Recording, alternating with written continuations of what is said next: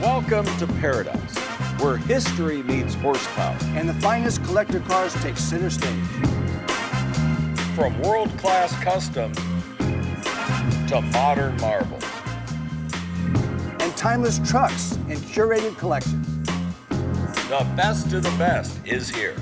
It's a thrilling showcase of passion, precision, and the pursuit of automotive excellence. You have a front row seat to the most exhilarating collector car auction in the world. Barrett-Jackson Palm Beach is speeding your way next on FYI.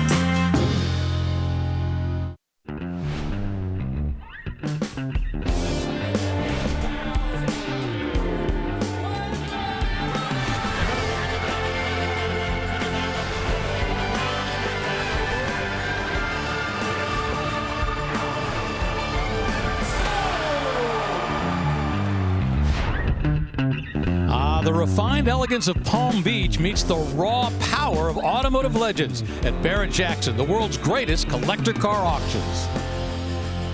It's day 2 of our 3-day auction here in Palm Beach. And while most people come here for the fun in the sun, well, we're here for a totally different reason.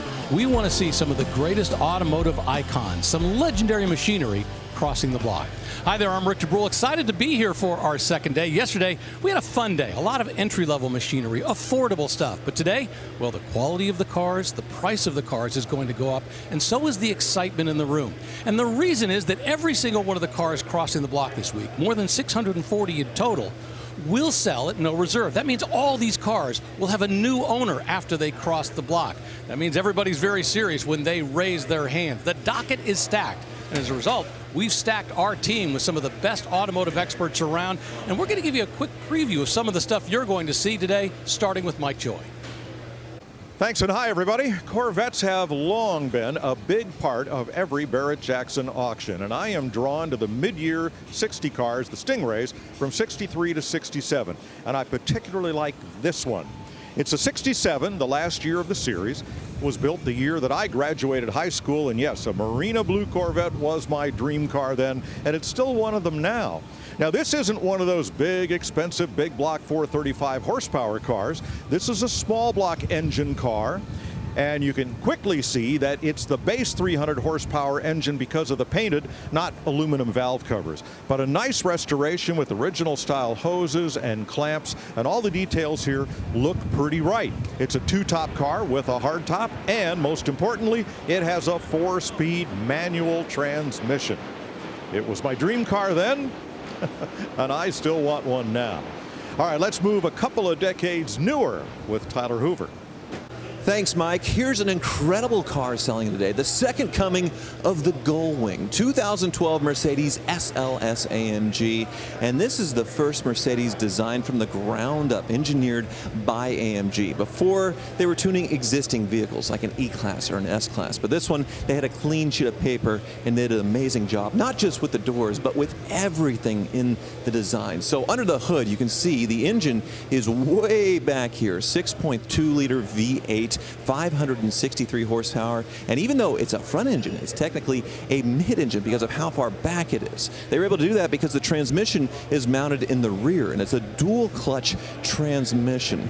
The color, Designo Mystic White, and this one just under 8,000 miles, so it's basically like brand new, an icon. I'm sure April Rose has found another automotive icon. What do you got? Thanks, Tyler. I have found so many beautiful cars. You can spend the entire day here at Barrett-Jackson and still not see everything. So much eye candy, just like this right here. 1957 Thunderbird in a beautiful dusk rose. Gorgeous concourse restoration. Every detail has been thought of. It looks better than new. And I gotta show you these little vents right here. These open up, they pop open to let air inside the cabin, but don't worry, they've also added vintage air. They've thought of everything. Now these are so cool because they have the hard top that you can take off, the porthole windows, jet age style turbine lights in the back. I mean, this is what Barrett-Jackson is all about. Rick? Absolutely beautiful on every level. Thanks a lot, April. Look forward to seeing all of those cars and so many more crossing the block. And remember, we have 7 hours of live coverage on FYI today, going all the way to 6 p.m. Eastern Time. And then tomorrow, we're back for 7 more hours. We're going to start at 11 a.m. Eastern Time on the History Channel, go all the way to 6 p.m. That's Super Saturday. We're going to see amazing machinery crossing the block. But today, well, some nice fun stuff is going to be crossing the block, like a 1977 International Scout 2 Custom. What's really cool about this, it's Scout on the outside, but underneath it was built on a 1993 Dodge frame. That'll be on the block before too long.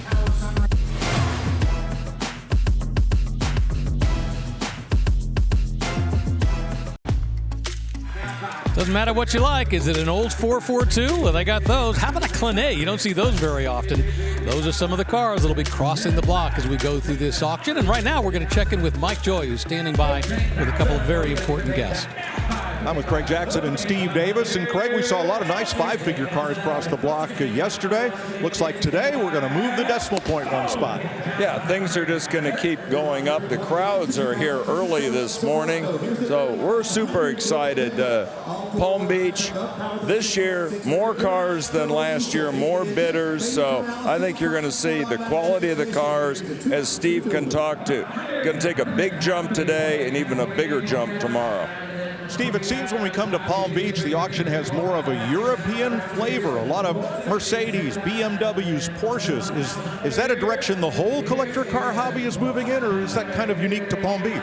Well, I think you always have the regional kind of trends. And Palm Beach, obviously, European flavor because a lot of Europeans love to come to Palm Beach. But I think it's indicative of the collector car market overall. There's something for everybody, and it seems to ebb and flow. Who would have thought supercars would be something? Resto mods, classics, muscle cars. I think, again, Mike, not so much impacting the total hobby collectively, but individually, everybody coming to getting exactly what they want, which makes it what they want from a trend standpoint. Well, it wasn't Henry Ford who said there's a butt for every seat, but somebody smart in the car business said that. Absolutely. We sell, you just saw that little, off-road vehicle go through. Jeeps, a lot of Jeeps this year, a lot of Broncos, El Caminos, and you just see as these trends start building, and we watch the market, and Steve puts in the right mix every day, but it is also regional. You have a lot of European convertibles here because that's what people like to drive. If you can dream of it, you're likely to see it cross the block at Barrett-Jackson. That's exactly it. It is quite a variety, like this big dually that just sold here. And this may look like an Austin Healey, but it is not. It is a 1988 Classic Roadster. They're calling it a 302 Sebring. Really, it's a Austin Healey 3000 recreation. Exactly. Sebring was the brand name of these, and they're built on a tube frame chassis, and most of them have V8 engines, as this one has been treated to a small block Ford. So with the fiberglass body, it's a lot lighter and probably a lot less cantankerous than a real Healey, which they stopped making in 1967. Well, you don't have to worry about the normal Healey problems as far as rust, as far as the Lucas electrics and things, the smoke getting out of the wires and such. And yeah, Ford 302 under the hood, so V8 power, but you get all that look. Louvered hood is interesting, though. I get to fool around with British cars, have a bunch of them. Some of them run, some of them don't at any given time. And really the knock on British electrics is traced to the bullet connectors that they use. They are prone to corrosion, and you can chase that stuff for a lifetime of owning a British car. So were they properly designed? Yes, for the time. Were they meant to hold up for 75 years? I don't think so. Well, what's the old joke? Why do the British drink warm beer? Because they have Lucas refrigerators. That Sebring, the Austin Healey replica, just sold for $9,000. Now, later today, we're going to have some cars cross the block to sell for some very important causes, raising great money. Now, we've had some very special cars, but I think one of the ones coming up today is going to be really cool because NBA legend Dwayne Wade is associated with it.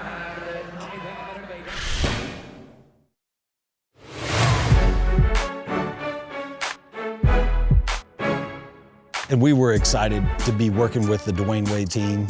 the fact that it's going to Barrett-Jackson to develop funds for the Social Change Fund, you can really get behind it when there's a cause for it. When it was positioned to me that Social Change Fund and Real Truck was working together, it's something that I wanted to do. This takes me back to 20-year-old Dwayne that would customize all his cars, but also too just understanding the moment of where this truck is going to be. Yes, we want to raise a lot of money for the foundation so we can continue to support and do the things that we're doing in our initiatives, but what we also want to do as well, we just want to bring more awareness to Social Change Fund United. Oh, the wheels. First of all, right away, I see gold trimming, so you know we champions over here. We win trophies around here. One of my favorite parts, amp research steps. So if you want this truck, you gotta wake up every day and feel like you're a champion. Yes, walk out and be like, you know, I feel like a champion today. You know, and boom. There you go. Had to highlight some of your accolades. Y'all missed a couple. Oh, shoot. The whole thing would have been that if we listed all of them. Bro, not the custom Olympic Beijing 2008 NA Spin. TAS. This is so fire. Seats by Catskin. Kicker sound system, so it sounds really good. Did you give me a special horn up in here? Or? Yeah, you want to hit it? Oh, you cannot have a customized truck without a customized horn. To have a team that not only understands the power of the outside looking beautiful, but the power of these small details in the inside when you get in, you're able to look around, you're able to find them. I mean, that's just, it's customization all the way around. It's not just in one part of the truck. So when you're dealing with people at that elite level like Real Truck, you know it's gonna be something special, but once you start breaking down each detail, each level, it explains everything. It's self-explanatory. It's a championship edition. This made a lot of people be in their cars on the road taking photos of this right here. This on the 405 is gonna cause some problems.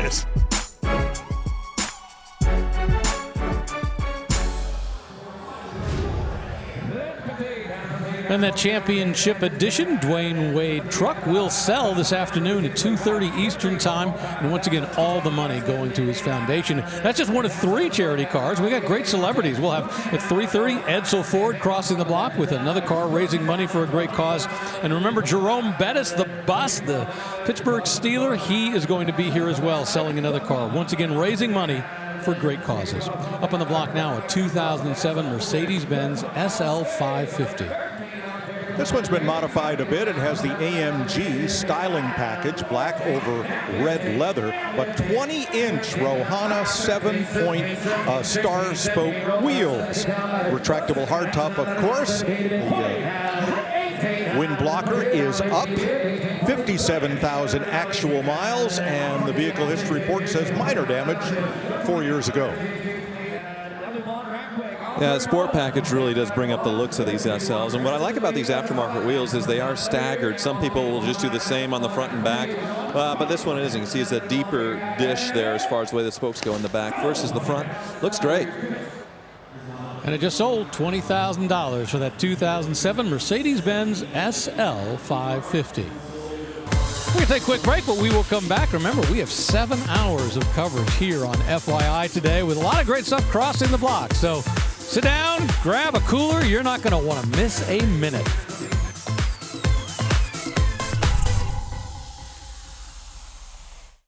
The all-new line of Barrett-Jackson merchandise and apparel is now available. From road rallies to the office, there are many stylish options for the car lover. Available year-round or online at shopbarrettjackson.com. Oh, what a beautiful week it has been in Palm Beach so far. The weather's been great and the cars are spectacular. Those are the ones all lining up to come into the staging lanes. We'll see those up on the block very soon. In fact, that's the last place they stop before they head into the auction arena and up to center stage. And on the block right now is a 2005 Pontiac GTO, the newer version on a very unique chassis. Yeah, this was the second coming of the GTO. Very discreet badging, front and rear, pair of hood scoops, a badge on the side. And, you know, I thought this car was destined to be a big hit, but the market took a look at it and kind of yawned. These were not big sellers. Yeah, it's interesting because you would think it's everything that enthusiasts would want. But the Trans Am went out in 2002. This was the replacement, and I think that Trans Am look was a lot better, especially towards the end of the line. You got the LS. This one, you got the LS2, and it looks like it had the manual transmission as well, so it's certainly optioned outright.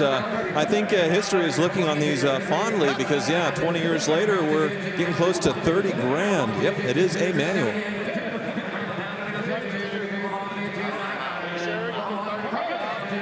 And of course, these came from Australia originally. It was a Holden design. Well, $31,000, that's pretty solid money for a 2005 Pontiac GTO. Now, there is no shortage of great cars. We talk about that all the time. But one of the cool things is we're here at the South Florida Fairgrounds, and in the next building over, in addition to the great cars, they have some great trains, and Mike Joy has a story about that.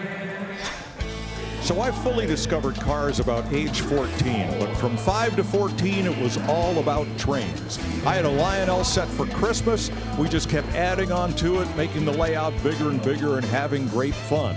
Now, those Lionel trains were O-scale, a 1/4 inch to the foot. This, the home of the Palm Beach Model Railroaders, celebrating 50 years of existence, is the most popular train scale, HO, or half O-scale. There are cityscapes, there are lots of people, there are passenger trains, there are freight trains, there's a dock scene, there's a building on fire, there's the Goodyear blimp, there's Godzilla, or is that King Kong? That's King Kong. But they've had a lot of fun putting hours and hours into this over a long period of time. This club's been around for 50 years. What did I learn playing with trains? Well, I learned about reading and just absorbing as much information as I could, memorization skills, attention to detail, and modeling, all of which would serve me pretty well when I transitioned to cars in junior high school. But don't call it playing with trains here. This is model railroading at its finest, and they do it year-round here at the Palm Beach Fairgrounds. And I just learned something new. I didn't know that HO stood for half O gauge. Mike Joy, you give me great information constantly. Well, you know, nobody wants to be the first to admit they play with trains, but once one guy does, you'd be surprised how many people have them in their attic or maybe set up in the basement. I was shy of being what's called a rivet counter, somebody who sweats every little detail on every locomotive and freight car, but had a lot of fun chasing trains. I just liked all the little cars that were next to the train set. $24,000 the current bid on a 2011 Jaguar XKR. Well, the R indicates that this is the high-performance version and the supercharged engine in the XK, which is a little bit bulbous to be called a sports car. Let's call it a touring car, and let's give it a new home. For $23,000 for that 2011 Jaguar XKR. All right, you like that, Jaguar? Let's dial the clock back quite a ways to 1961. And the big beast, Jaguar Mark 9. Well, this was about as close to a Bentley Rolls as you could get. So we would call this an upper middle class saloon car. Saloon means something different in Britain than it does here. It's what we would call a high performance luxury sedan. The color is very interesting. It's 1965 Iris Mist if it's a Pontiac, Evening Orchid on a Chevrolet, and you could only get it on the Impala full-size or on the Corvair. So very interesting one-year color scheme, burgundy, leather, interior, nicely done. It's not just leather in there, Mike. Here, let's open the door so you can see. It's looks like some crocodile interior, so very custom on this one. But it also, like the Bentleys and Rolls Royces, has the lunch tray. Look at all that wood, the beautiful inlay in there as well. And then, yeah, alligator or crocodile. I know there's a way to tell the difference, but when they're stretched out there on in upholstery, I can't. You know, Jaguar and Daimler really became the same company back in 1960, and I always think about the Daimlers have this exact same look. You know, you look at a Daimler, one of the big saloons, has the same styling as this Jaguar does back in those days. Well, what this also has is the dual overhead cam 6-cylinder, common with the Jaguar XK E-Type sports car. Well, it just sold $20,000. A lot of fun in that one. Boy, you drive that around, you're going to get a lot of attention between the color scheme and the fact that it's a rare car that you'll see here in the United States. We'll take a quick break, and we will come back to Palm Beach.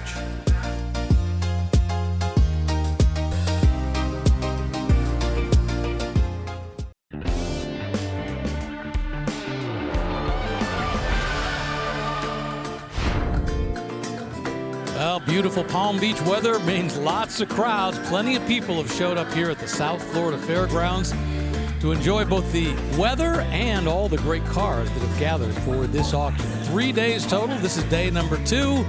Boy, what a fantastic Friday we have in store for you. 1984 Jeep CJ7 Custom up on the block right now. Well, this one with a replacement frame from Throttle Down Customs, a steel body tub from Willis Overland Motors. Well, it's almost like they jacked up a serial number and put a new Jeep under it. Of course, that's not true. That's not what happened. But it's got a Mopar 318 V8 with a Holley 4-barrel, Torque Flight 727 automatic, nitro shocks, mile marker locking front hub, steering damper, and about 2 more pages of only 1,500 miles since the build. Yeah, I like the fact that they point out that they've, had it reset. So that goes off to a new home, and a 1976 Corvette L82 rolls up behind it.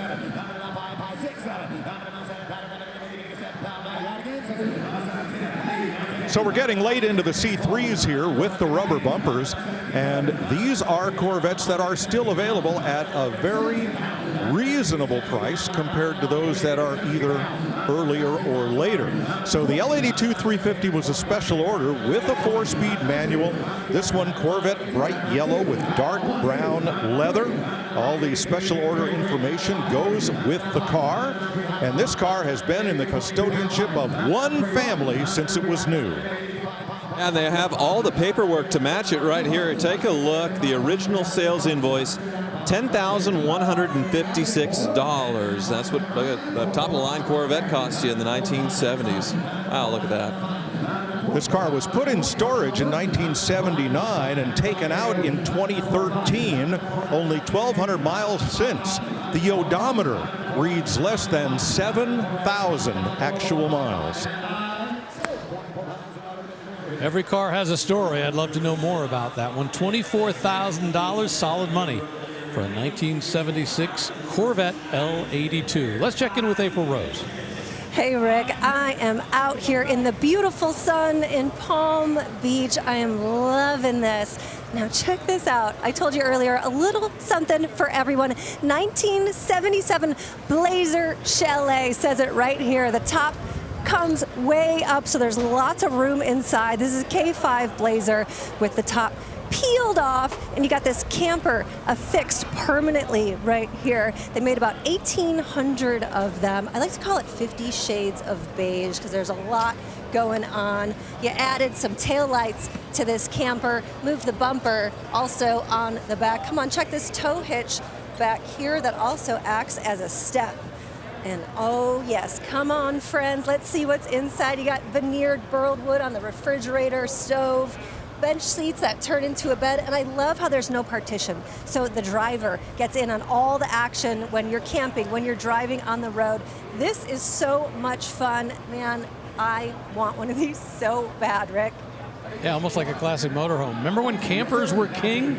They were all over the place. That people would have them stuck on the back of their pickup trucks. Usually didn't have the pass-through, though. 1987 Land Rover Defender 90 Custom. Well, diesel engine on this one, and this was a direct import from southern Italy. Then upgraded, 56,000 miles on the clock, diesel engine, 5-speed manual transmission. $21,500 for that Southern Italian that was brought into the United States. Don't forget Barrett-Jackson.com. That's the place to go if you want to see all the information about the cars crossing the block. And it has long descriptions, the same descriptions that you get on the car cards if you were here in person. So if you want more information about all these cars, that's a great place to go. 2005 Cadillac XLR. An interesting build back when Cadillac dealers hammered General Motors saying, we need a car like the Corvette, but nicer, more elegant, more luxurious, but with the same performance capabilities, and this was the result. Yeah, it's a Corvette chassis, but it has the Cadillac Northstar V8 on these. So I was a salesman at a Chevy Cadillac store when these were new. Nobody bought them. They all came in and bought Corvettes because these were more expensive and not the same performance. But now, it's obviously an interesting sort of new classic or collectible, and this one looks to be in really nice shape. Unlike the Corvette, these have a hardtop, so it's a hardtop convertible, sort of more like the Mercedes SL. They're going for sort of the Grand Touring, even though it is on the Corvette chassis. It has sort of popper doors similar to the Corvettes, and this one's showing 89,000 miles on it, so it's been driven somewhat, but whoever owned it, they babied it for that 89,000 miles, I think. I agree, very well enjoyed. Pewter over shale leather interior, and nicely kept. Well, nicely sold, or nicely bought, as the case may be. $20,000 for a 2005 Cadillac XLR with a 320 horsepower, 32-valve Northstar engine inside. A C10 Custom up on the block. We see a lot between 67 and 72. This one is a 79. Well, this one looks very mildly customized. It's received what looks to be about a 4.6 drop, 4 inches in the front, 6 in the back. And the paint has, well, more than what we'd call patina. This one is kind of begging for a repaint in black over burgundy as they were built originally. So this is a truck that certainly has been loved and well enjoyed over the years. Well, people like this patina. What I'm seeing that is important is there's no rust in the cab corners or over the fenders. And it doesn't look like it's been polished up, but definitely well enjoyed as far as, well used, I would say, as far as people putting something in the bed. The Ben 10 package was something in the late 70s that was sort of a way to get a few little luxury features into these Chevys. And this one's been dropped quite a bit. So it's here in this condition probably for economic reasons. If you spend the money to paint it, well, then you have to replace all the trim, and then you've got to redo the interior, and then you've got to, and you've got to, and you've got to, or maybe it's around to it. The owner just never got around to it. Anyway, here it is, a blank canvas for its next adventure. Well, this one just got around to a new owner, $15,000 for that 1979 Chevrolet C10 Custom. Lowered on the frame. We're going to take a quick break here in Palm Beach. The all-new line of Barrett-Jackson merchandise and apparel is now available. From road rallies to the office, there are many stylish options for the car lover. Available year-round or online at shopbarrettjackson.com. Welcome back to Barrett-Jackson in Palm Beach. Up on the block now. This is a car we previewed just a little while ago. This one's really cool. It's a 1977 International Scout 2 Custom. Well, that's what we call it because that's what it looks like. But underneath, they have taken this International Harvester Scout body and put it on the frame of a 1993 Dodge Ram. Which is a great choice as far as to start with a basis, because that Cummins is a legend at turbo diesel as far as its invincibility. And getting a modern frame underneath a classic looking Harvester here looks fantastic. Well, after years of rumors, it's been confirmed by Volkswagen. The Scout is coming back to America as a separate brand. It's within Volkswagen Group, but it's going to be a brand of its own with its own showrooms and dealerships. And not sure if it's going to be gas or electric or hybrid. That's all still in the planning stages. Well, congratulations to that lady right there. $29,000 and a hug gets her a very cool beast. A 1977 Scout on a Dodge Ram frame. 1966 Chevy Caprice Custom. All right, so this is a first of. 1965, the Impala was the top-of-the-line Chevrolet. For 66, they came up with this new formal roof line and this kind of C-shaped rear quarter window behind the door. and gave the car, their top-of-the-line car, a new name. The Caprice became the most luxurious full-size Chevrolet for 1966 and thereafter. This one has a nice upgrade under the hood, a Blueprint 327, so a little extra performance there. Otherwise, it has sort of a driver paint job. The interior, well, it looks like upgraded bucket seats. So this is something you just drive and enjoy. It's definitely not a show car, but it has a great look. Chevrolet had an interesting styling sequence in the 60s. The 59 Chevy with the big bat wings and the weird taillights, well, the 60 was toned down. 61, they went in a total different direction, and the 62 was a milder version of that. Well, 63, they went flamboyant again, and the 64 was very conservative. You see where I'm going here? 65, the Impala mimicked the Stingray and its rear fender design, and here's the 66, no more triple tail lights, a more conservative look, and on and on. I don't know why, but they sold a lot of them. Oh, this was really significant in '65 when they came out with this general body style. We call it the Coke bottle styling. This really changed everything in terms of the look of the full-size Chevrolets from 1965 on. And this body style, where, you know, as you were pointing out, Mike, they were radically changing from year to year, from 1957 all the way through 1964. Once they had this body style, boy, they pretty much stuck with it for a while. Just sold for $15,000 here at Barrett-Jackson. All right, for something relatively sedate, a 1966 Chevrolet to a 2005 Aston Martin DB9. Boy, a great, luxurious Grand Touring Car Express. Now, you look at the grille, and we can debate forever whether the Aston Martin grille begot the Ford Fusion grille or the other way around. Ford Premier Automotive Group included Aston Martin at the time. But there's that V12 under the hood of the DB9, making this just a wonderful high-speed Grand Touring 2+2.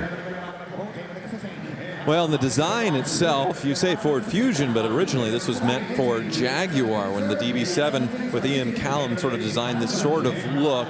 And it got stolen and brought over to Aston Martin. That design language continued for many generations into this DB9 and beyond. And this one, yeah, it has sort of that James Bond color and look. It wasn't a DB9 in any of the Bond films. It was a Vanquish and then moving on to the DBS and some later ones, but certainly has that look. Has a nice burble from the exhaust as it fires off here. Fastback styling, and a very commodious trunk for a car with sporting pretensions. But the real luxury here is in both the paint. Look at all the gleaming metallic, and in the interior. Look at the flush door handles. Not a Dave Kindigit design, but that's the factory, and acres of burl wood and leather. $26,000, that's the hammer price on this Aston Martin DB9 with less than 50,000 miles. We call that baller on a budget there. Exactly. All right, coming up this afternoon, we're going to have a pretty cool charity car sell. And Craig Jackson has a preview of it, and it has some major football star connection.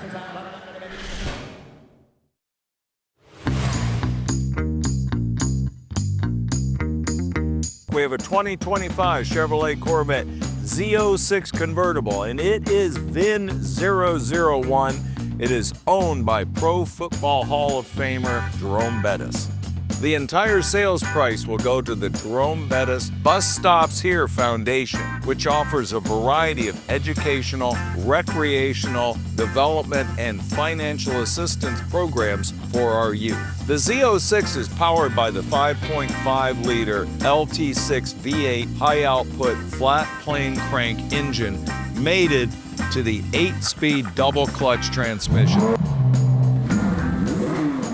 The exterior is finished in black with exterior highlights including visible carbon fiber ground effects, the outside mirror covers, the aero package. The jet black interior features Napa leather seating surfaces with perforated inserts and competition bucket seats. Help support this great cause. You can drive this baby home and hang out with the bus.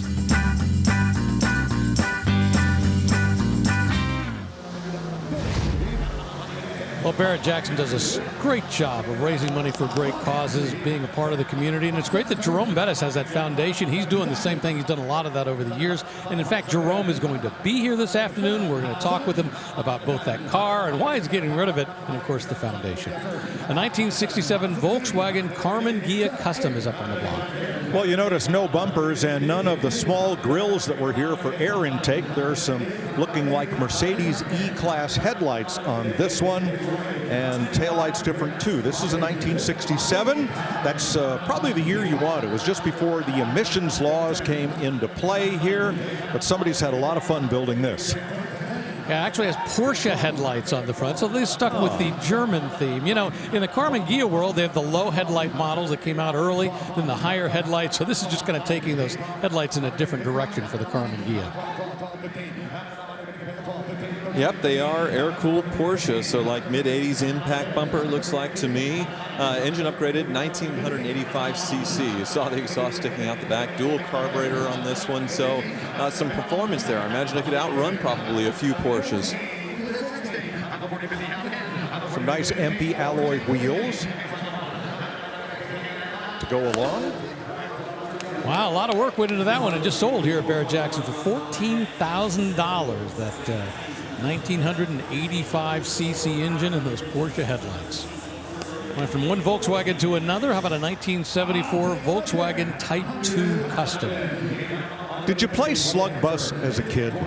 That's when you and your brother were stuck in the back seat of the family car and driving along, and every time you saw one of these motoring along very slowly because they didn't have a lot of horsepower, you'd slug your brother in the arm, or he'd slug you, and it was a kind of good way to while away the road trip. A lot of bruises involved. I remember Slug Bug, but we never played Slug Bus. It's just an outgrowth of the same game, Rick. That's all. That's the same basic concept. Abuse your brother. Well, this one is the pickup version of the VW bus, and yeah, you can see that all the sides fold down as well. The air-cooled engine is underneath the bed, which is mounted high. But recently I learned about something called the chicken tax. Lyndon Johnson in the mid-60s, where Germans were getting cheap chicken. They decided to put a tariff on it, and then Lyndon Johnson responded by putting a tariff on German import trucks and basically killed these things. Now all the tariff talks, they were doing it a long time ago. Yeah, it wasn't just German trucks, it was all import trucks, a 25% tariff. So much so that when Subaru built a little thing called the Brat, they put seats in the bed so they could class back seats so they could class it as a car, not a truck. The chicken tax survives today. Hard to believe. And once again, this is a Brazilian version because by 1974 they had changed the styling. We lost this style in 1967 with the split window up front, the V in the front. By 1974, 1975, I believe, was the last year they built them down in Brazil with this styling. This one still has the big wide 5 hubs of the original Beetle, and of course the wheels sourced to match, though they are much larger in diameter and much wider than the originals. $13,000 for a 1974 Volkswagen Type 2 pickup truck with plenty of custom touches on it. 1600cc 4-cylinder engine. All right, what followed that body style? Well, we talk about the bay windows, and this is a bay window bus rolling up behind it. But this one, once again, this is from 1997. The United States, we weren't getting this body anymore. If you were closer, I'd punch you in the arm. But here you go. And this is if you had a big family, or you had a business, a lot of stuff to move around, or if your kids had a lot of friends, this would probably seat about 11 preschool to middle schoolers and 8 adults in comfort. And of course the bus is back with the ID Buzz, the new electric Volkswagen bus, but the price point kind of shocked everybody. $60,000 to $70,000. The current ones for sale in the U.S., which pretty much everyone agrees is too much. They've only sold, I think, a little less than 2,000 the first quarter of 2025, and dealers are recommending that they two-tone the cars to help sell them. They're not Volkswagen saying, oh, well, we won't lower the price. Wrap it in two-tone to help them sell, to give them that nostalgia and get people to pay more for them. So interesting what we're seeing with these new electric buses. Well, these old buses, what killed these in America was lack of forward impact protection. Here is the center line of the front wheels, and it lines right up with the belt buckle of the driver. So you can see he mostly sits in front of the front wheels, and there's not a lot between him and whatever bug next hits the windshield or anything else. Yeah, when federal regulations changed in 1968, they went to the collapsible steering column up front, but I'm not sure it's going to matter very much when you're that far forward. $20,000 for that 1997 Type 2, the bay window custom microbus. From a Volkswagen to something very American, a 1965 Pontiac Grand Prix. Oh, this was one of my favorites. Along with the Impala, the Pontiac full-size car had the Coke bottle shape. You see how the fender line rises up just behind the door, and the fender line drops in front of the rear wheels, giving it that Coke bottle shape. Base coat, clear coat paint, stacked headlights, split grille, a Pontiac feature, and these driving light-looking appendages are actually the turn signals. This was the Executive Express of 1965. Yeah, and this one looks to have a beautiful restoration option with air conditioning inside. But one kind of strange thing with these, they made the climate control look pretty much identical to the radio. So if you come inside, take a look at this here in the dashboard. The one closest to the driver in here is actually the climate control, and then maybe a cigarette lighter. And then on the right is the knobs for the radio. They look exactly the same. This car debuted a real interesting feature we're going to see as it rolls off the block from the rear. Hidden tail lights. You see that fluted aluminum all the way across. The headlights looked like they weren't even there until they were illuminated. All right, come on, hit the brakes, hit the brakes, hit the brakes. Light them up, light them up, light them. Well, all right, not today. Hiding in plain sight, let's say. We get the idea. All right, $20,000 for that beautiful Pontiac. How about a Rolls-Royce, 1997 Rolls-Royce Silver Dawn. So this is sort of the end of the line for the classic Rolls-Royce, because in 2000 they went off to BMW and were completely reimagined. The Phantom came out, sort of BMW based, but this is the last of those old school mineral oil suspension Rolls-Royces. See that sort of skyscraper looking Spirit of Ecstasy, and yeah, gigantic proportions on this thing. Big lumbering cruisers, these things, 6.75 liter V8, and you look at one from the 80s or even the 70s, they don't look all that different. They really didn't innovate much, but if it ain't broke, why fix it? And it was a very advanced engine, dual overhead cams, electronic fuel injection. So everything here was just as luxurious as anybody in the auto industry could build. On this one, it has less than 26,000 miles on it. You think about that. It's 28 years old, less than 26,000 miles. Barely driven in all those years. Only problem with this car is when you go to buy parts, they still think it's the $300,000 car. Well, right now it is a $27,000 car because that's what it cost here at Barrett-Jackson. So that wraps up our first hour of coverage today here in South Florida. But you know what? We're just getting warmed up. 6 more hours of live auction action are headed your way here on FYI.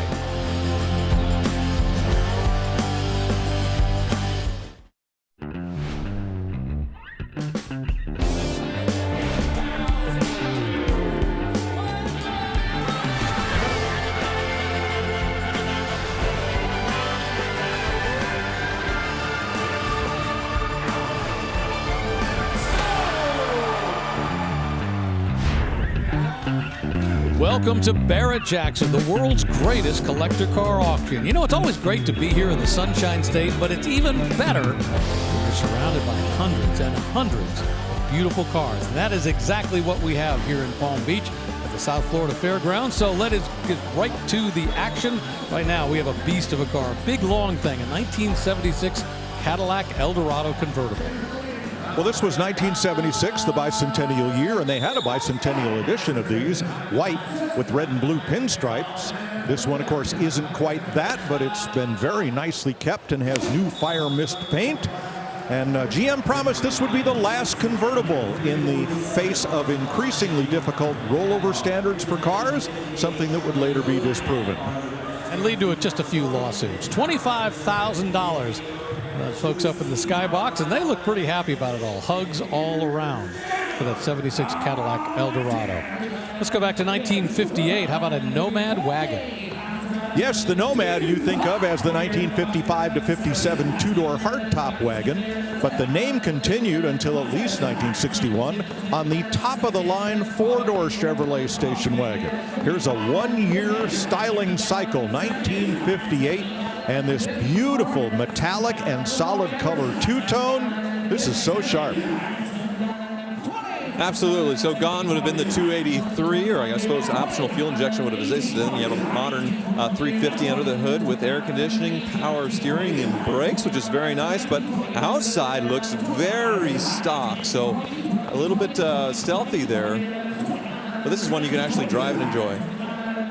Now, GM did mix metallic paints and solid color paints in their two-tones in the 1950s, did it to great effect.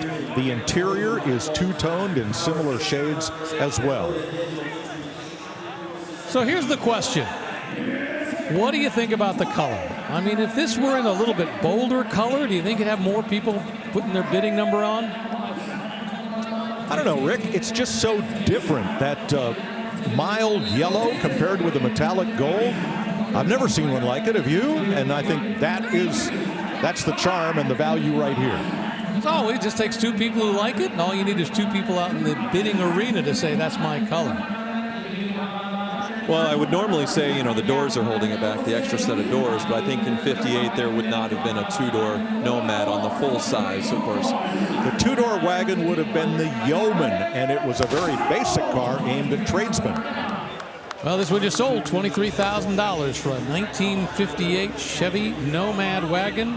4 doors to that gentleman right there. Congratulations. The 2-speed Power Glide automatic transmission. 1980 Pontiac Firebird Trans Am rolling up right behind it.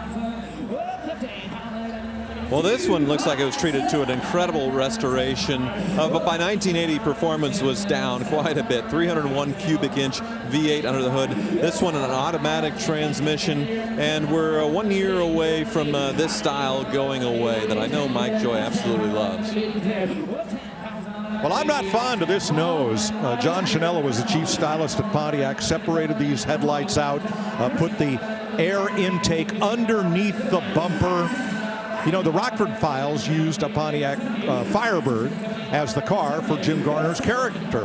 And when he saw this nose come out, he said, no, I'm not going to upgrade this year. I like the 76, 77 nose. We're going to stick with that. So, yeah, this is close to the end of the line for this generation of Trans Am.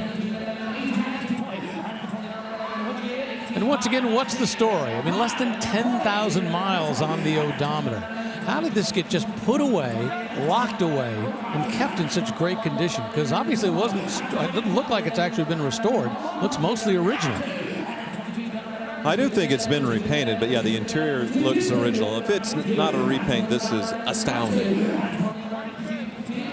You know, I note a slight mismatch between the body and the rubber-colored bumper, just a shade off, so one or the other could be original paint. Well, and paint will fade differently on metal versus in plastic. Of course, what's backing it up behind it. So, holy smokes, it might be original paint. Engine turned dash, formula steering wheel. How many miles? 9,800 actual miles. Wow, almost new in the wrapper. Yeah, this era just didn't have a lot of performance, but it still had style. I mean, it was one of the most spectacular cars really on the road in 1980. So those folks right there, congratulations to them. They get to walk away with a 1980 Pontiac Firebird Trans Am. And the Summit Racing Soul sticker goes on. Away it goes for $24,500. El Camino time. This one's from 1964, a custom.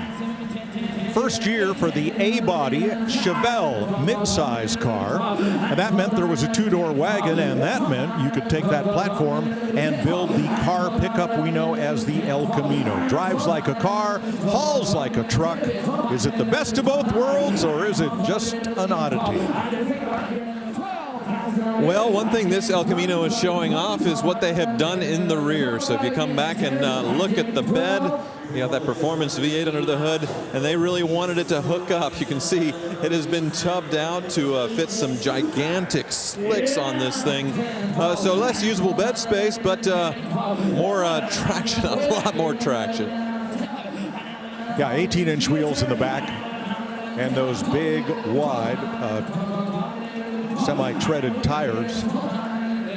This restoration completed only a couple of years ago, and looks like they started with a nice rust-free car, and it is resale red. You know, it's always interesting how the Ranchero kind of led the way in so many ways, and in the early years kept going. But the El Camino today, much higher thought of than the Ranchero. So the El Camino, from the collector car market perspective, is the car to own. So it's a 327 cubic inch V8, and I didn't see any forced induction, or it's not a stroked out engine or anything. Does it need all that? Maybe not, but certainly looks interesting. Well, there's plenty of room to drop something bigger in there if you want to take advantage of the tires. You know what? This is built to haul and have fun doing it. Yeah, 64 was the return of the El Camino. In the first couple years, 59, 60 was on that big full-size chassis. They took a hiatus, came back with the mid-size.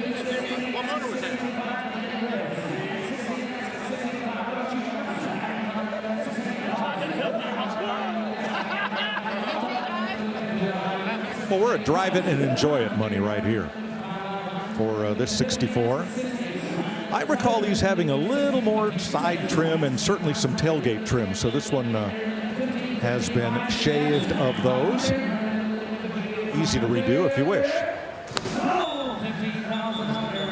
There you go, $15,000. That's the final price. They had to make sure they had within the room. They had the right price, dial it back just $1,000, and that's what we ended up with. Don't forget Barrett-Jackson.com, the place to go to. You'll see the full list of cars. We call it the docket, that are crossing the block both today and tomorrow. You can also see what yesterday's cars sold for.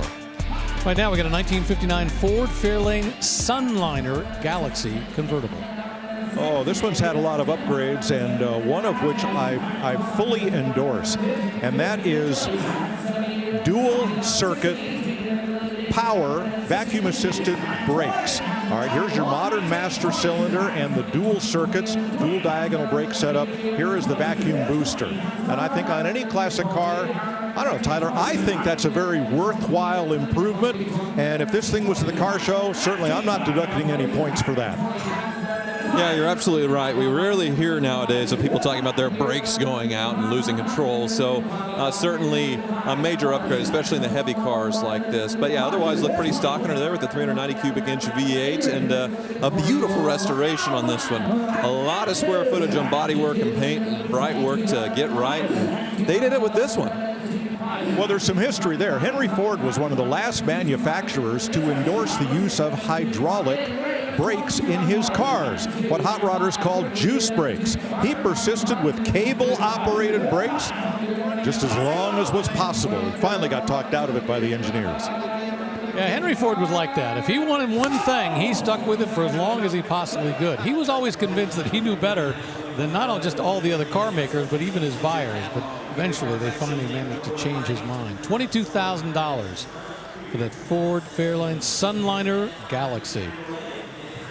All right, something very different will be coming up before too long. How about a 1986 Ferrari Mondial Cabriolet? That 2+2 Grand Tour 3.2-liter V8 engine. Underneath the hood, 270 horsepower.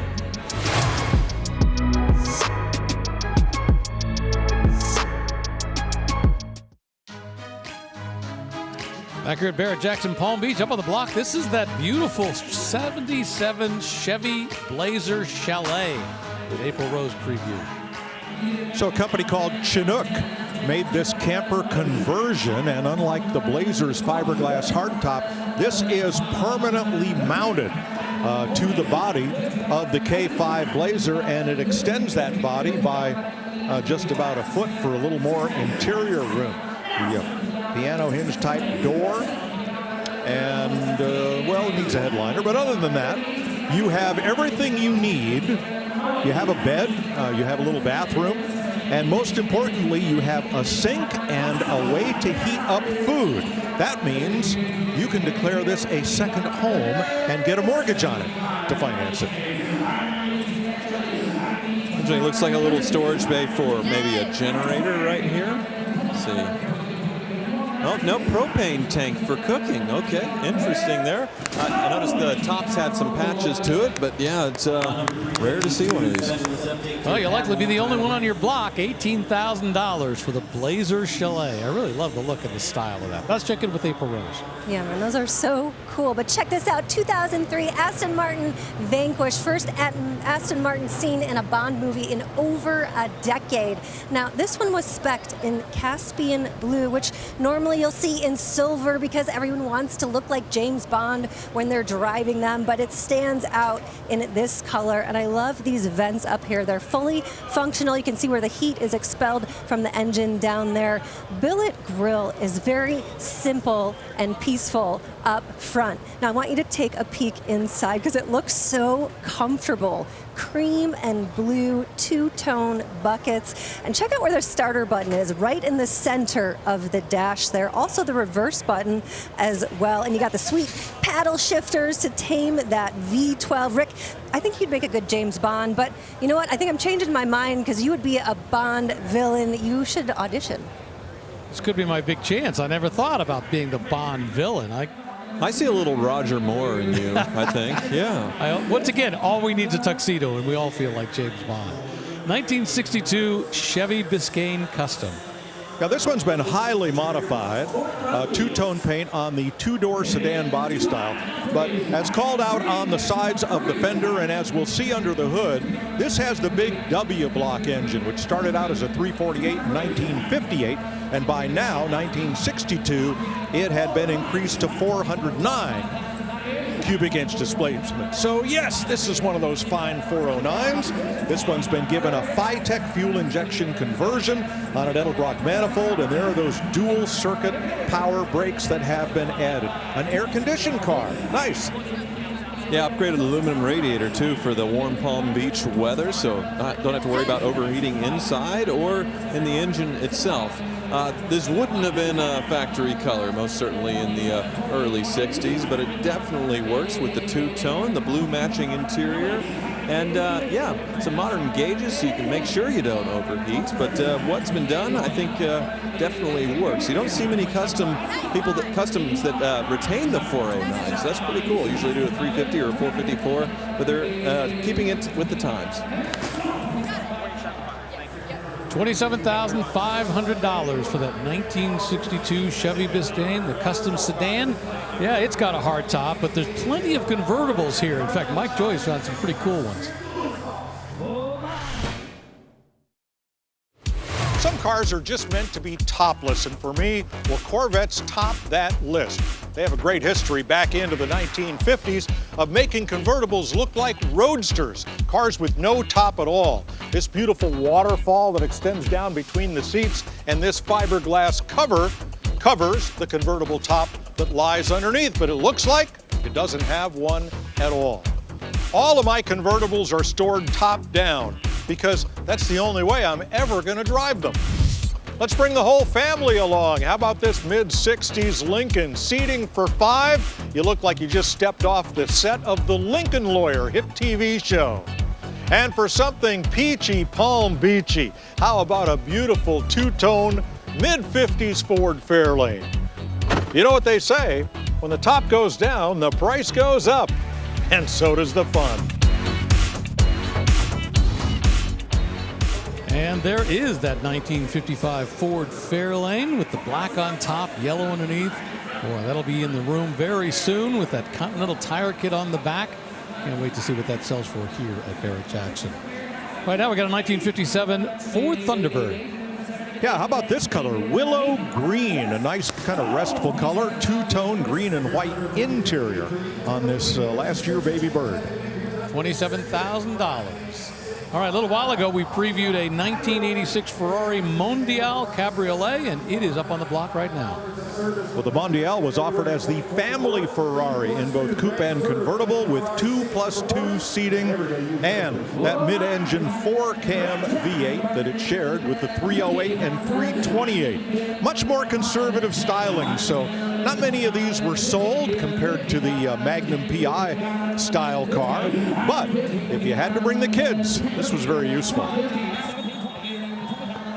Well, this has always been sort of the entry-level Ferrari for, well, decades now as far as the value with them. And you do get a lot. You get a mid-engine V8, you get a manual transmission, you get that fun 80s side strakes, and yeah, rear seating that's actually, well, for an Italian car, pretty roomy as far as, you know, taking kids. But that's what all these louvers are for. The V8's actually right here, and then you have a small trunk as well, so plenty of room for luggage.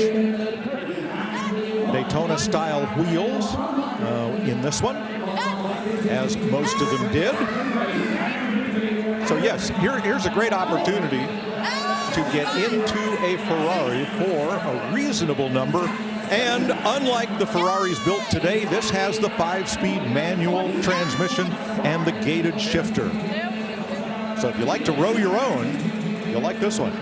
Well, this has now moved into #1 territory for the day so far here at Barrett-Jackson on the second day of the auction. Now, we still have a lot of cars left to go, so $42,000 is the top sale of the day so far. That's what Hammer sold for. That 1986 Ferrari Mondial Cabriolet just sold for $42,000. Congratulations to that gentleman right there. He'll sign the paperwork, pay the buyer's fee, and he gets himself a Ferrari.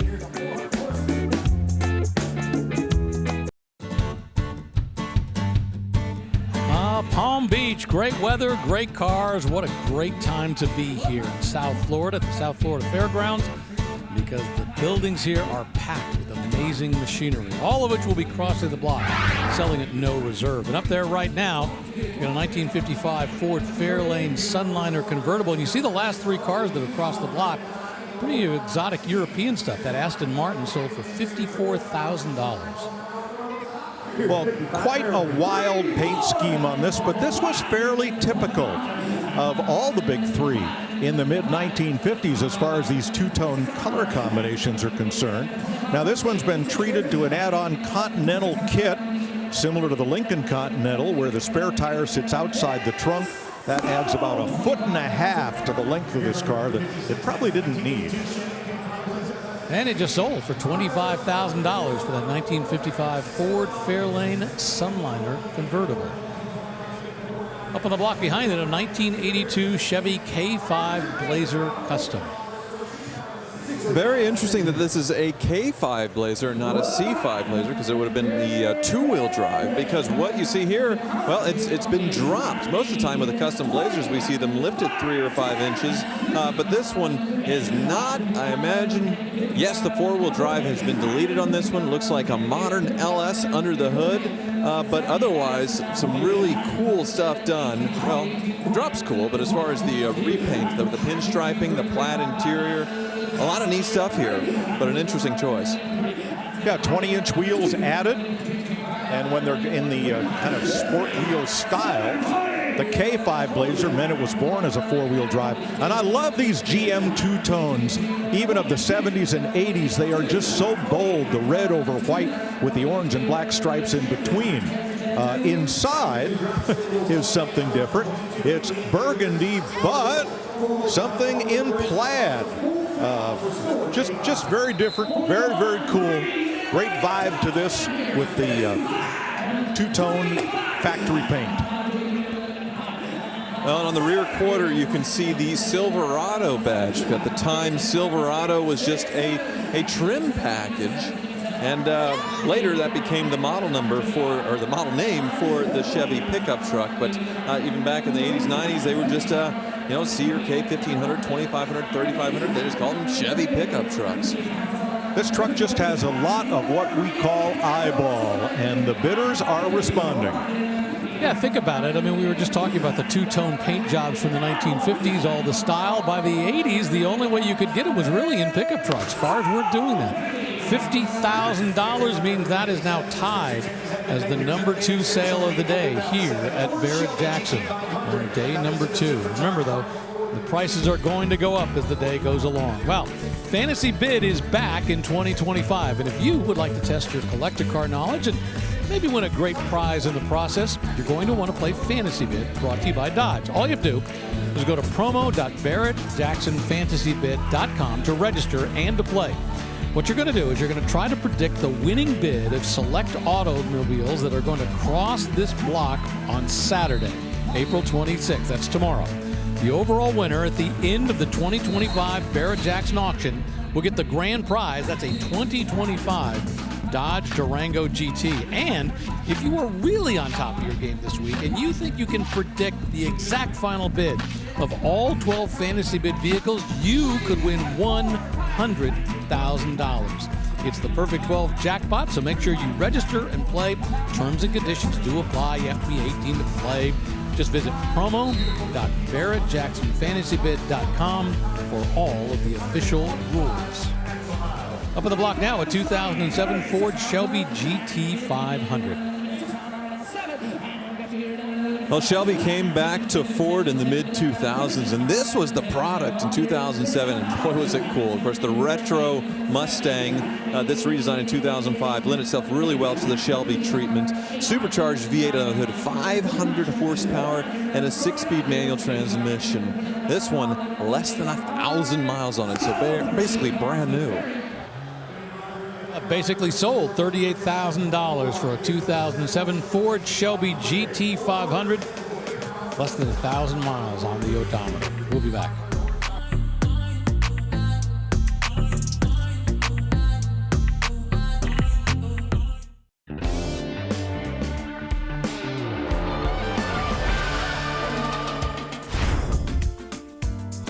Back here in Palm Beach, the Barrett-Jackson Collector Car Auction, we have had plenty of Vipers this week. Some auctions we get very few, but this week we have more than enough. We had some yesterday, some today, and some tomorrow. Like today, we've got this 2003 Viper SRT 10. Well, this one has been restored and customized after an accident. So it's being sold on a rebuilt salvage title. That will hold the number back, but it is a car that you can register and drive in most states. Check local laws. Yeah, I wonder if the Dodge Viper has the highest percentage of rebuilt salvage title examples in the exotic world, because it's an affordable entry point, but it comes with none of the nannies as far as traction control, anything to really keep you on the road. And that's what the Carfax says. It went off the road, 500 horsepower out of the V10, so it's very easy to get in trouble with these things. Well, when they first came out and Dodge was involved in NASCAR, they loaned me one for a couple of days in Daytona. And as I turned a corner and hit the gas and grabbed second gear, with full throttle, it went completely sideways. Certainly surprised me. I got it back under control and all that, but learned my lesson very quickly. Obviously, not everybody did. And the great thing about Barrett-Jackson is when you're walking around looking at the cars on the car card, it has that information. So if you're considering the car, you have all the information that you need. $42,000. That's the sales price for that 2003 Dodge Viper. All right, one of the great collectors at Barrett-Jackson is a guy named John Staluppi, and he has a fun collection of cars he calls the Cars of Dreams. Sometimes he's here buying, sometimes he's selling, and that's what's happening this week with Mike Joy. Here in Palm Beach, John Staluppi's Cars of Dreams Museum is a very eclectic collection, and he's brought half a dozen of them here to sell, including a pair of restored FJ40 Toyotas, muscle cars, sure, and a couple of really rare pieces, like this Chevrolet Nova Custom Roadster. Chopped windshield, bucket seats, gleaming paint, no top, but in Palm Beach, you don't need one. How about this beautiful Thunderbird Sports Roadster with that fiberglass fairing behind the front seats, covering the back seats, so it looks like a two-seater in the very rare color of Florentine green. Ah, But this Buick Grand Sport is the one I'd take home. This is a full-on restoration of a Stage 1 Grand Sport. Only 232 convertibles of these were made in this model year. Cars of Dreams? Sure.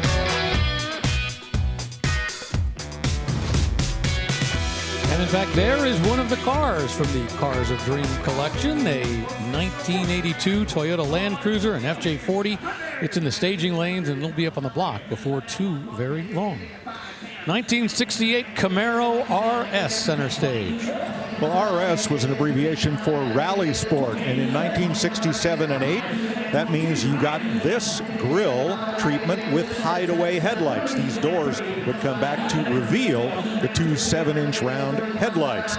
This one's been given a small block swap with a 4-barrel carburetor, aluminum intake and headers, and a cowl induction hood to boot. Cordovan Maroon is the color, black houndstooth interior, and it's a 4-speed car. Yeah, great that it has the 4-speed. You have the billet wheels as well. They integrated sort of an aftermarket cowl hood here, which I think definitely works. But yeah, that houndstooth interior, manual transmission, the column-mounted tachometer, all the little performance things and fun things that you would want. Obviously, this probably didn't start life as anything significant as far as a Camaro goes. So why not do whatever you'd like? American Racing Torque Thrust D wheels. That D means that the backside of the spokes have been relieved to accommodate disc brakes in the front, as this one wears. It's got brand new tires on it.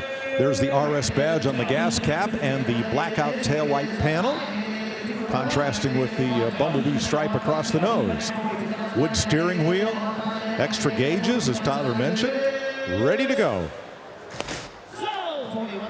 And it just went $41,500 for a 1968 Camaro RS with a 327 cubic inch small block up front. We're going to step away from the block for just a moment here at Palm Beach. Remember, we have almost 6 full hours left of our coverage here at the South Florida Fairgrounds.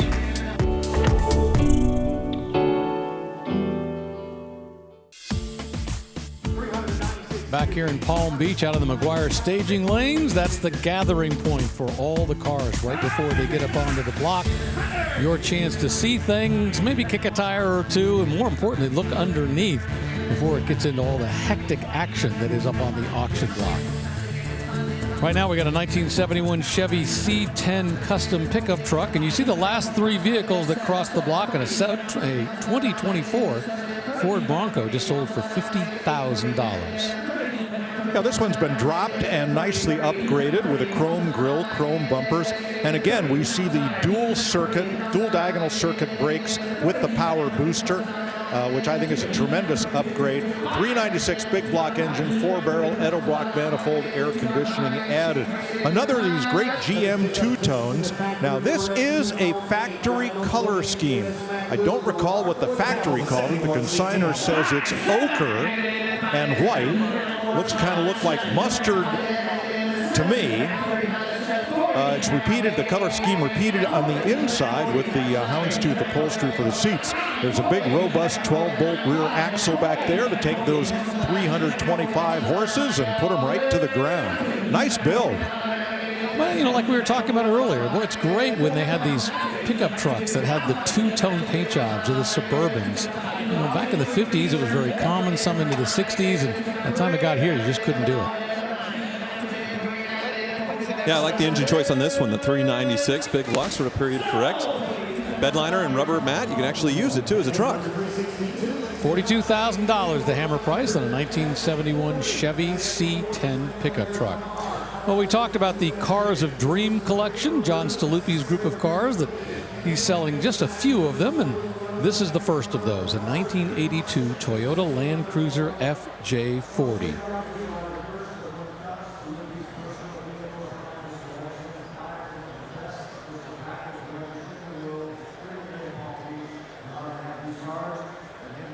Wife and his cohort there between. How you doing, guys? Let's sell this thing. Let's do it! So Cars of Dreams is John's very eclectic collection, as I pointed out in the feature earlier. For a couple of years, he bought nothing but convertibles. Then he bought nothing but pickup trucks. Then he sold them all and started over again. So this is a collection that's been reborn several times. And John, being a multiple point car dealer up in the Northeast and Hyundai distributor, certainly has the means and the connections to restore his cars and trucks to a very high standard. And that's what we see here.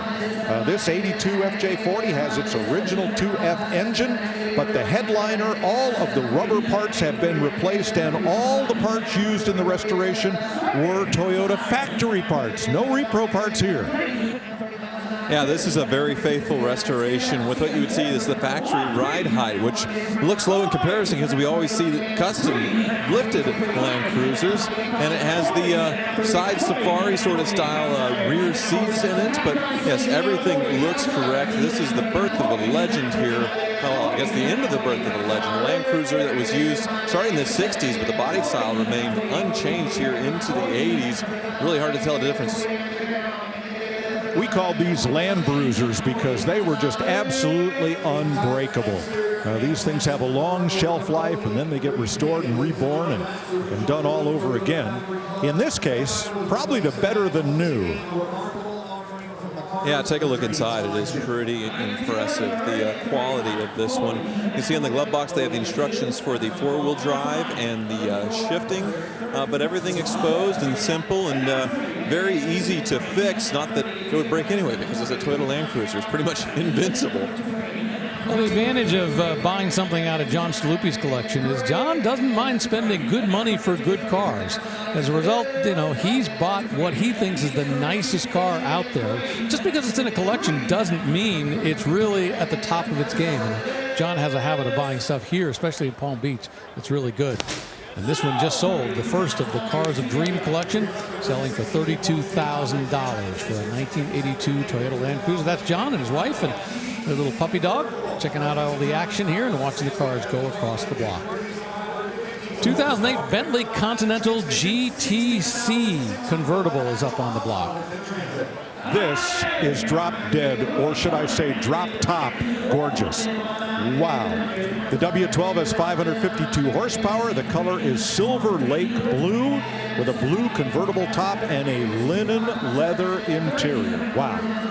Well, last year I started calling these the Palm Beach Toyota Camry because you go or drive around Palm Beach and these are ubiquitous. They are everywhere and they are always well represented at Barrett-Jackson here in Palm Beach. We probably have 20 of them, but they are fantastic machines. W12 twin turbo. When they came out, they were the fastest four-seat car in the world, just shy of 200 miles per hour, all-wheel drive. So the technology best that Volkswagen had to match when they took Bentley on. And yeah, the styling, like Mike said, just stunning. Well, you haven't seen this one around Palm Beach. It's been a California car all its life. And even though this car is 17 years old, it's done less than 1,000 miles per year in its existence. Wow. You know, the great thing about this car is how the styling is held up. I mean, the reality is this looks like a car that could be on a showroom floor today. And they've evolved very smoothly and cleanly, but boy, sometimes almost 20 years later, you look at a car and go, yeah, that was cool, you know, back in the mid-2000s. But boy, this one, body style, aged well. The leather and the wood. Boy, nobody does it like Bentley. That just beautiful burled looking wood in a very, very light pale tone to complement the linen, leather, and dark blue carpets.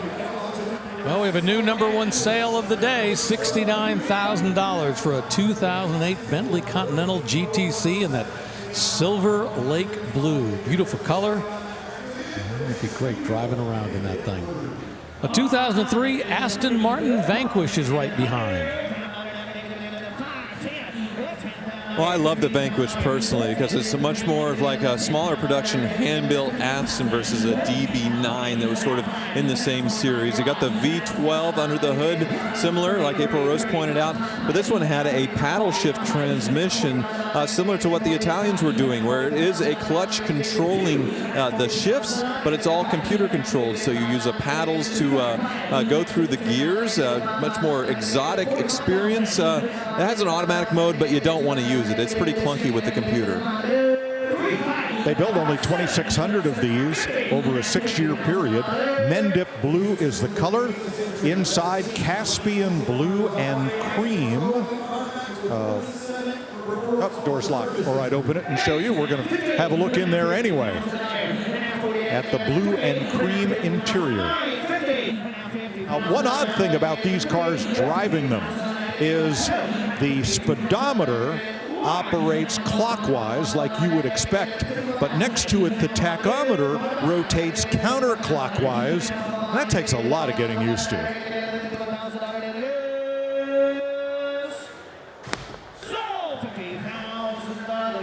He was looking for one last bid, but it didn't happen. $50,000, the hammer price for that 2003 Aston Martin Vanquish with the big V12 engine. Coming up in just a little bit, we're going to see a 1967 Chevy C10 Custom up on the block. Beautiful truck.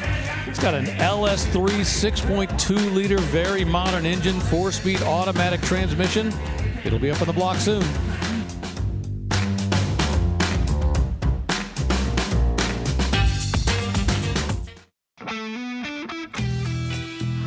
Welcome back to Barrett-Jackson here in Palm Beach. What a great week we've had so far. Plenty of great cars, plenty of fun people wandering around the South Florida Fairgrounds, enjoying every minute of all the great fun we've got here at Barrett-Jackson.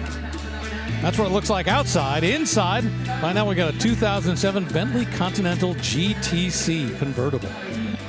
Like I said, the Palm Beach Toyota Camry. This looks like the normal valet lot in front of a nice restaurant here in the area. Another GTC convertible. This one in silver with a black interior, with that same W12 engine under the hood. So when Bentley was sold to Volkswagen in 2000, when they were developing a new engine, a new platform, they went in-house sort of with the development of the W12, and that is the VR6 engine that you got in performance Volkswagens of the day.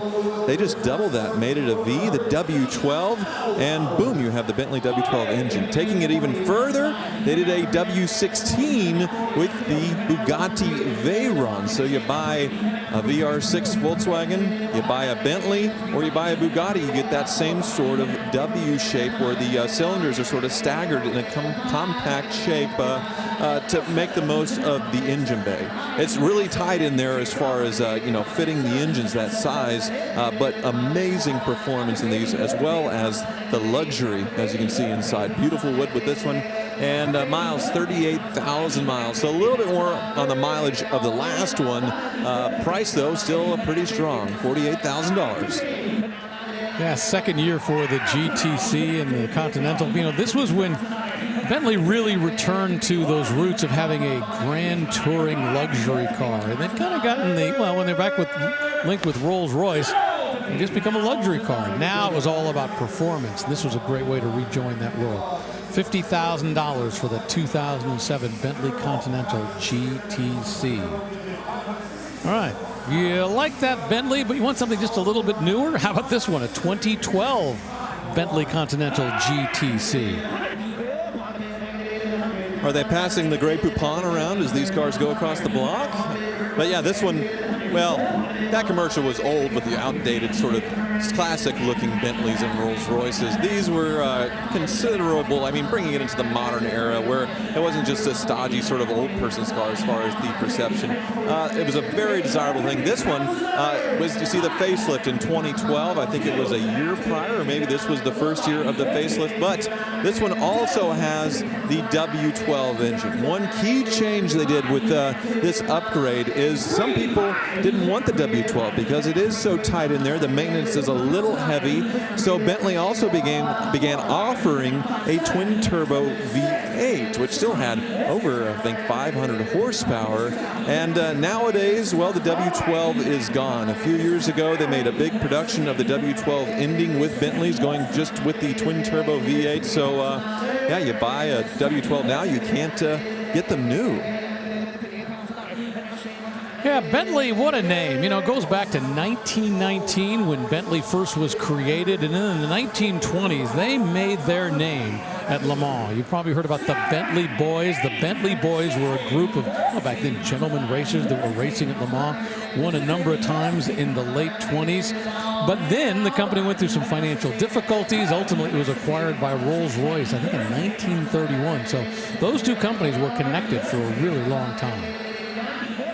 This one has just shy of 80,000 miles, so the highest mileage of the three so far, but being much newer, it's bringing a higher price. Well, the Summit Racing sold sticker goes on, and away it goes for $60,000. All right, from a Bentley to a Maserati. In this case, it's a 2017 Gran Turismo S. I personally love these for the value that you get. Tough when they were new because the price was pretty high, but on the used market, the depreciation makes for an amazing buy because you get a Ferrari-derived V8 on these. Whoa, somebody made a little bit of a change. You can see the doors are going up on this one. Pretty fun. They added sort of the Lambo door kit. That's definitely not something you would have gotten from the factory. But yeah, you get the Ferrari engineered V8. You get the beautiful Pininfarina styling on this, and you get a pretty spacious back seat. Current bid at $62,000, which pretty strong. But yeah, this one very low mileage, 17,000 miles on the odometer, so very low. Well, we're at an interesting point in the auction right now in terms of looking at our top four. That's because the two top sales were Bentley Continental GTCs, followed by an Aston Martin and then a Jaguar. Then we get into the American Iron. So a lot of European stuff is coming to the forefront right now. And the current bid, $65,000 for this Maserati, means it is now sold as the #2 sale of the day. So the top 5 cars that have sold here at Barrett-Jackson so far today have all been European exotics, modern European exotics. Now they'll put the sold sticker on, and the great thing is, once again, when they put that sold sticker on, they write the price down. So when you're walking around, if the car is already sold, A, you know it's been sold, and B, you know what it's sold for. Let's take a look at what's about to cross the block with the Meguiar's on deck cam, and it's that 1967 Chevy C10 custom pickup truck that we previewed just a little while ago. That will be up on the block before too long. All right, going back to 2007 again, another Bentley Continental GTC. Yeah, this one in black, but yeah, another convertible version. It's the closest one, though, to what I have at home. So I have a 2006 coupe with 80,000 miles on it. This one has 75,000 miles on it. The earlier coupes go for quite a bit cheaper, so I got mine in the 20s, and I get that W12 twin turbo experience, and yeah, it's certainly an amazing machine. Maintenance, a lot of the parts are shared with lesser Volkswagens, so you can match up parts to save quite a bit of money. The ones that can be a little bit challenging are from the first few years, 2004 to 2005. They use a lot of plastic in the vacuum lines that was remedied by 2006. And those vacuum lines with that really tight engine bay in the W12, hard to reach. So it'll start running like garbage and misfiring, and you have to take the engine out to reach those vacuum lines. So by 2007, they had reinforced, got better plastics and some metal lines there to where you don't have to worry about it. One key difference with this one, you can see the Molnar wheels, so the multi-piece wheels, which is what I have. But yeah, this one is going to be the lowest price of the GTC so far. Craig Jackson just said it's a buy. I agree. But of the 4 so far, this one has the highest mileage, and it's among the older versions. I love the fact that when Volkswagen acquired Bentley, they went back to the racing roots that we were talking about just a little while ago. You know, during the early 2000s, they went back to Le Mans, did relatively well, and then in 2003, they actually got first and second place, which I believe was the first time they had won Le Mans since 1930. So the fact that Volkswagen said, not only are we going to build a great performance car, but we're also going to build a great race car, the Bentley 8, Speed 8, that they also drove at Le Mans.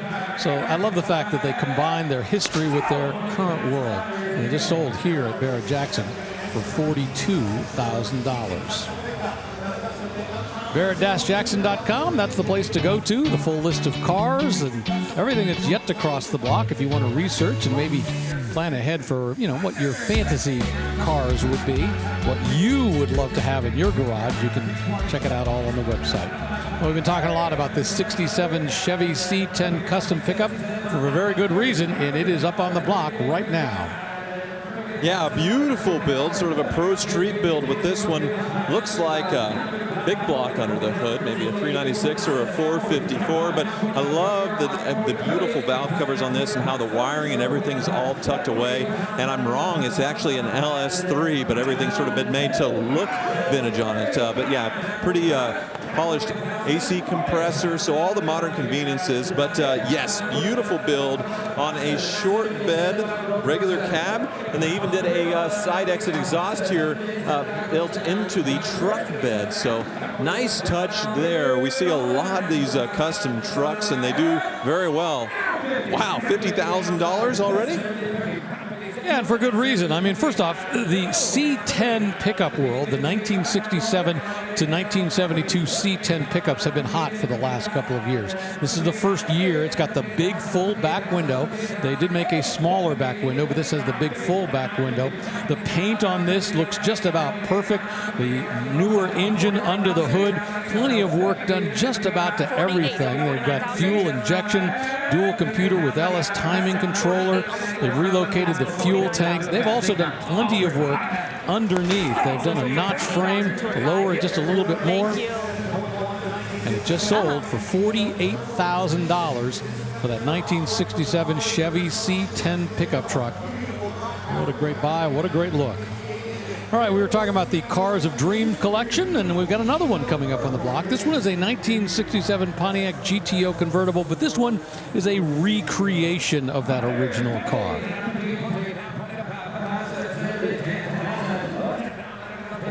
Well, I think it's it's a recreation, but it's very, very cool what they've done. Of course, the GTO in 67 had the cool stacked headlights, but you see the tri-power, the triple carbureted V8 under the hood like you would find in the GTO. And this one, like all of this Cars of Dreams, just restored or customized to a high degree of quality. Just an amazing paint job. The red pinstriping's neat to match the inner fenders there. That's painted red to match with the red line wheels. And look at that interior. Holy smokes. Manual transmission, extra gauges added, and look at that Pontiac tack mounted. Here's Craig. Gorgeous car coming out of Cars of Dreams. We've just been standing and a tri-power on it, and they had the hood open. Just absolutely gorgeous standing here looking at this car. 36,000. Well, it may not be an original Pontiac GTO. Once again, they're calling it a recreation. But I tell you what, the car doesn't know it, and when you're driving around in it, nobody around you would know it. And the quality of the restoration, as you were pointing out, Tyler, is so really, really nice. Last year for this body style, before they'd really have a significantly different body style in 1968. So it still has the stacked horizontal headlights up front.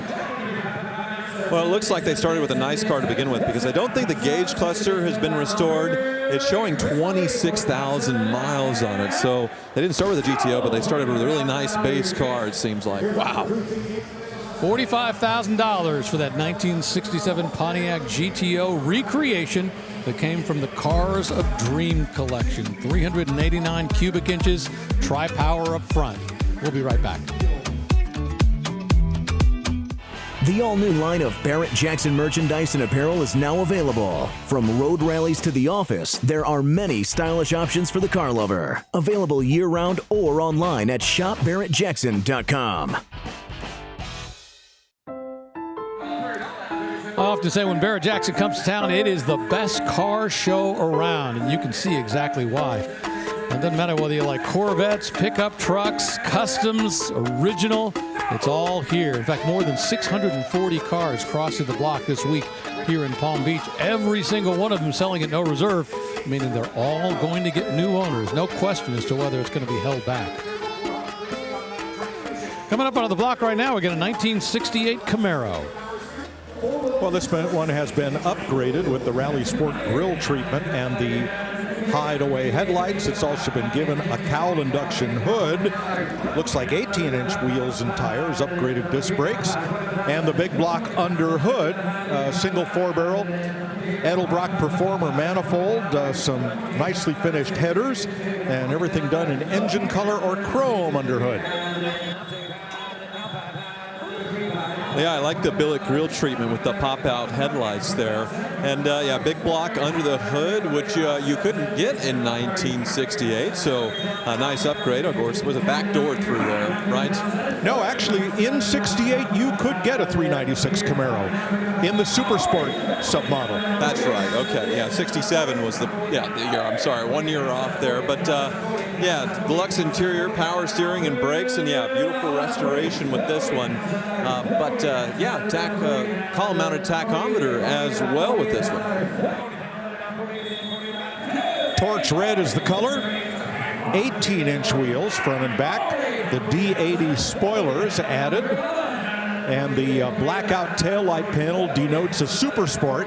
This was not born with that option, but hey, a little freelancing. 60 years on, no harm, no foul.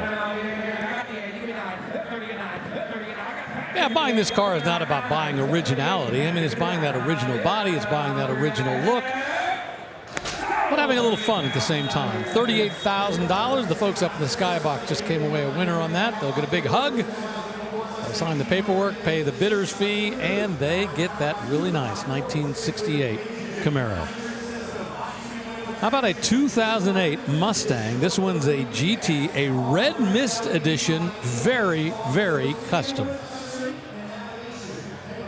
Well, yeah, red mist, pretty wild on the outside, but equally wild and crazy on the inside. The V8's been treated to a gigantic blower, as you can see right here.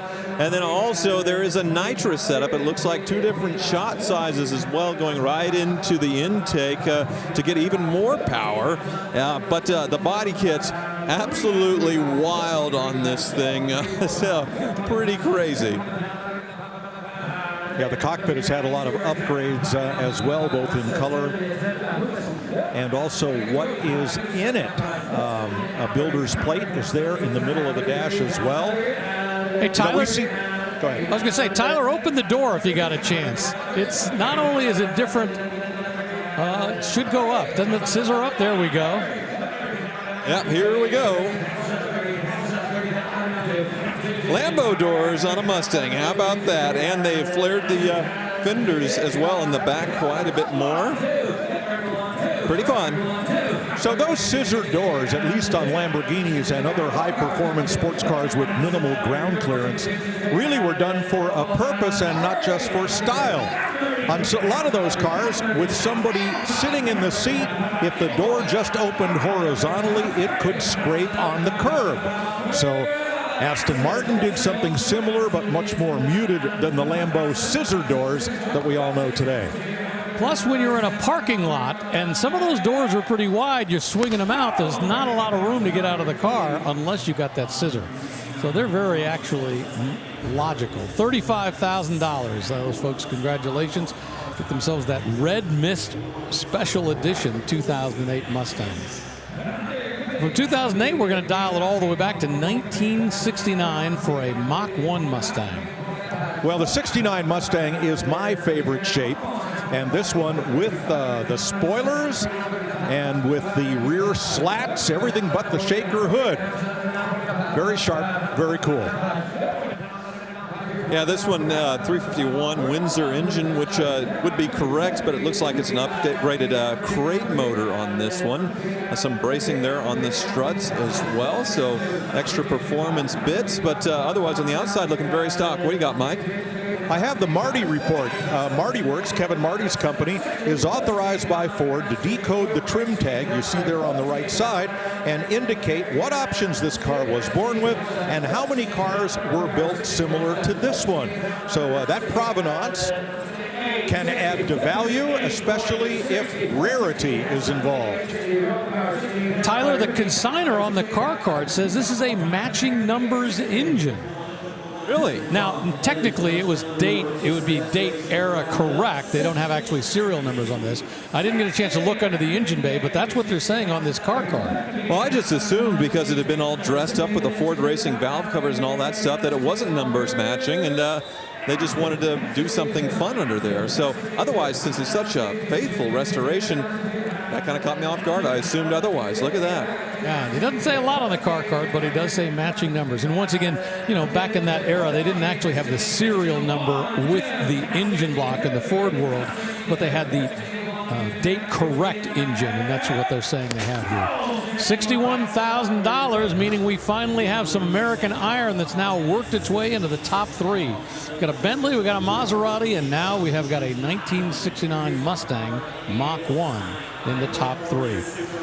Coming up in just a little bit, check this out, a 1969 Plymouth Roadrunner Custom, 440 cubic inches under the hood, 6-barrel, but guess what? It's been bumped up to 505 cubic inches. They stroked it out.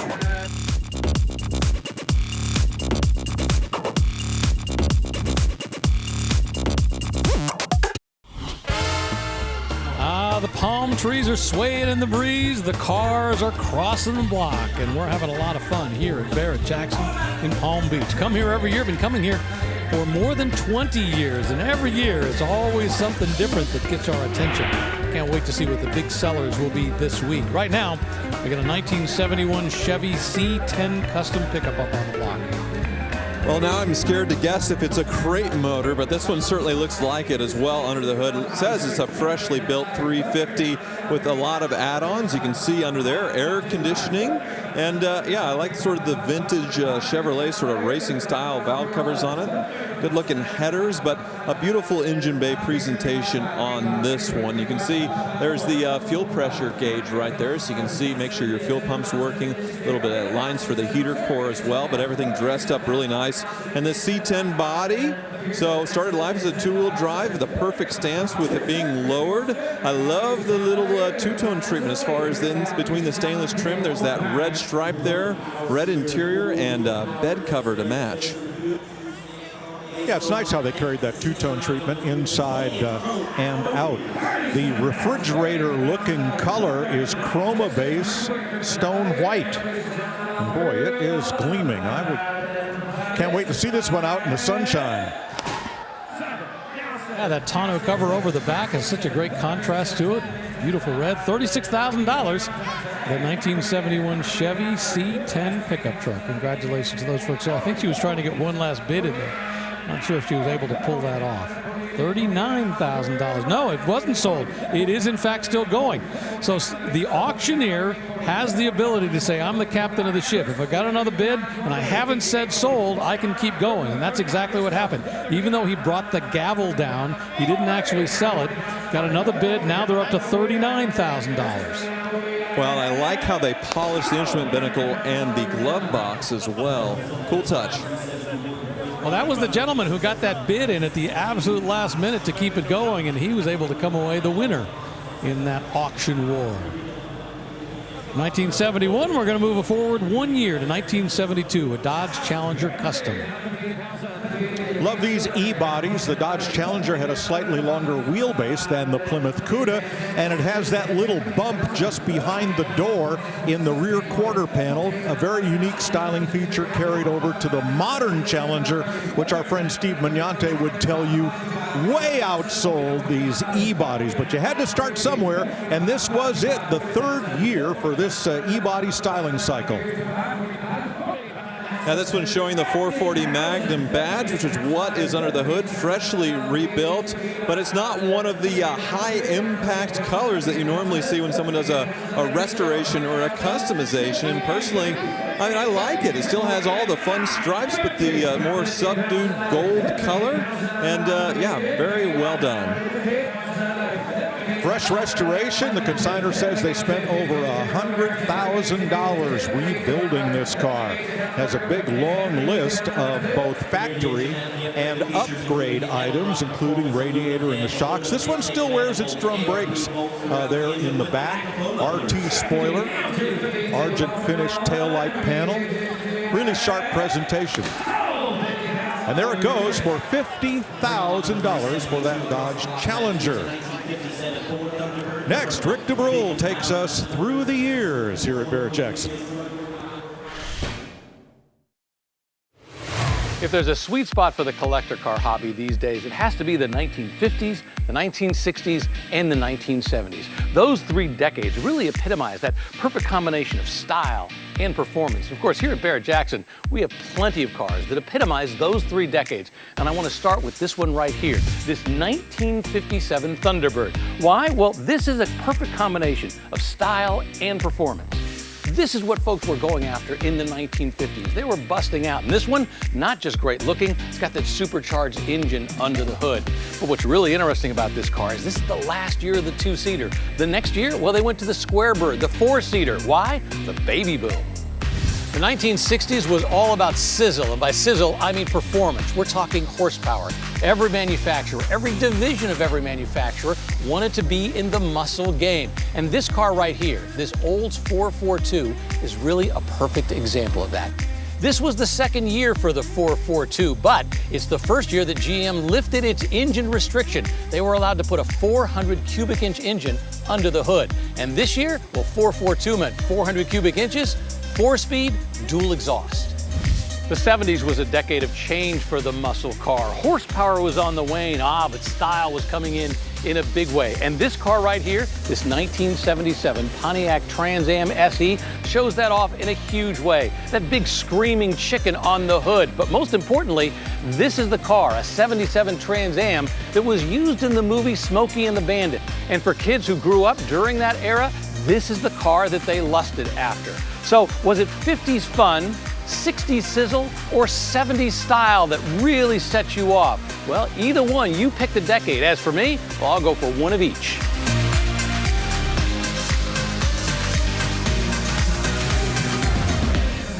What I want to know is, how did all those years roll by so fast? Now, an Azure Blue 57 Thunderbird from the George Shinn collection out of Charlotte was just hammered sold for $50,000, and we're going to jump right back up here into the 70s for this Olds 442 convertible. Yeah, beautiful restoration on this one. And yeah, custom is the words, because under the hood, 455 cubic inch V8. And automatic transmission, but definitely upgraded when you see with the wheels. But, you know, mostly stock appearing. Do really like the color. One thing I noticed on the front, on the grille, it says the Rotary Club badge on the grille. So I don't even, what did people do in Rotary Clubs? I know they existed, but what did Rotary Club people do? You know, it's a service organization. The goal is to get together, to network, do some business together, but they also raise great money. The Rotary Gift of Life program has done tremendous work all over the world, giving operations to kids who were in needy countries and were able to do that type of thing. So, you know, it's a great organization. It's a little older, you know, not necessarily my generation or even your generation, but those who are a part of Rotary absolutely love it. More importantly, remember the grill badges? I mean, that was a big thing back in its day, and these days no one puts badges on their grill. Yeah, that was one of my wife's rules. No badges, no bumper stickers.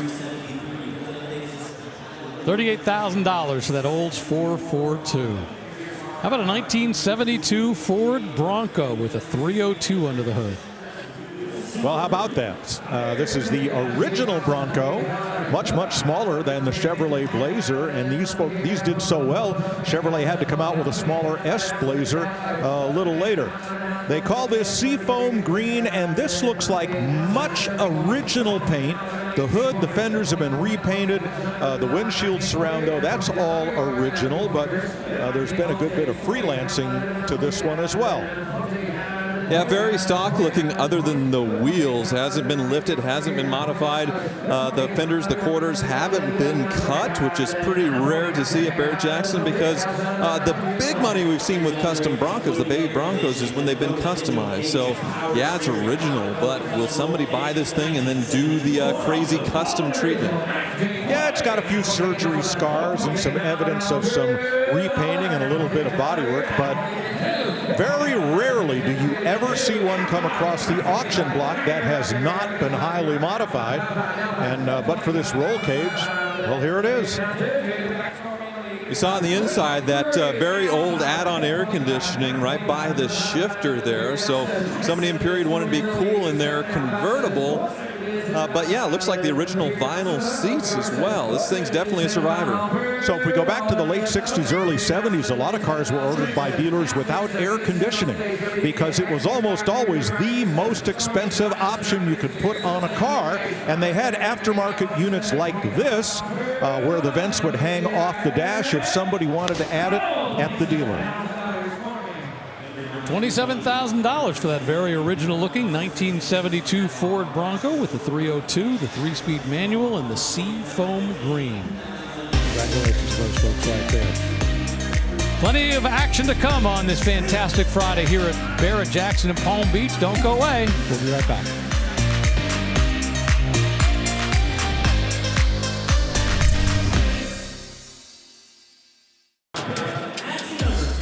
$98,000, new #1 seller of the day, Mike.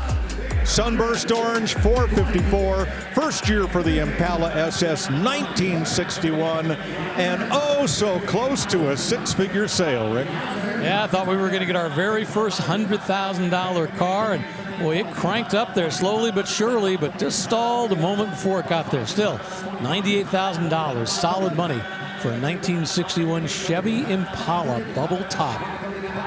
Right now, we got a 1966 Pontiac GTO up on the block. And this one looks nicely stock. White over black, but with a black painted hardtop, not a vinyl top. There's a 389 4-barrel V8 in Pontiac blue. Power brakes, power steering, new aluminum radiator on this one. 355 gears in the back behind the Muncie M20 wide ratio 4-speed shifter. Now, we would often see these 66s with a black vinyl top. And it has the trim separating the black and the white as if it were born that way. But this one with paint. Again, hideaway headlights for the GTO. That started in 1966, continued into 67. And this one Hurst shifter equipped along with that badge on the trunk, denoting same. Well, that one just sold $35,000 for a 1966 Pontiac GTO with that 389 under the hood, the 4-speed manual transmission. How about a 1970 Chevy K5 Blazer Custom? Well, this is more like we're used to seeing them with the big lifts. This one has a V8 automatic transmission, 4-wheel drive, a lot of chrome, new Nitto tires, and a lift. Looks to me to be about 4 to 6 inch lift. And usually the fiberglass hardtops on these, they come molded in either black or white. This one has been color matched to the exterior, something the factory did not do. But great paint, very high standard paint all the way around. This one looks too nice to take off through the woods, I think. Well, it's interesting bidding here. We've got an internet bidder you see on the upper right, and on the lower right, we've got a phone bidder. Remember, you can make agreements to bid in multiple ways. You can either be here in the room, which frankly is a lot more fun, but if you're someplace else, you can have somebody like the guy on the lower right who's actually talking to you on the phone and guiding you through it. You can do it over the internet, and as you've seen, those guys on the internet, they take this seriously, like it's their own bidder. Because like, you see him waving, come on, I got the high bidder, let me do this. And then we've still got a bidder on the floor who just put in a bid right now. So 3 active bidders working on this. Right now we're at $42,000. Yeah, great paint, gleaming chrome. A very nice new bucket seat interior with a console out of a much later GM product. And a big block under the hood of this K5. Very nice. Second year for the Blazer. You know, they came out with this in 1969, and it changed everything in the SUV world, going away from that short wheelbase. Congratulations. And the phone bidder looked like they came away the winner at $49,000 for that 1970 K5 Blazer Custom. How about a Volkswagen 23-window microbus? This is a recreation in 1975, one of the Brazilian models. I love this guy who's standing up here, poking up through the sunroof. He has been here all weekend. He's been presenting those steering wheels to members of our broadcast team and Barrett-Jackson social team, including Adam Ferrara. And he is among the team that has brought this beautiful little microbus here to sell from Brazil. Now we have this. This goes with the car. I don't know what scale this is, but it's very, very nice. And you notice this bus has 260 air conditioning. You open those two windows, two windshields, and you drive about 60 miles an hour, and that's 260 air, Rick. Yeah, this is the last year that they built this body style back in Brazil. Remember, they had continued on for quite some time. Last year we saw this from the German build was in 1967 in the United States, but they continued building them on. They also built the Beetles for a really long time. He even has a transformer.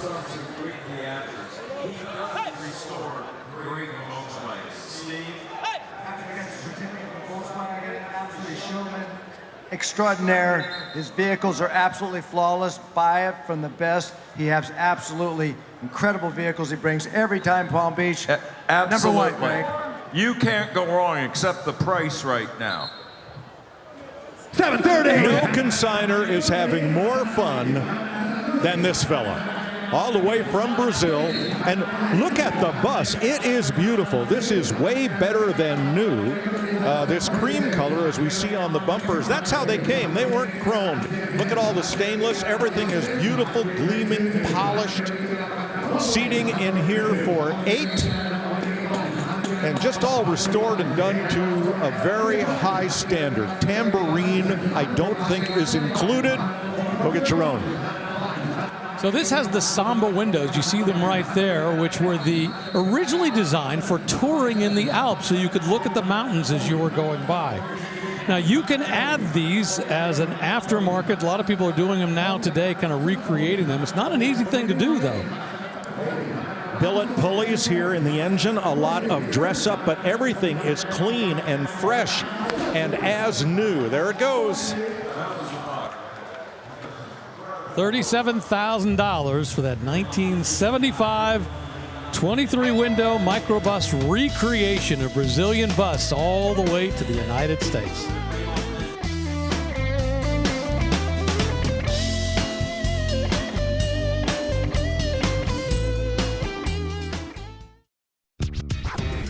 Back here in Palm Beach, what do you like? You like Toyotas? Or maybe you like some British stuff. That's off to the left. American Iron off to the right. Wherever you go, there's amazing machinery. Some of it's already crossed the auction block, but some, like that Chevy Nova Custom, one of the Cars of Dreams cars, that's going to be crossing the block later this afternoon. Over the block now, we got a 1986 Ferrari 328 GTS. So the GTS refers to this lift-off roof center section. Porsche would call it a Targa. It is fiberglass. It lifts off and it stands up right behind the rear seats, giving you just open air enjoyment. Great car. Yeah, for 10 years we had the 308 from 75 to 85, and people know that from Vacation with Christy Brinkley pulling up next to Chevy Chase, or Magnum PI. This has that same shape, that wedge shape, the pop-up headlights, but in 86 they changed it to the 328. Slightly bigger engine, more power, but that same look. So I would like the 328 personally to have that better performance to match the looks. Yes, this had the 4 valves per cylinder engine and reliable fuel injection. The earlier 308 GTSI, not so much. This is the one you want. And $59,000, I still think this is a buy right here. Yeah, I agree. It does have a bit of miles on it in the Ferrari world, I believe. Yeah, 80,000 miles. So that is what is holding it back. But looks like it's been really well preserved. Looks like Mike's going to get the engine open. There's that mid-engine V8. Beautiful. $61,000 means that's now tied as the number 5 sale of the day here on Friday at Barrett-Jackson for that Ferrari 328. Going up behind it, this is a 1970 dune buggy, a real Myers-Manx, and I have to say this is one of the wildest Myers-Manx builds I have ever seen. This is truly over the top. Bruce Myers is considered the inventor of the dune buggy. And the Myers-Manx, the Manx is kind of like a tiger with a very short tail. Well, this was built on a shortened VW chassis, VW Beetle chassis with stock suspension, the original ones, and everybody copied the Myers-Manx and it became its own industry. But there's little Manx left here. This has really had a changeover. Well, here's something wild. You look up here and it's all visible. They want to show you the fuel injection and they want to show you the little nitrous bottle for extra performance. So yeah, you have that air-cooled 4-cylinder Volkswagen base, but look at the dress up on this thing to match it. The dual carburetors painted yellow. Wow.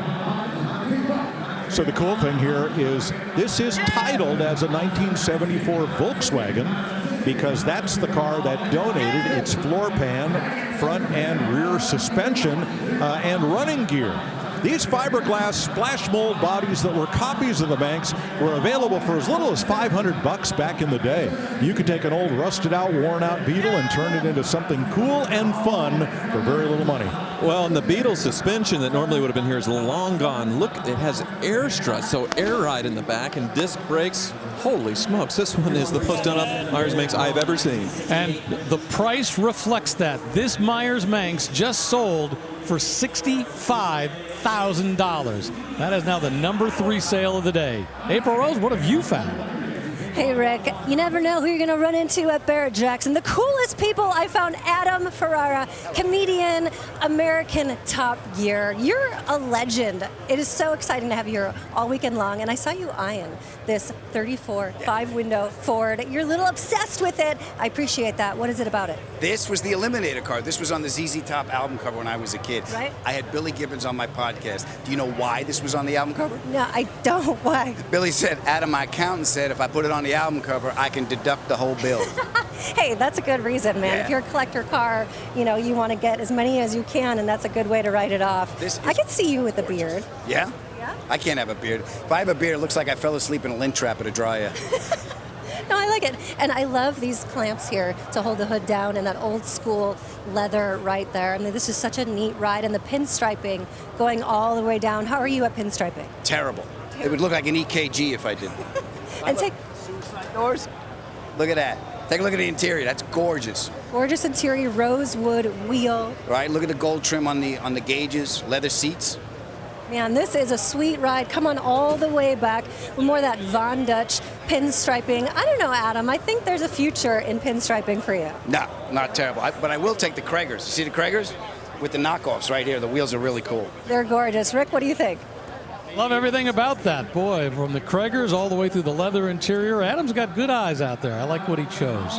1968 Plymouth GTX. Well, this was Plymouth's attempt at a GTO or SS396.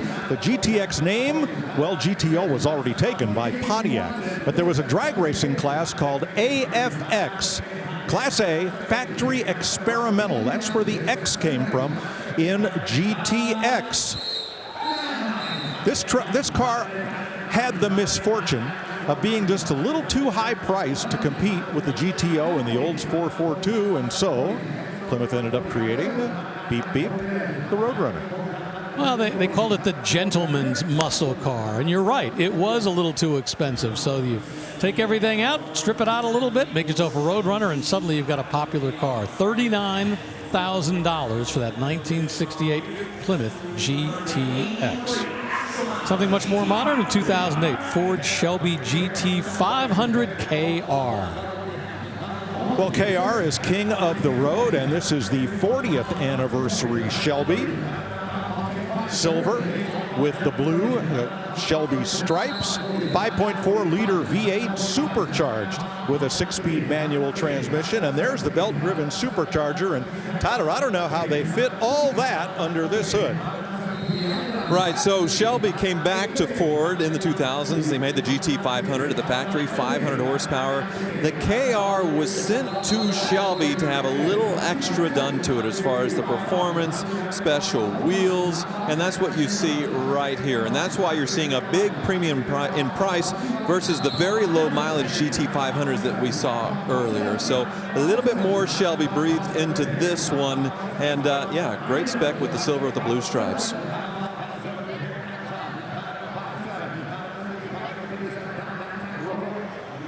Yeah, and you think about it, just 383 miles on the odometer. It's essentially a brand new 17-year-old car.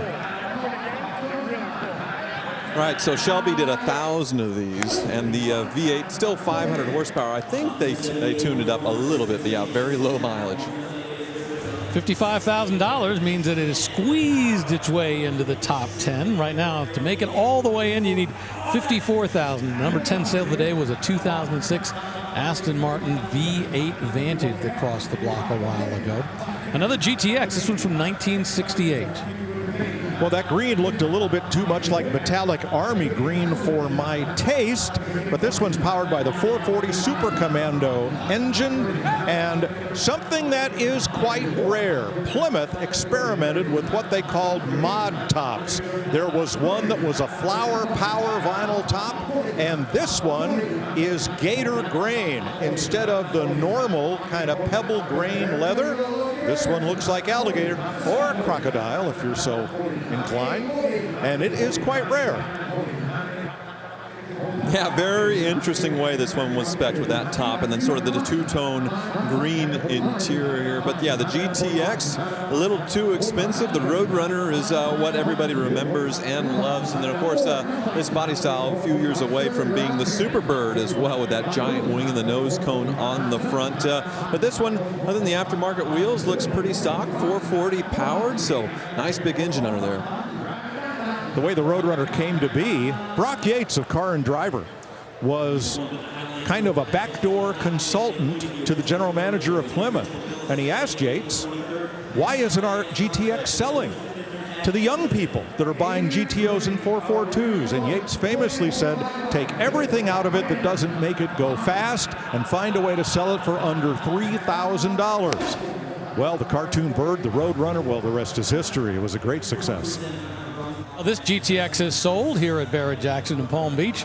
Hammer price on that one, $44,000. And speaking of the Roadrunner, guess what we've got right behind? This is a car we previewed a little while ago, a 1969 Roadrunner, but this one is a custom. Well, we can't pop the hood on this one without pulling the pins and taking it off, but you see that big six-pack intake. Let's put the key on and see if it does have the horn. You ready? It does. Yeah, that horn was black the first year. Second year on, it was purple. So the six-pack, interesting. That's a way of saying 3 two-barrel carburetors, so 6 induction throats. You see the little Roadrunner is on the door. This has kind of the coyote grabber intake as Plymouth started to have quite a bit of fun with its cartoon car. Now this came in 2 body styles. This is the 2-door hardtop. The base Roadrunner would have had a framed window with a B-pillar and would have been more of a 2-door sedan. So some fun was had with the 440 under here. Yeah, it's the 6-barrel V8, but it's been stroked to 505 cubic inches and dynoed at 550 horsepower. Still the TorqueFlite automatic, but yeah, seriously upgraded under the hood.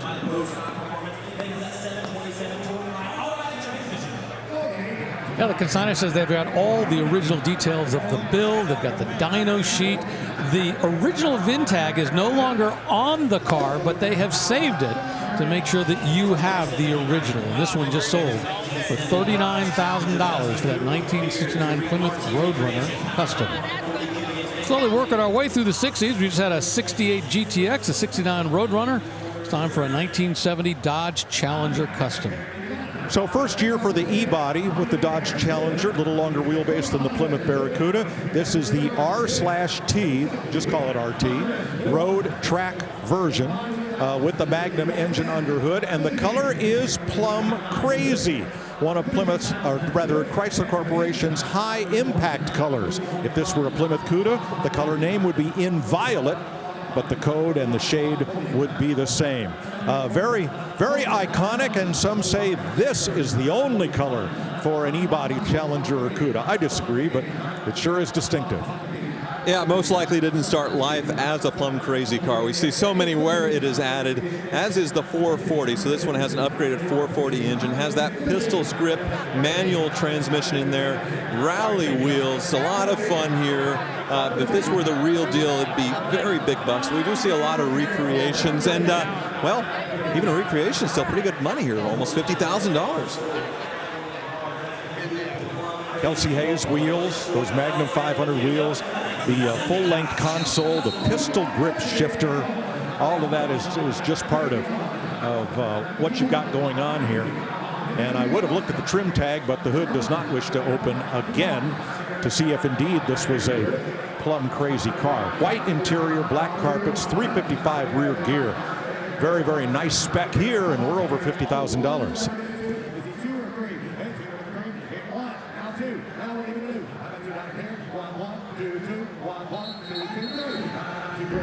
So that puts a bow on another 2 hours of coverage here at Barrett-Jackson Palm Beach. The price and the quality of the vehicles just keep going up, and it's only going to get higher.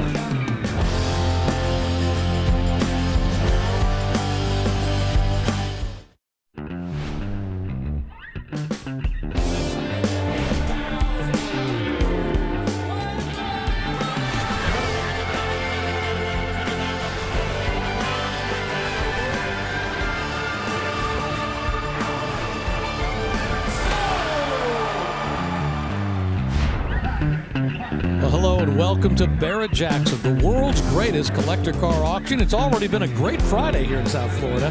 You know, we're really just getting warming up. So right along with us for the next 4 hours here on FYI. And up on the block right now, we got a 1970 Chevelle SS. Just a moment ago, we saw a 1970 Dodge Challenger Custom go across the block and sell for $52,000. Those are 53, I should say. Those are the prices of the last three vehicles across the block. But now we got this Chevelle.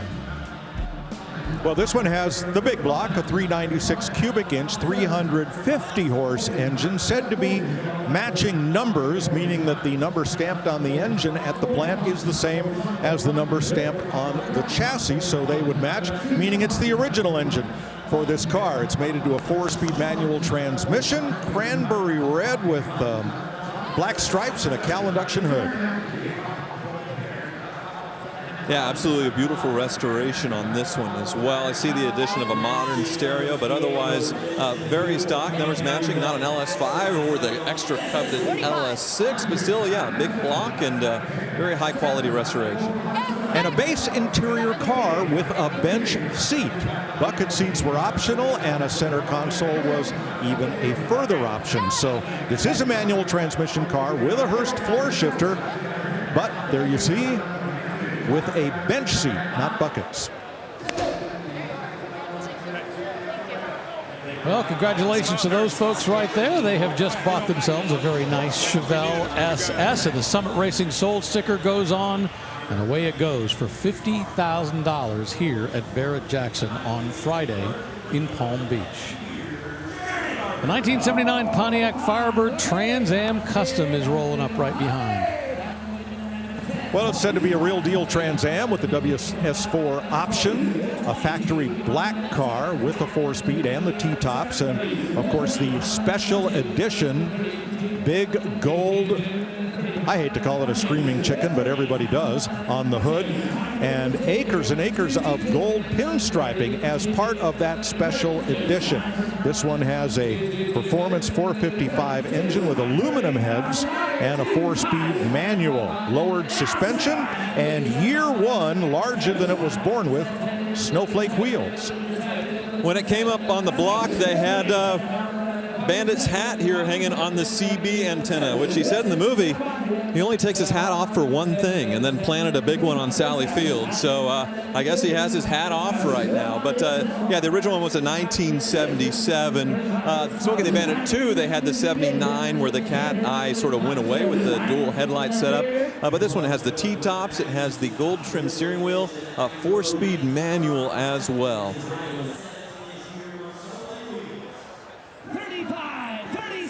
There were a couple of different companies that made the T-tops for these cars, and they can be told apart by the amount of spacing between the T-tops going down the center of the roof.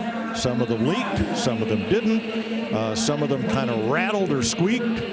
Others not so much. It was kind of a lottery as to which you got.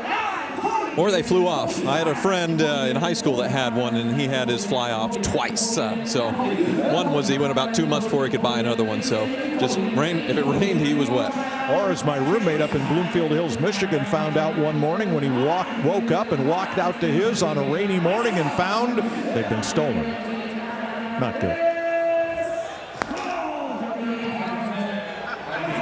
$38,000 for that 1979 Pontiac Firebird Trans Am with CB radio and the Smokey and the Bandit hat apparently all come with it. Well, coming up, pretty cool car that is going to be crossing the block and selling for a great cause. It's a 2017 Ford F-250, a Dwayne Wade Champions Edition custom pickup truck. Dwayne Wade, the NBA legend, a part of this build, and now it's going to sell here at Barrett-Jackson to raise money.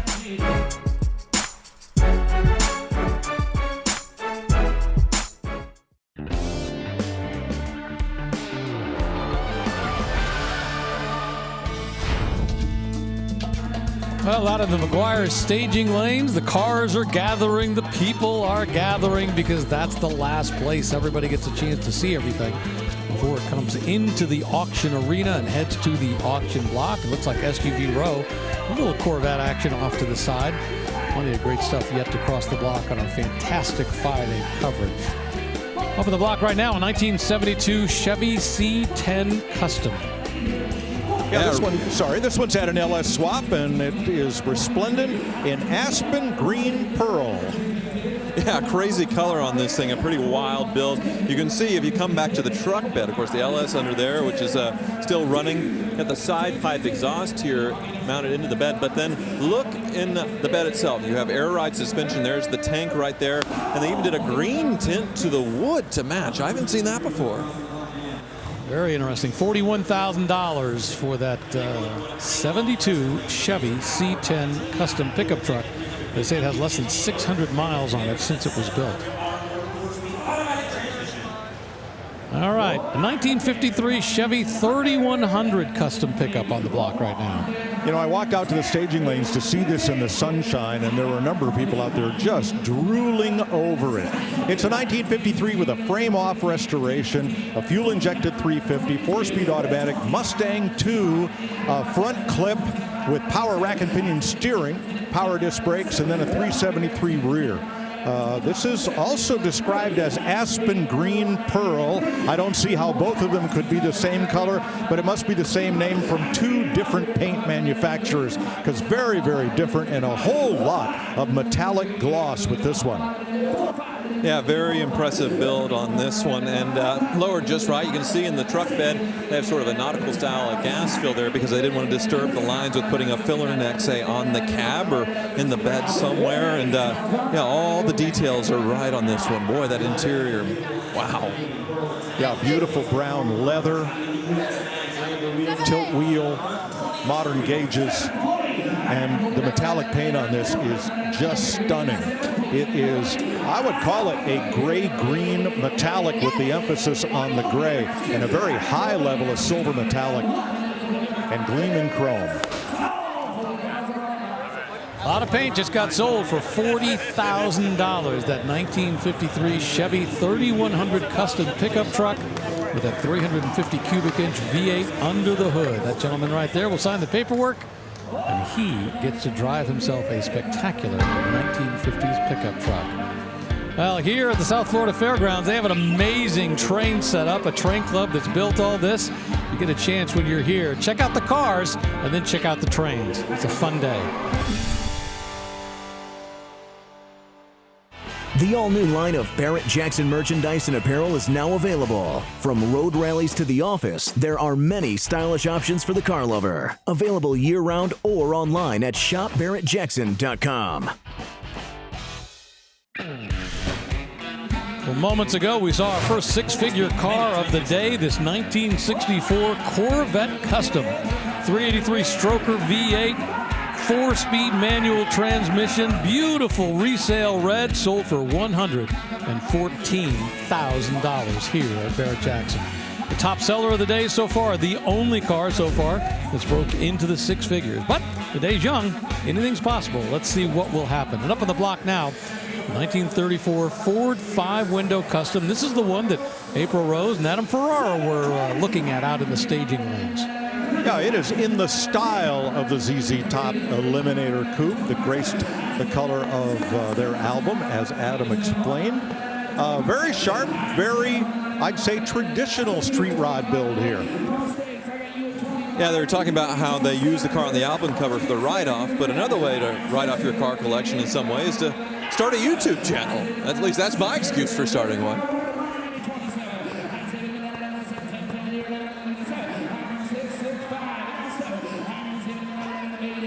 Yeah, apparently I wasn't smart enough when I started mine. I guess I should be buying and selling cars like Tyler is. But yeah, the great look on this, it's got a 350 cubic inch V8 engine. It's got an automatic transmission. That beautiful red with the beige custom interior. All kinds of great touches. Hurst shifter inside.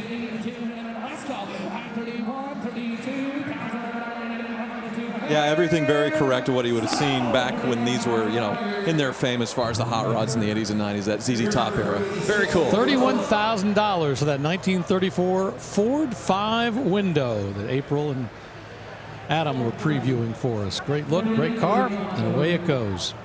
Right behind it, something very modern, a 2021 Corvette convertible.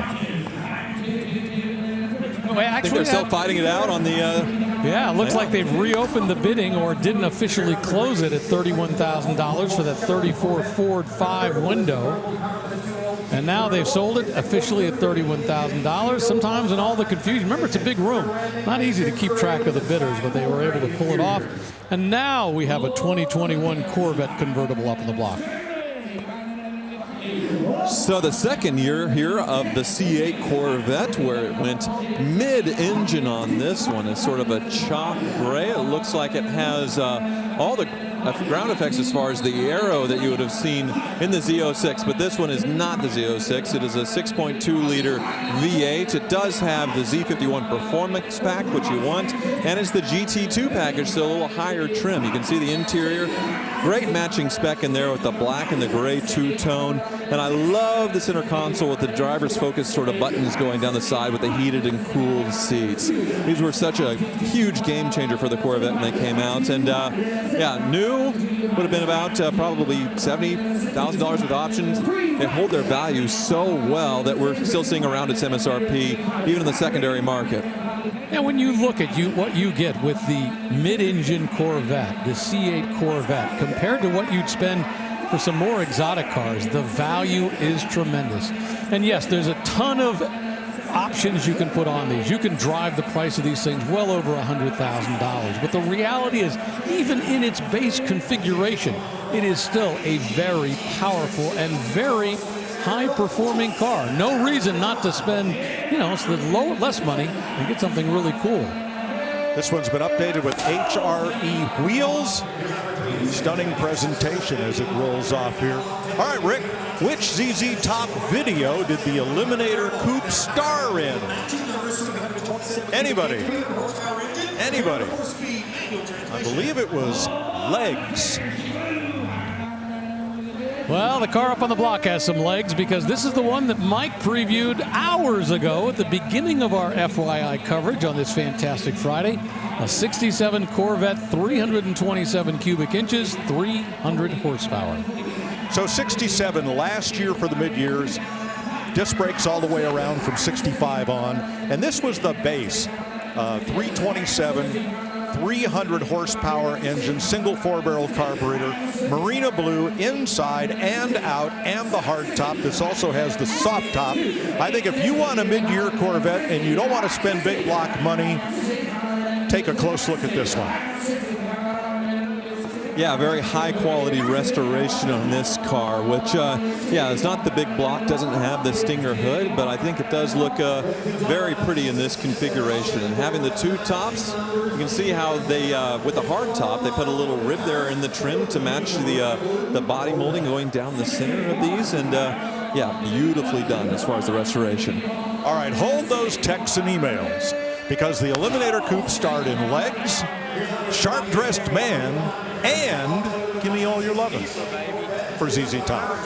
You got it all. $60,000 for a 1967 Corvette.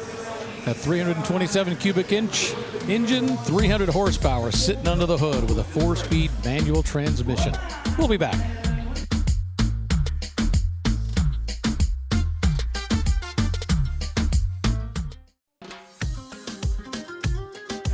Welcome back to Palm Beach, the South Florida Fairgrounds. Inside, we have plenty of great action up on the block, like this 1979 Bronco Custom. Well, this began as a Bronco Ranger XLT, which means it's all the top of the line package, but then it has been greatly modified. I see an Edelbrock carbon manifold and set of Moroso valve covers and a whole lot of dress up and a serpentine belt system on that engine. And I'm not sure if this one has been lifted. If it has, it's only an inch or two, but the fender wells were not cut. It's otherwise pretty stock appearing. Yeah, this is well into the second generation of Ford Bronco. They went full size. Of course, the K5 Blazer came out in the early 70s and was taking away from Bronco sales because it offered large vehicle practicality. So the Bronco followed suit in the 70s to match the K5 Blazer. This was the result, and yeah, I agree. I think it's just the tires that are making it a little bit taller. I don't think it has a lift, but a very high quality paint job on this one, which black, shows all flaws, and this one's looking pretty good. Freshly sprayed black top as well. Yeah, described as a heavy-duty suspension, but not a lift. Aftermarket exhaust as well. And we're into the 40s with this one. Yeah, there was a time when it was just the first generation Broncos that were bringing good money, and now this second generation is coming on as well. Pretty much anything in the first or second generation for Broncos is getting a lot of attention when it comes to the auction block. And Ranger was a trim package back during this period. It wasn't its own model. Of course, now we have the Rangers being a smaller, lighter duty pickup truck, but this one is more luxury. You probably caught a look inside of that crazy looking plaid. Well, not quite, but an interesting, very 70s interior. Some fake burl wood. Kind of a Navajo blanket look. And Ford offered that in several colors and patterns. Well, this 1979 Ford Bronco with the 460 cubic inch Ford V8 under the hood just sold here at Barrett-Jackson for $48,000.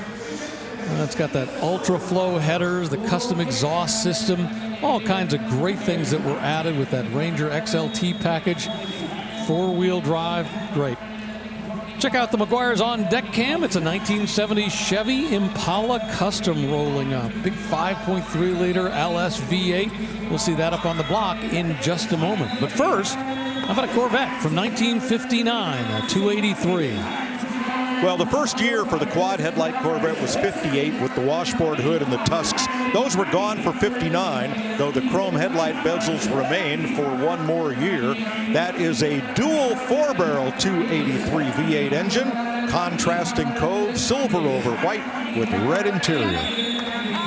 High quality restoration here, already sailing close. Are we going to make it? Yeah, $100,000. Of course, it deserves it. A very high quality restoration. Beautiful presentation with the colors, the two-tone silver and white, red interior. Now $105,000. Well, there's two ways to do these. One is with single stage paint, the way they were done at the factory, a true concourse correct restoration. And the other is to do them like this, better than stock, with base coat, clear coat, paint, and this is going to sell for six figures. $100,000, the final price for this 1959 Corvette, beautifully restored. That makes it our second six-figure sale of the day here at Fantastic Friday at Barrett-Jackson in Palm Beach. Looks like a $100,000 car, and it is earned the right to call it that. All right, a moment ago we showed you a 1970 Impala Custom, and it is up on the block right now. Yeah, billet grill in this one, aluminum radiator, some LED headlights, shorn of all of its badging and Chevrolet lettering and bow ties. And what lies beneath that hood? Well, it looks like an LS V8, but what I'm seeing that's kind of interesting is the bracing in there to stop the body from flexing, which is tied right to the frame and then over into the cowl, the firewall. Interior, beautiful sort of two-tone, the cloth and the leather interior. Looks like modern digital gauges as well, and yeah, nice paint job. Shaved door handles as well, so a lot of little touches. Yep, true resto mod. Big chrome wheels, much larger than it was born with. And again, no badging. Pretty much all they kept was the bright keyhole for the trunk key to open it. No exterior ornamentation at all, except, say, the outside rear view mirrors. A lot of high performance work here. Well, he hammered it, but he didn't sell it, so he didn't yell sold, so they got another bid at the last second. Went from $27,000 up to $28,000. Now we're at $29,000. Well, some bidders' strategy is to come in late and sort of sweep it in. So to bang that hammer, you're scaring them into bidding. Like, oh, crap, I don't want to be too late into this thing and miss it. So then that'll scare up some bids in the room. You can see, even in 1970, they still had the triple taillights on this. How about those wheels? 22s in front end, 24s in the back. Huge things. Well, it just sold this time. $30,000 for that 70 Impala Custom convertible. In just a little bit, we're going to have a 1976 Ford Bronco Custom. One of those early generations. This one in Ford Atomic Orange with pearl. Beautifully done. We're going to see it on block in just a moment.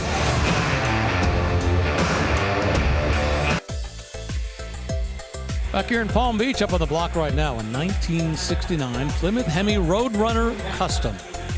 Oh, this is beautiful. B5 blue, or bright blue metallic. My favorite Roadrunner color. And the Coyote Duster air cleaner. Plymouth really was taking advantage of their cartoon car and the purple horn with the little Roadrunner beep beep. But it's time to close the hood and roll this one away. B5 blue with the black stripes and, of course, the Hemi call out on the sides of the hood. Doesn't get much better than that. Yeah, I like what they did here where it's a little bit more stealthy under hood, and that's what a period-looking Hemi, but it's been majorly upgraded. 472 cubic inch V8, and yeah, Hemi crate engine there. But let's see if it has that Meet Me Porn. Sure does. Perfect. Magnum 500 chrome wheels. Beautiful stylish touch. Tudor hardtop. Wow, a little bit of a bargain here, I think. Well, it pretty much shot up to $70,000, then stalled a little bit. Now it's sold for $77,000. And now here at Barrett-Jackson, it's time to sell a car for a great cause. Charity moment. What's up, everybody? I wish I could be there today with you guys when you guys lay your eyes on that beautiful customized Ford truck by Real Truck. Shout out to Real Truck. Shout out to Barrett-Jackson as well to help us raise money for something that's super, super important for us with the Social Change Fund. We're trying to do great things, and we need, obviously, to raise more money. We need to create more opportunities for ourselves so we can serve the under-resourced communities. And so the proceeds from today's auction will go to that. I look forward to hopefully one day meeting an individual or individuals who has bought and purchased this truck. It's going to a great cause. So thank you guys again. Ida is here representing as the Executive Director for Social Change Fund United. Please tell us about your fund.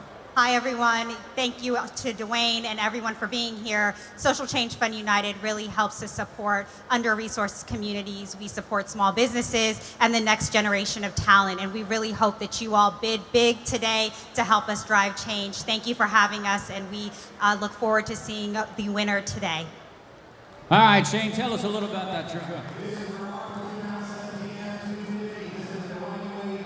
Well, of course, Dwayne Wade, one of the great legends of the NBA. What a great point shooting guard. You know, he had a number of seasons. He had 3 NBA championships, I think, with the Miami Heat. He's created a social change fund, and that's what every penny of the sales price of this truck is going to go to.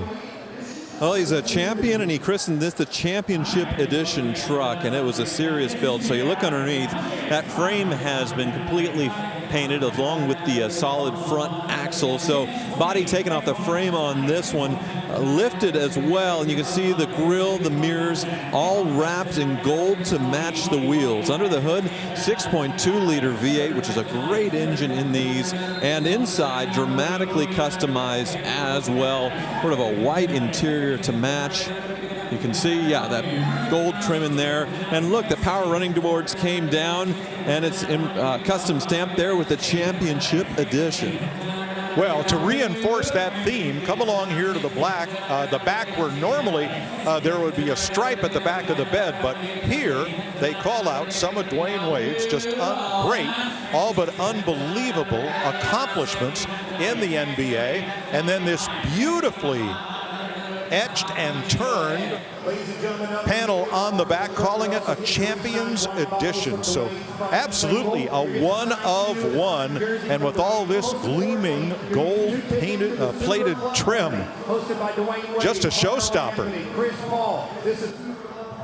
Yeah, and the suspension upgrades, you can see, since it's up so high, you can look inside. The leaf springs painted as well. And then they have those Fox shocks in there, it appears, sort of like what you would get in the Ford F-150 Raptor. They put on this, so, you know, not just a simple lift, but a lot of high-quality components in there, and everything painted to look as pretty underneath as it is on top.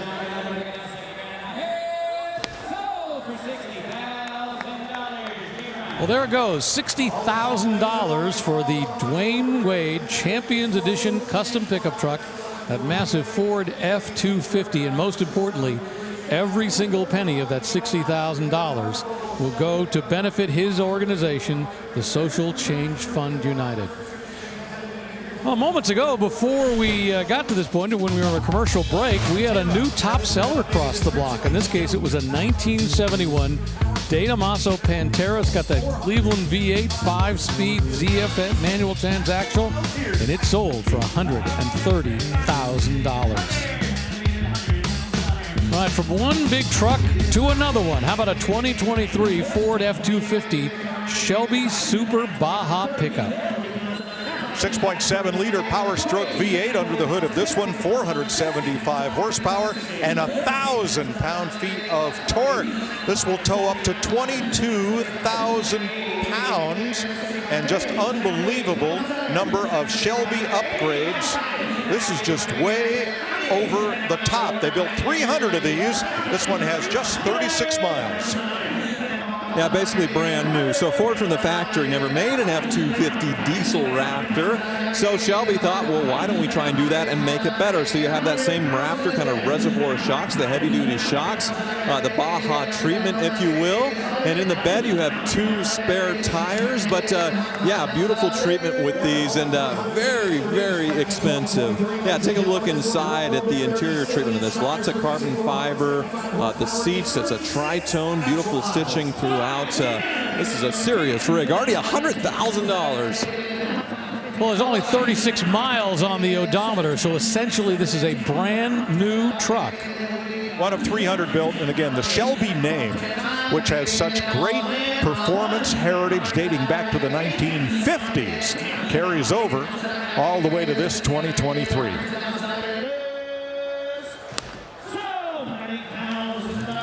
$475,000. $475 horsepower.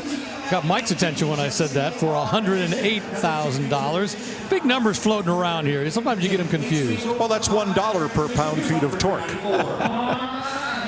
All right, let's check out our Hagerty top sellers on the day, and we'll keep these numbers straight. The number one sale is that Pantera we told you about just a few moments ago that sold for $130,000. A 1964 Corvette Custom sold for $114,000. And now that Ford F-250 Shelby Super Baja pickup truck has worked its way into the top three at $108,000. We'll come back to Palm Beach right after this.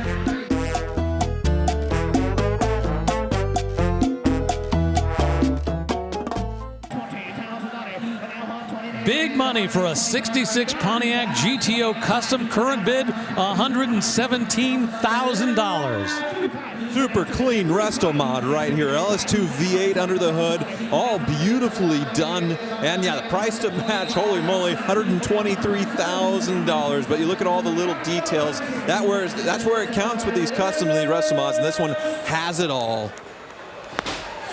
It was a shootout. The bidder on the stage was in it to win it right to the end. Up against a bidder in the skybox, and wow, this was an Old West style shootout. Yeah, John Staluppi has added another car to his Cars of Dream collection. He had his eye on that one, wanted it all the way. What a great car, that 1966 Pontiac GTO Custom. That means we now have 5 cars that have crossed into the 6-figure range here at Barrett-Jackson on Friday. 1968 Mustang Custom up on the block. Well, this one has the Shelby treatment in the nose, I would say, like a 67 there in the front, even though it is a 68. But a few little differences there. Up on the hood, of course, you have this this bump out here, these little air inlet, but it is a coupe. It is not a fastback, but still has the Shelby GT 500 badges that you see quite a bit. But under the hood, some modern power plant, 4.6-liter supercharged Cobra V8, so like a new edge Mustang engine from the 90s or 2000s. Well, there were a couple of Shelby notchback prototypes. One was the Green Hornet, the other was called Little Red, and both of them were owned at one time or another by Craig Jackson, one of them after years of searching. So I guess this is kind of a tribute to that car, a Shelby notchback that never was, but a sharp custom nonetheless. Yeah, and the 68s, I believe, they would have had that California Special or that Cougar-looking rear taillights. So this one, matching the 67 nose, has the 67 sort of style taillights there, which is interesting. Hammers down $45,000 for that 1968 Mustang Custom with that Cobra engine underneath the hood. Rolling up behind it is a 1976 Ford Bronco Custom that we previewed a little while ago when we were going to our commercial break. Well, you can see this one's had a lot of work, a lot of suspension work here as we look at the lift, and this one has been cut, the fenders front and rear, surgically opened up to accommodate fender flares and the lift and the much bigger wheels and tires than it was born with. Absolutely, much bigger engine as well. You see the Sniper EFI on top, air conditioning as well. But, well, I just say bigger, but it's still a 302 cubic inch V8, something you could get with the Bronco, but looks like it's nicely upgraded. And yeah, you do have to cut the fenders and the quarters on these things if you're going to fit gigantic wheels and tires like this. And, well, you're used to seeing it now. When you see a stock Bronco, it almost looks strange when it's not cut. So, yeah, we see more of them like this, and the bids usually match. We're already at almost $50,000. 3-speed automatic, 9-inch Ford rear end. That's typical. Detroit locker with the rear gear and upgraded axles, 24-gallon tank, Willwood brakes, front and rear, and a 4-inch lift with Pro-Comp shocks. And I love the fact that it's got a vintage air system inside so you can stay cool the whole time. And to your point, Tyler, a little bit earlier, we had an uncut Bronco up on the block, first generation, and yeah, it looks so small in comparison. And shared with that old Bronco, that uncut Bronco, this one also has the dual tanks, but both of these are locked. I was wondering what this is. They have a little key there, so you have locking fuel tanks, dual tanks for security. $55,000 for that 1976 Ford Bronco Custom that rolled across the block. We're going to check in with April Rose. Such a beautiful day here in Palm Beach, of course, with beautiful cars as well. 2013 Lamborghini Gallardo, best-selling Lamborghini at the time, replaced by the Huracan. Now, you'll see Lamborghini from the start always uses two shapes in their design. You'll see the hexagon and the Y throughout. Take a look. Take a paint over this yellow gold finish. She is gorgeous. Now the Hart mid-engine V10, over 500 horsepower.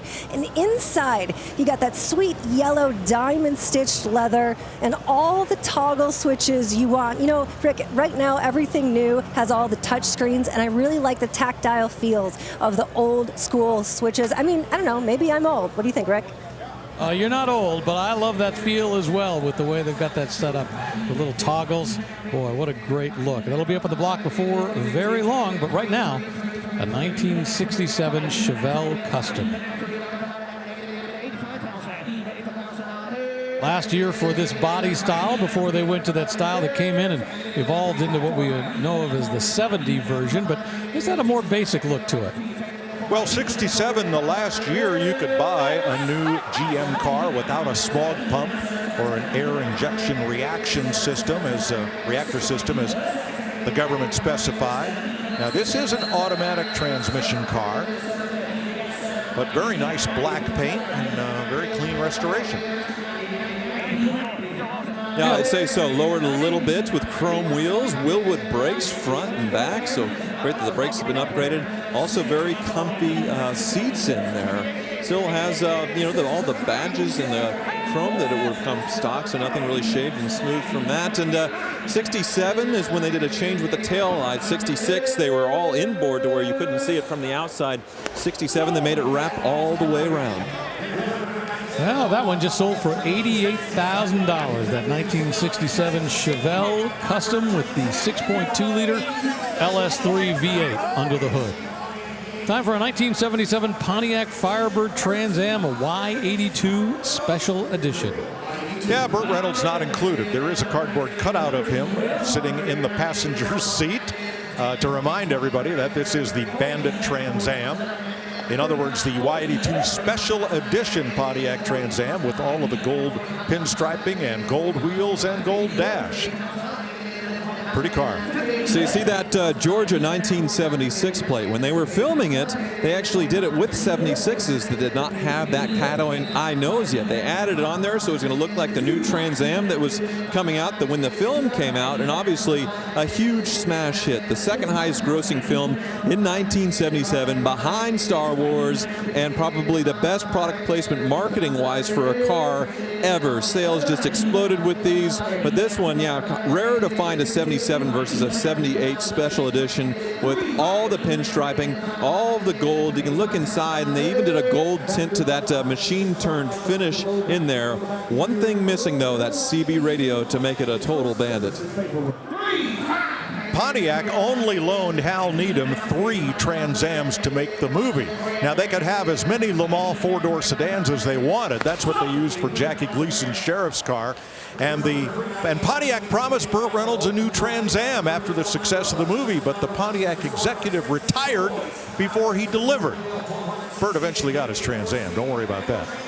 Well, this one just sold here at Barrett-Jackson. $53,000 for that Smokey and the Bandit look from a 1977 Pontiac Trans Am. We're going to take a quick break here at Barrett-Jackson in Palm Beach, the South Florida Fairgrounds, but we will be back, I promise.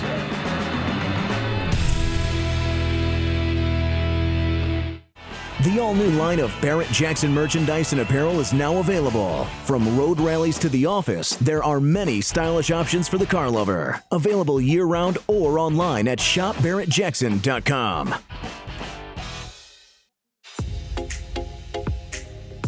Well, all kinds of interesting things out of the staging lanes. Check that out. The Fast and Furious Hobbs and Shaw movie. We got 3 of the vehicles from that are going to be crossing the block. They got models on board. guns on top. Boy, these will get a lot of attention. One of them has been kind of bashed in. I guess that's what they did during the movie. And it'll be up on the block in just a moment. You see them waving them in. And up on the block right now, a 2010 Corvette ZR1 that is on the block. And by the way, just a moment ago, we had a 2014 Ferrari California almost tipped the six-figure mark, sold at $98,000. But now we got this Corvette ZR1. I want one of these so bad. Here you can see through the window in the engine bay. Not sure if you can catch me waving there. One of the cool touches with the C6 supercharged on these, on the ZR1. Huge horsepower on these, but yeah, carbon fiber hood, manual transmission, and you can see the carbon fiber roof as well. This was the top dog for the C6, and yeah, this one a very low mileage, stunning example.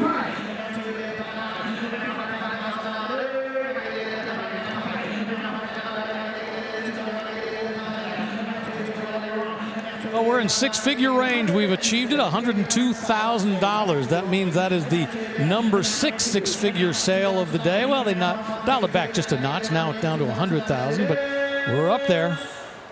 And that's what it sells for, $100,000 for a 2010 Corvette ZR1, that LS9 V8, and a 6-speed manual transmission.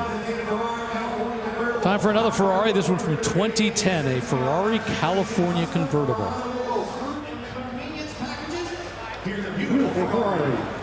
So this was Ferrari bringing an entry-level car again for the first time in quite a while, and there were a lot of innovations with these. This is the first dual-clutch transmission Ferrari. It was mounted in the rear, the first V8 front-engine Ferrari, and it's a hardtop convertible, so the first of one of those as well. The California, of course, going back to some legendary names there, but yeah, this is sort of the entry level here. You can look inside. It has the Daytona seats and that paddle shift transmission. But one cool thing about the Ferrari, or one sort of quirk of it, they have these massive taillights, but that's not actually the taillights because this all opens. You can't have taillights on a hatch that opens, so you can see when you hit the brakes, it's actually down lower by the exhaust. Well, it's old new for $198,000, and it just crossed the block here at Barrett-Jackson for half that. Another six-figure car selling for $100,000 here at Barrett-Jackson.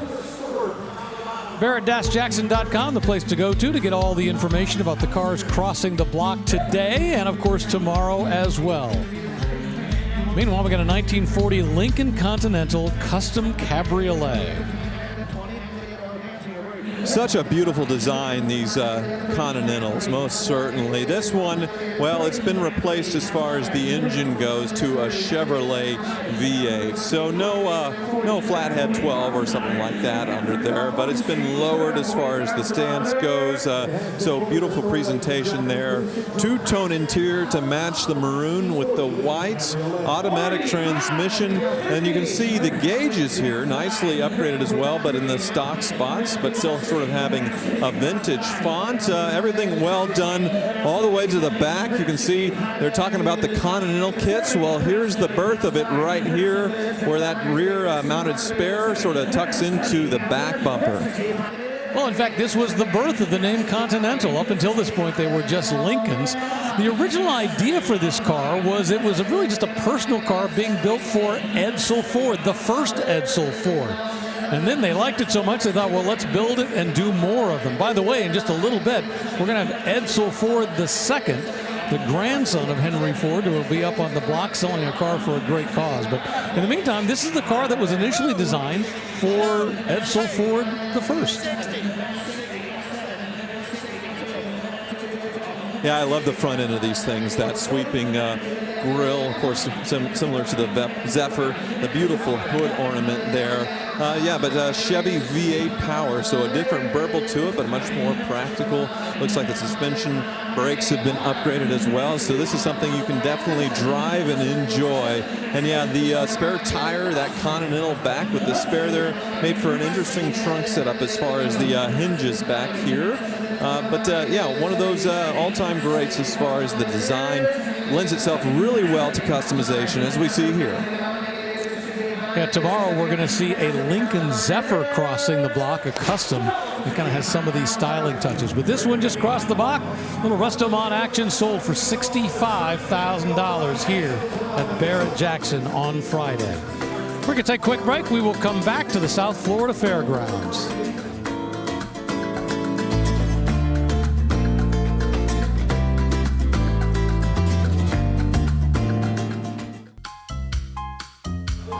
All right, back here at Barrett-Jackson. Now it's time for something a little different. Not one, not two, but 3 vehicles are going to sell as one. That's because they were all Land Rovers that were used in the movie Fast and Furious, Hobbs and Shaw. Remember, it was a spin-off to the movie, the original Fast and Furious franchise, and now all 3 of these are coming up onto the block. Of course, Hobbs and Shaw was once again a spin-off of the Fast and Furious movies. Hobbs and Shaw, 2 characters that teamed up to fight a terrorist. Movie did pretty well back in 2019, and now once again, all 3 vehicles are going to sell as one. Well, one of them is seriously smashed up, like it was flipped in the film, and there was a big pursuit sequence with these chasing Hobbs and Shaw, and you can see they have the models up there manning the gun turrets. But they've replaced the Land Rover lights with LEDs and crash bars as well. A YouTuber bought these. His name's Sam, and he is here. And they actually sat in the desert for a couple of years while he could figure out, well, what the heck am I going to do with these? And he's chosen to sell them all as a trio. So you bid on one, you're buying all 3. All 3 of them are running and driving early L322 Range Rovers. One of them is a supercharged version, but I do believe, yeah, this one in the middle is the most complete one. It has the hatch, it has the gun turret, it's going down the road. The other one obviously smashed, another one missing its rear hatch, but yeah, 3 movie cars for the price of 1 right here.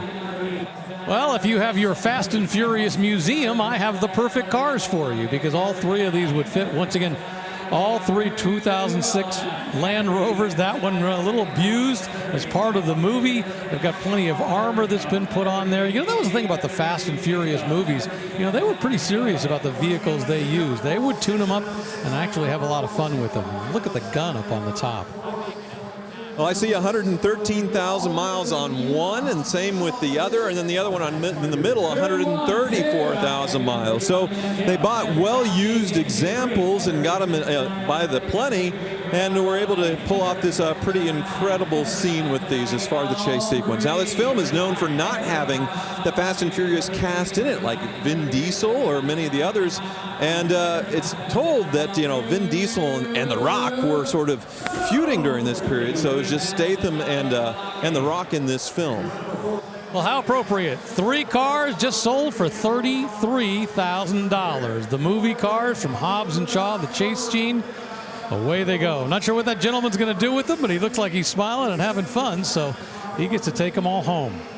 All right, let's check in with Mike Joy, who's standing by with some pretty important guests. I found a friend, a longtime friend, Edsel B. Ford II, great-grandson of Henry Ford, who founded the motor company, and we've been talking Ford all day, and I understand this is your first visit here. I've been to several Barrett-Jacksons in Arizona, right, but this is the first one I've been to in West Palm Beach. What do you think? I mean, all these cars and all this heritage and history. It's absolutely wonderful. And Super Performance has done a great job with bringing all their cars. You know, there's a black Mustang going over there at 65. And it's wonderful. I mean, you know, F-Series pickup trucks and, you know, a few Bentleys thrown in. And I know you're a collector. I remember a whole long series of phone calls one particular winter when you were looking for a Fiat Jolly to drive on the beach down in Vero. I still am. Okay. Well, I told my friend David Hobbs on the way up, I said, I've got to find a Fiat Jolly before I go. Well, I'm sorry there's not one here, but I am too. I look for one. All right. Now, you're going to help sell a car here today for a great cause that I know is very special to you and the Ford family. Yes, it's for type 1 diabetes research, and we're very excited. And Super Performance has done a really nice job in giving us this car. It's going to go to auction probably in the next 20 minutes or so. And we've had a good run with Barrett-Jackson raising money for type 1 diabetes. So. Absolutely. And then, of course, saw you were at Darlington and Talladega's this weekend. Yeah, I know. I'm ready for the Mustangs. For our friend Josh Berry to win in the 21 car. Oh, wouldn't that be something? It'd be fabulous. That was quite something when that happened. It was. Well, folks, this is the godfather of Ford racing, then and now and in the future, and we're delighted to have you here. Thanks, Mike. Great to see you. You too. Thank you. Edsel Ford II carries a very important name, member of a very important family in the automotive world here in America. 1967 Chevelle Custom. Well, what's custom about this one is under the hood, 427 cubic inch V8, automatic transmission, Ford 9-inch rear, a Flowmaster exhaust, and fuel injection, all done up beautifully with all the Super Sport badges. Yeah, plenty of upgrades to the suspension as well, and it just hammered sold for $75,000. That lady looks kind of surprised that she came away the winning bidder on that one. Congratulations to them. Mustang time, a 1968 Mustang Custom convertible up on the block. Yeah, beautifully done, sort of pro touring build with a 5-liter Coyote. So the modern 5.0 under the hood that is going up right now. Let's take a look. Yep, very nice. Came around 2010. This engine that's sort of a legend and continues today in the current iteration of the Mustang, and fits in there quite nicely. Upgraded cooling, it looks like, as well. And yeah, beautiful paint job on this convertible. Well, the beauty of the 1968 and also the 1967 Mustang was they enlarged the engine compartment. You know, from 1965, 66, it was big enough for that 289, but they wanted bigger engines in there. So when they made the 67, they enlarged that engine compartment. The 68 has the same and moving on. So they had the ability to put bigger engines in from the factory. And now, on the aftermarket side, well, you shave off those shock towers and you can get huge engines underneath the hood. This engine isn't huge, it's 5-liter, but there's plenty of room for it in there. Absolutely. And it just sold. Beautiful car, $80,000 for that 1968 Ford Mustang. They will put the Summit Racing sold sticker on right there, write the price down, $80,000, and away it will go off into the sunshine here at Palm Beach, South Florida Fairgrounds. That's a great thing. Remember, when you're walking around, you can see all those sold stickers. You know what cars sold for out in the sunshine. How about a 2014 Rolls-Royce Ghost? We're well into the second coming of the Ghost since BMW acquired Rolls-Royce. They started with the Phantom, then did the smaller Ghost that's on sort of a BMW 7 Series chassis. BMW V12 under the hood, but nothing about the quality of the build of this thing is BMW. That Spirit of Ecstasy will hide away into the grille there when you lock the car. And yeah, this one absolutely beautiful. I love this pinstriping here, which it looks like it is painted on, and interesting design there. Let's take a look at this interior because the inlay on the wood is just unbelievable. Look at this. Wow, that is quality. Old school luxury there. Just 20,000 miles on the odometer. Been around for 11 years, barely driven. Love that contrasting piping, meant to match the carpet, and you know, just something just a little bit different. And so British with all that burled wood, including the drop-down trays on the front seat backs. Very luxury, and I know they hide the umbrellas in there somewhere all rolled up, so you open the door and grab one and go. Yeah, there's a little slot for that. By the way, the consignor points out that last year, 2024, they did a full service that cost $8,000 on this. So that's money you don't have to spend because you just spent $93,000 for a 2014 Rolls-Royce Ghost. Up on the block now, we have a 2013 Lamborghini Gallardo, the LP552 Spider. This is the one that April previewed.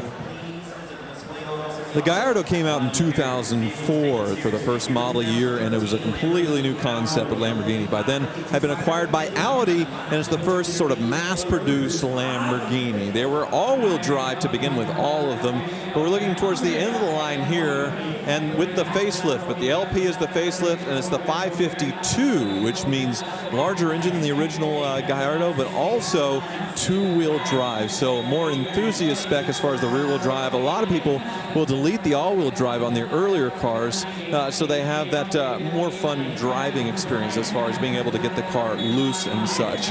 This one is the Spider, which makes it pretty rare. But yeah, these were a great car, big seller for Lamborghini at the time. Tyler, did this share many or any parts with the lesser Huracan or with, say, the Audi V10 powered R8? So the Huracan is its successor, which came out in 2015 for that model year. But yes, this was a shared platform with the Audi R8. The Audi R8 initially got the 4.2-liter V8, but then eventually they were sharing basically the same V10. So a lot in common. Of course, the Lamborghini is the more flashy version. The Audi was tuned to be a little bit softer, more grand touring, but yes, platform shared. So the good thing about that is as we go forward, let's say 20, 30 years from now, somebody wants to restore one of these, there are going to be a lot more parts and that will fit this car than there were Aventadors built. And away it goes. $92,000 came close to 100 grand, but not quite for that 2013 Lamborghini Gallardo, the LP 550-2 Spider. All right, if you were with us hours and hours ago at the beginning of our broadcast here on FYI, we were looking at some of the cars that we like to see cross the block, and this is the one that Tyler Hoover chose. So what is it you like about this car, Tyler? Well, the doors go up, of course. Yeah, the second coming of the Gullwing, as you can see here. The legendary 300 SL Gullwing, which the doors were necessary because of the tubular chassis in the 1950s. Originally a race car, Max Hoffman eventually convinced Mercedes to sell a road-going version in the United States. So this, the second iteration of the Gullwing, is special because Mercedes, or AMG, the tuning company, has always tuned existing cars. This is the first time they got to design and engineer a car from the ground up. And as I pointed out earlier, rear-mounted dual-clutch transmission, V8 mounted very far back in the front, 563 horsepower with these. Well, safety standards that did not exist back when the original Gullwing came out in the early 1950s meant that for Mercedes to do this and build this car as you see it, they had to come up with a mechanism that if the car landed on its roof, something that would blow the doors off of it so people could get out. And they were willing to take all those steps and make it happen as we close in toward $200,000. Yeah, they quit making these about 10 years ago. They became instant collectibles. This one very low mileage as well. But yes, Mike pointed it out, a small explosive charge right above your head to pop the hinges, say if the car rolled over. Not quite 200 grand with this one, but very close. $185,000 for a 2012 Mercedes-Benz SLS AMG Gullwing Coupe.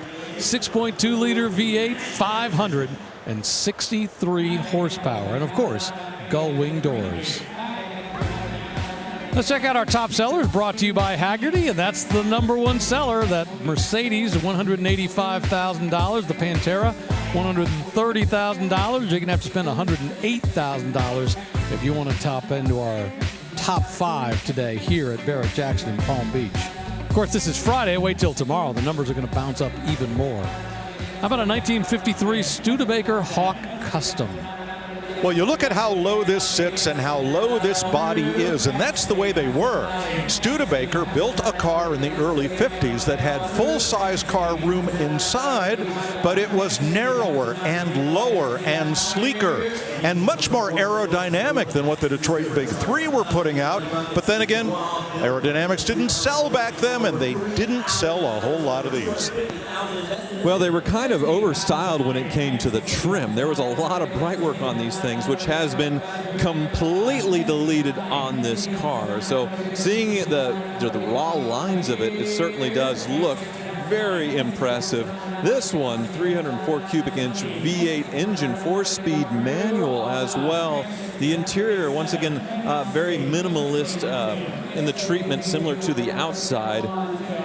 Looks like it's locked, but pretty neat in here. Look at that sort of oval or yoke-style steering wheel, that center console.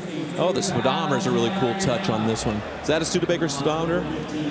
Tell you what, it looks like a Studebaker Batmobile when you look at those fins in the back, the way it's all been blacked out. What a great, great custom. They say they spent $250,000 building this. What a look.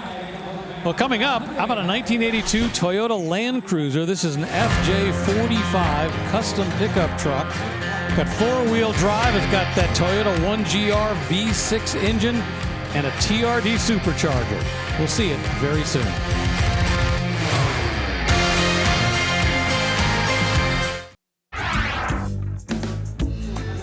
Well, time passes quickly here at Barrett-Jackson on Friday. It seems like the cars don't move, but the people do.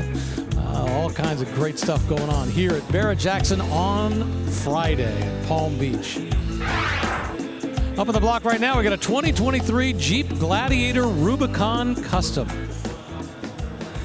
Yeah, this one has been dramatically lifted from stock. They came out with the Wrangler-based Gladiator in 2020, and everybody thought that this would be a big hit. It's been kind of a slow seller because of the high price, and but the customization to this one, pretty neat. So it's been given a 392 swap. So they made the Wrangler 392 in the Wranglers. They didn't make it for the Gladiator, unfortunately, but somebody decided, I want to do that with the Gladiator. 392 has been a great seller for Jeep, so we'll see what this one does. Now, there was a lot of demand for this vehicle. You know, when the Wrangler got upgraded, everybody's going, no, pickup. We want a pickup. We want a pickup. We want a pickup. And then they came out with the pickup, and as you said, the demand was a little bit tepid, but a lot of fellows bought them and started customizing them and upfitting them, as this one is. Yeah, I feel like I see more of the Rubicon in the top trim than the base ones, because the base price is pretty high for around $40,000. About 20 more, you get the Rubicon, all the off-road stuff, the locking axles and things. But yeah, the big upgrade on this one, other than suspension, is that 392 Hemi, which Jeep said, we couldn't do it. We're not going to do it because of the crash standards, and of course trying to stuff a big Hemi in the front. And then they figured it out, and they sold like hotcakes in the Wrangler. Well, this truck was designed to be a sport truck. It was never designed to be a work truck or a fleet truck like an F-150 or a Silverado or a Ram 1500.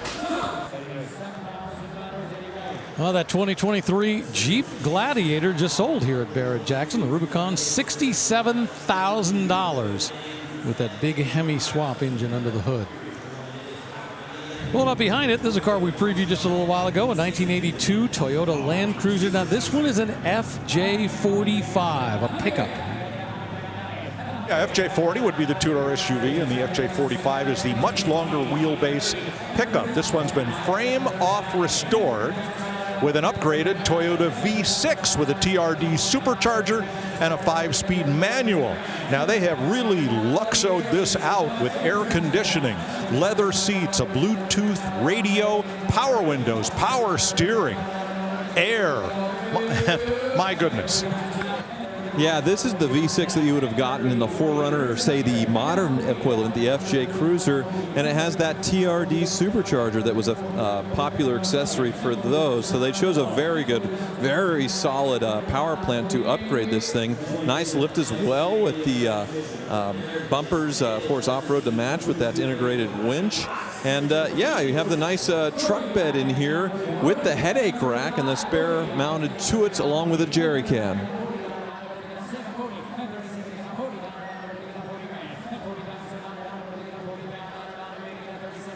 Boy, you travel to the outback in Australia, you see these things all over the place. This is one of those vehicles that is just so incredibly rugged. You know, you go to the farthest corners of the world and you see the FJ40s and, of course, these FJ45s or the diesel version of these. Boy, they are just sturdy and go on forever.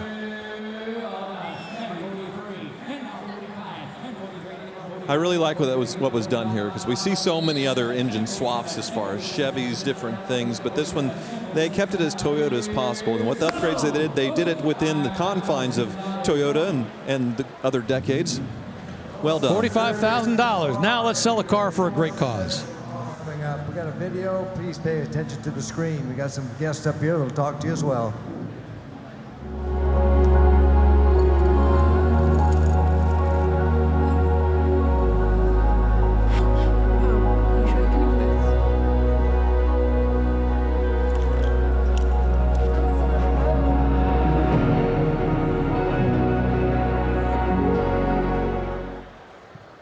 Please give a warm welcome. You have Edsel Ford getting out of the Cobra here, David Hobbs,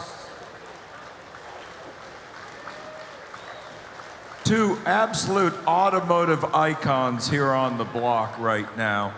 Bob Varshu's over here on the side with David Hobbs, been the voice of F1 for decades. We're extremely proud to have them here. Scott Meese, who is the board president of Breakthrough T1D, which is formerly known as JDRF. So this is a long relationship that Barrett-Jackson has had to help cure type 1 diabetes. Scott Meese, tell us about what we're raising the money for. Well, thank you very much. And thank you all for being here and listening for a few minutes. This is a fabulous place, by the way. I'm so excited to be here. So, as you mentioned, I'm Scott Meese. I'm president for Breakthrough T1D for the Palm Beaches. Breakthrough T1D, T1D meaning type 1 diabetes. Used to be called Juvenile Diabetes Research Foundation, recently changed the name. I wanted to, first of all, I just want to thank Edsel Ford very much for his leadership and Ford partnership with Breakthrough T1D. Also, thank you very much, Edsel Ford. Really remarkable. Also want to thank Craig Jackson, Steve Davis, and the Barrett-Jackson community for the important role that they play. Very much thank you very much. And they've driven almost $9 million raised at the Barrett-Jackson auctions with Ford and Shelby vehicles. And no company has done more to fund Breakthrough T1D research than Ford Motor Company, which has raised over $80 million in support of Breakthrough T1D. And the question is, why do we raise money for Breakthrough T1D? Our mission is accelerating the life-changing breakthroughs to cure, prevent, and treat type 1 diabetes and its complications. I'll bet a bunch of you out there know people that have type 1 diabetes, or maybe you have it. It's really huge. And our purpose is that we drive toward curing type 1 diabetes. We help make everyday life for a type 1 diabetic better. So I thank you all very much, and I hope you guys really bid up this car. We really need the money. So, and last thing I have to say, I want to thank Edsel Ford also, because I started my career in Ford Motor Company as an engineer about 40 years ago. So thank you all for your support of Breakthrough T1D and for all the folks here. All right, Joseph. All right, here we go. So Superformance is an authorized builder of these replica or continuation Shelbys. And also just Linda Vaughn, Miss Hertz joined us, Hobbs, Ford. This is a legendary moment, folks. Tell them a little about the car real quick. An absolutely incredible example. And so these cars are continuing to be built, even though the last 427 street competition Cobra, as this one is featured, rolled off the assembly line in 1967. There is still a huge demand for these cars, and so there are authorized builders continuing to build them like this one. Yes, of course, back in the day, you had the options of Ford power plants, small, big block. This one, well, entirely modernized. It's a Coyote V8, a 5-liter under the hood. And you can see they went with sort of a Monza red, gray stripe, and all the trim, or I guess all the chrome that would have been chrome, has now been sort of satined out around the windshield, the wipers, the roll bar. So sort of a modern touch to, here we are already at $100,000. Well, remember, every penny of the sale of this will go towards JDRF, because Barrett-Jackson does not take out a commission like they normally do on their sales. So a great cause, and we're over $110,000 now.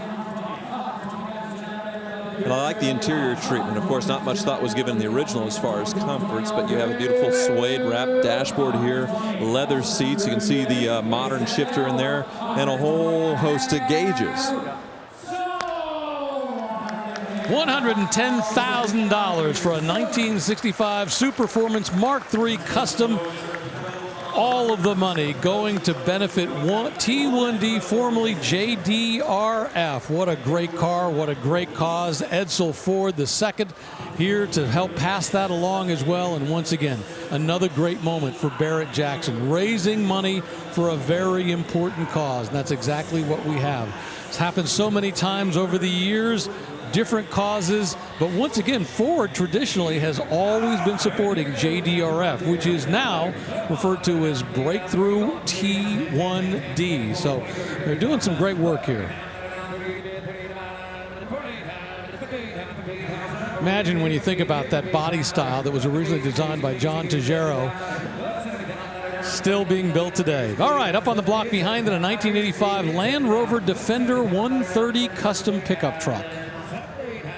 A very cool build here. About everything that could be done to a Defender and done well has been accomplished here. Of course, the modern gray metallic paint, integrated front bumper and grill guard with the winch. Under the hood, 4.6-liter V8 engine, so a major upgrade there. But look at all the accessories. Of course, the roll bar surrounding the front windshield, and in the back, you have the roof basket up overhead and the roll bar in the back. And look, you have pretty much everything you need to go on an expedition here in the back. The jerry cans, the full-size mounted spare. You can have a backpack in here for supplies, a jack. So, oh, there's even an axe mounted up there. Literally has everything. Yeah, you know, it doesn't look like it's taken a single minute off-road, but it is definitely prepared and capable. We're closing in. We just hit $100,000 for this 85 Land Rover Defender. Wow, all those touches, all the lights, all the work. It's definitely paying off on this one. And a very unusual configuration. Of course, we're used to seeing crew cab pickup trucks in today's market. Pretty much everyone sold in the U.S. is like this, but a 130, so a long wheelbase versus the 90 or the 110. So you get that four-door configuration and the truck bed with the long 130 wheelbase. Yeah, still cranking along. We're up to $110,000 inside. They've got hand-stitched leather seats, Puma dash wrapped in leather. So really, it's a perfect combination of that rugged utility and some great luxury. Yeah, inside it is very well done. I'm really liking the sort of modern Range Rover shifter. A lot of modernization inside as well. Just beautiful. $110,000. That's the sales price on that 1985 Land Rover Defender 130 custom pickup truck. All right, let's head over to Mike Joy, who truly has some special guests. Yeah, racing royalty here. Linda Vaughn just walked by. Here's two-thirds of the greatest Formula One booth in American history. Bob Varsha, David Hobbs.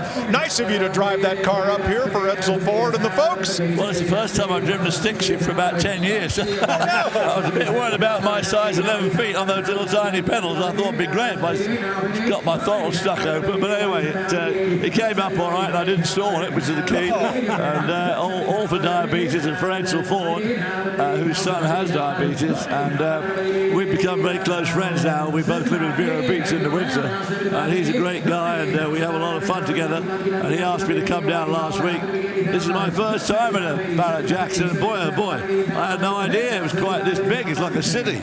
Unbelievable. So after writing the book, Habbo, what have you been up to?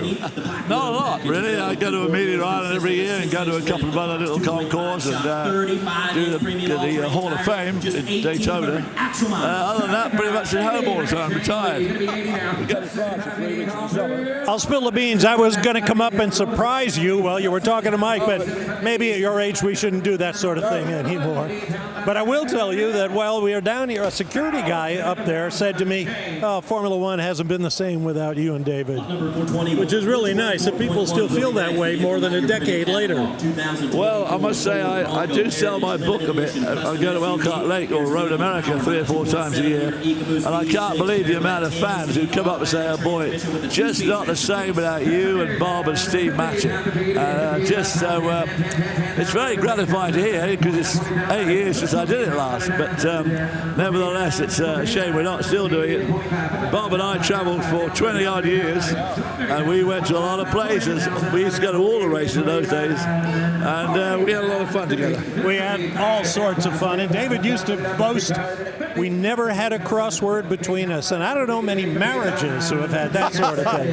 Well, you guys were cellmates for all those years. So, Bob, I'm going to ask you to stick around, and Craig, I'm sorry, but I got to go to Talladega. I got to go to my day job. So, is it okay if Bob sits in? Bob can sit in. David can help. I mean, this is such a power couple right here of F1. You, the voice of NASCAR. This is royalty right here at Barrett-Jackson. Well, we've had a lot of fun together, and more to come. Thank you. That's right. I'd rather be here.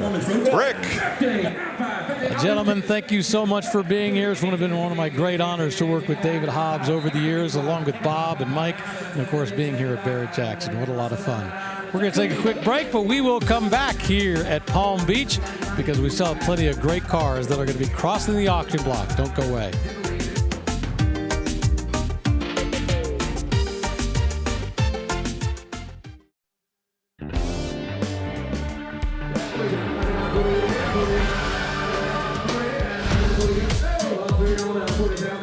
Welcome back to Barrett-Jackson here at West Palm Beach, Florida. I'm Bob Varsha, stepping in for Mike as he heads off to Talladega and NASCAR duty. Rick DeBrule is now down on the stage with Tyler Hoover, and April Rose is patrolling the paddock area for the little nuggets that we associate with her great work. This is lap 429, a 1959 Ford Fairlane 500 Skyliner, retractable hardtop, of course. That's why it's called a Skyliner.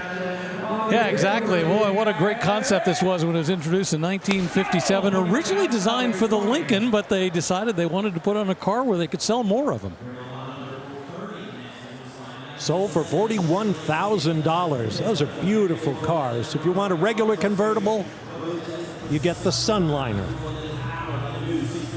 Continental kit on the back. Beautiful car on its way to its new home.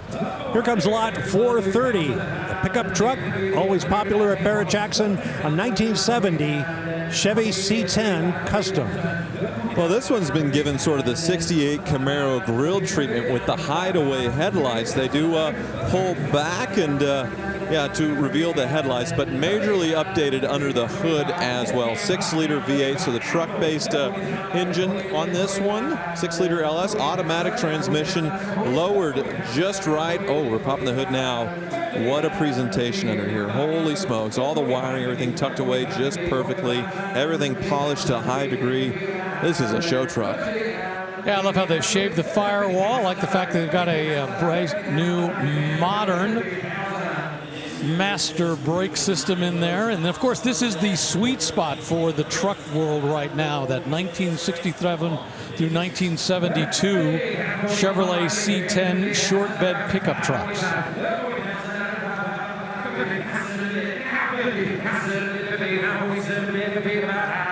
Willwood disc brakes all around, and in the back it's kind of interesting what they've done. They don't have wood back here. What they've done is they've got this, it's kind of a rubbery kind of thing, but look at the little red piping that they've put around to match all of the coloring on the outside. Great paint on this. Yeah, it looks like a non-slip mat that you would have put in your boat or something like that. And it's a good idea, I guess, to protect the bed, because obviously this thing is a very high quality. Hand-drawn pinstripe as well, so nice touch there. Interior beautifully done up. You can see more of that pinstriping inside as well. You can get in. Beautiful stitching too. A lot of metallic in the paint, which is definitely popping here in the lights. I imagine outside it's even more beautiful. Yeah, House of Color apple red urethane paint. So boy, and like you say, it just pops. You feel like you could dive right in. And I like the fact they've kept the chrome on this. They haven't just gone away and blocked it all out. sold for $58,000. And as we say so often, a frame-off restoration, new beating heart under the hood. You couldn't build it for that. Well done by whoever won that bid. But that's only the beginning of what's coming up here today. And don't forget Super Saturday tomorrow. If you have any questions at all about what goes on at Barrett-Jackson and how you can be a part of the fun, go to barrett-jackson.com. It's all there. Now on stage, lot 430.1 is a 1970 Ford Bronco custom SUV. First generation of the Bronco, started in 1966, went up through the 70s. And, you know, when 1969 came along, of course, the Blazer moved and came out with the truck-based chassis. The Bronco folks were going, wait a minute, we need to change. But at this point, 1970, they didn't have the time, so they had a few years off before they were going to go do this, still on that very short chassis. This particular one has a 302 cubic inch V8 engine underneath the hood, and they've got a 4-speed manual transmission. And that color, gotta love it. It's Ford Antimatter Blue with that white hardtop. And once again, the hammer falls, $36,000 to that new owner. Those guys are going to have fun with that Bronco. And the Summit Racing Equipment sold sticker goes on, as it does on every vehicle that sells here at Barrett-Jackson. And the price is written, as Rick DeBrule said earlier, written right on the sticker, so you can go back out to the paddock area where the vehicles are parked and find out just what that vehicle sold for. Now taking pride of place center stage is a 1932 Ford Tudor custom sedan. Classic old school hot rod. I remember there was a model that was, I think they called it the Orange Crate. It was an orange version of this.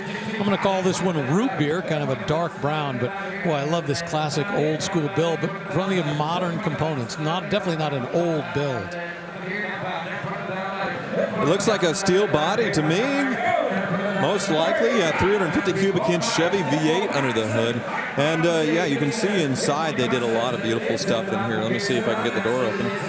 Well, you have to see through the window, but it looks like it has the painted on wood that you would see, digital gauges in the spot where you'd see the 32 Ford. And yeah, the Tudor body style, sort of, I guess, well, you would call it shooting brake today as far as that shape, but integrated LEDs there into the rear, including a third brake light on top of the rear window. And the consignor says it is indeed all steel. He points out it's aftermarket steel fenders, but real steel all the way around. No mistaking that hammer, and that auctioneer's call, $32,000, takes that 1932 custom Ford Tudor. Now, here's something a bit different. It's the Type 2. It's a 1973 Volkswagen 23-window microbus recreation. Not the original deal, but just as good and maybe even better. Yes, once again, one of the Brazilian ones. This gentleman has come. His company's called A&J Revival in Brazil, and he has brought a number of the Brazilian era, 1970s era VW buses that he's converted to the Samba style. You know, the question is, how different are these from the ones we got in the United States? One of the things I've heard is a slightly thinner metal, but the other thing I've heard is because of the roads in Brazil, which were mostly unpaved, they had to do some work on the rear suspension of these. So what I've been told is this actually has a stiffer or better rear suspension than you'd find in a normal 1967 and earlier German version. Well, and obviously the suspension has been dropped as well. There's the Tambourine Man playing his definitely getting the crowd fired up here. And yeah, they definitely did a great job recreating the 23 window. You can see all the windows on top, the big Samba roof, Porsche Fuchs style wheels. And Rick, what do you see in the back? A 1500cc engine. I think this is what it would have come with, only pumping out about 64, 65 horsepower. Remember, just a classic flat 4 opposed engine. You know, the goal when they did this, the original concept of putting the flat 4 engine into both the Beetle and, of course, the van when it came out, was they wanted an engine that was really simple, Remember, it doesn't have a radiator, it doesn't have all those hoses. If they can keep it cool, it works. And boy, I tell you, these 4-cylinder, air-cooled, horizontally opposed engines just went on forever. $35,000 takes it. Now, there's a funny phenomenon, let's call it that happens at Barrett-Jackson from time to time. Out of the woodwork will come a vehicle that you never would suspect of being terribly valuable. We had the case years and years ago of a 23-window Safari Volkswagen bus that rolled up and went to the moon. $200,000 or so. Suddenly, there were buses everywhere coming to auction. The Amphicar is another good example. What will it be this year? This is lot 434, 2016 Mercedes-Benz G63 AMG. Well, this is how most people think of the G-Wagon today, sort of a luxury off-roader. This one a G63 AMG, so that AMG twin-turbo V8 under the hood with 563 horsepower. But they started life, the G-Wagon, a simple military vehicle, sort of the German Jeep. And we didn't get them for the civilian market in the United States until 2002. A lot of it imported now under the gray market in the past and the 25-year rule now. But now it is definitely an icon, sort of a luxury roller, but still has all that off-road credential as far as the locking differentials and the low range, but a serious luxury interior and serious performance. You can see the side pipe exhaust down low with the AMG wheels, and this one looks to be in really nice shape. I wonder what the miles are. 63,000 miles, so used a bit, but still very coveted. 57,000 the current bid. And I'm going to guess it still has a long way to go on that odometer. I think it's pretty capable of lasting for significantly longer. Like you said, 563 horsepower going through a 7-speed transmission. Has this squared off look that has now become very, very popular in the luxury SUV world. Tomorrow we're going to see a Brabus 6x6 where they took a G-Wagon like this, used the portal axles to lift in the air, and then added a whole nother axle with the truck, and it's absolutely wild and crazy and insane. This one, very cool in its own right. And there it goes for $63,000 to someone up in the skyboxes, it appears. 563 horsepower in what is basically an SUV. Nice buy.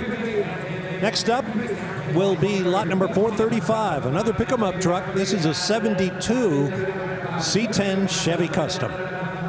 Did somebody say they want a creamsicle? Because I think it's what we've got up here. I'm not quite sure if this is hugger orange, but definitely orange and white on a 1972 C10. As I mentioned earlier, the sweet spot for the truck collecting world right now are these C10s from 1967 to 1972. Under the hood, nice and cleaned up, big 350 cubic inch V8, made it to a 4-speed overdrive automatic transmission. It's also got an improved underneath with Ride Tech suspension, all kinds of great work that's been done to this.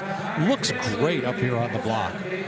And it did the side exit exhaust on this one as well. Since it's been lower, that kind of makes sense because you don't want the exhaust dragging, so it makes sense to do a little cut out there in the rear bed. But yeah, this one given that vintage color, but with a base coat, clear coat, sort of a modern, flawless paint job, and all the trim restored or over-restored to nicer than original. It just really pops. And yeah, the Chevrolet script with the wood grain there in the bed, which you would have seen in a higher trim like this that has the CST badge on the door as well.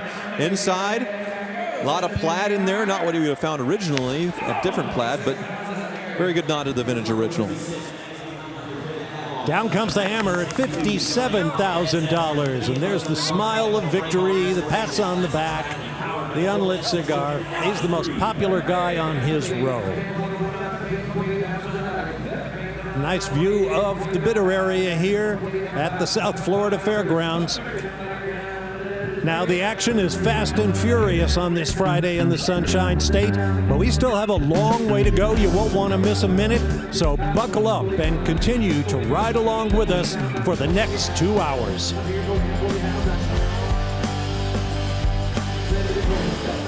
Welcome back to the South Florida Fairground, the Barrett-Jackson Collector Car Auction. We're in the thick of things. And up on the block right now is lot 436, a 1962 Chevy Impala SS Custom Coupe. I'm Bob Varsha, working with Rick DeBrule, April Rose, and Tyler Hoover. Yeah, definitely custom is the word. Looks like all the chrome has been stripped off, and underneath the hood, they had it open just a moment ago. A very modern Corvette LS3 V8 engine, 6.2 liter. And I love the fact they've made it up to a 4-speed manual transmission. Yeah, nice touch, lowered just right as well. The maroon paint, certainly base clear, much nicer than we would have had in 1962. Sold for $44,000, and I think that was really a great buy on a terrific car. Now let's join April Rose. Hey Bob, I'm in the pre-staging lanes with this beautiful 1974 International Scout 2. Now, normally you see a lot of Broncos restored, K5 Blazers. It is so fun to see the Scout. Upgraded LED headlights, beautiful baby blue, full rotisserie restoration. You got off-road wheels and tires. Oh, and I got to point out, International Harvester logo right there. I'll never unsee this. There's a man or woman riding a tractor. It is stuck in my brain forever. Now, take a peek inside. This is so cool. Period correct cloth inserts inside. Looks to be somewhat original gauges. You got half a roll cage here. I mean, this is such a fun ride. She's got an LS swap 5.3, lots of power. Now, the new Scouts are coming out soon. They're all electric. I don't know how I feel about that, Bob. Well, I tell you what, April, totally apart from what you just asked me, I've been watching you all day, and you really seem to be attracted to these off-road ready, rugged Broncos and Chevys and what have you. International Scouts like that one. We'll see it on the block soon. We're at 62,000 bid, and the bidding is still open on lot 437, a 1967 Chevy 2 Nova SS Custom. Tell you what, these Chevy 2s have a huge fan club. They get up here on the block, especially when they've been redone properly, and the numbers just seem to crank through the roof. This is a real deal Chevy 2 Nova SS according to the consignor, but it has been customized since then. They got a 350 cubic inch V8. They've got a 4-speed transmission that they've hooked up, and inside the interior is wonderful. $68,000 takes it to its new home. Well, is it? Well, looks like somebody up in the grandstands waving the yellow hanky to get the attention. Now he wants, I believe the bidder assistant wants to cut the bid in half. Instead of $1,000 increment, maybe $500. Driving a hard bargain up there.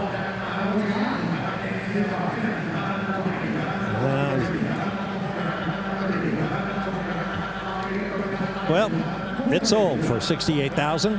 Back to the block now. Lot 437.1, an 87 Chevy K10 custom pickup. This is really cool. What I like about it is they sort of did what someone would have done in the 80s to customize their truck.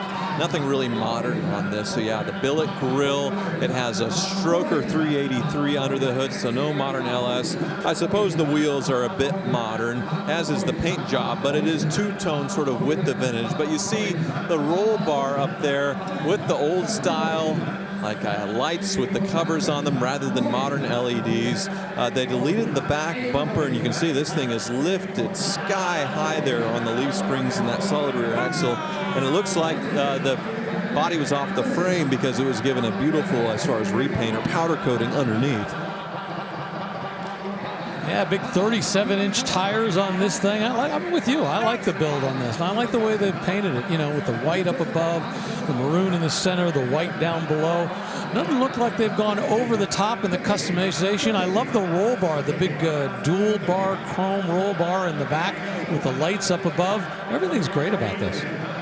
And I'm sure a lot of you remember seeing these on trucks everywhere back in the day. The KC Daylighter lights mounted to the roll bar. Nowadays it's all LED light bars, and yeah, that smiley face with them.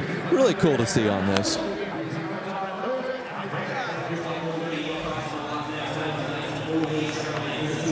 And down comes the hammer at $50,000. And she's a very happy bidder. Great to see the females getting involved. They have taste. They have needs when it comes to motoring excitement. And they're not afraid to step up and bid on a dream car. Who knows? You might take it home. Here's lot 438, a 1948 Chevrolet 3100 pickup. Well, what a lot of fun. You know, it's interesting when you look at the truck collecting hobby, because as I often point out, it really boils down to what is it you like? What generation? I mean, we just had a 1980s truck cross the block. And of course, they went wild with that, lifting it up. And now you've got a 1948 3100 5-window. And what's great about this, and if we can get Cliff to open the hood here on this one, I want to show you what's something special that's underneath. Hold on. We got I believe we have an inline 6 under there as opposed to a V8. I really wanted to show that off because so often we see them where they're, converted to something very modern. I like the fact that they kept that original inline 6 inside this one. Handshake from the bidder assistant to her bidder. And the truck sells at $48,000. Here's April once again. Hey, Bob, I'm out here. I am not worthy. Jerome Bettis, Hall of Famer, Super Bowl champion with the Saints. We are so lucky to have you here. Is this your first time at Barrett-Jackson? First time ever at Barrett-Jackson. It is impressive to see. If you've never been here, it's something to behold. Right. Wait, no, I said Saints. I meant Steelers.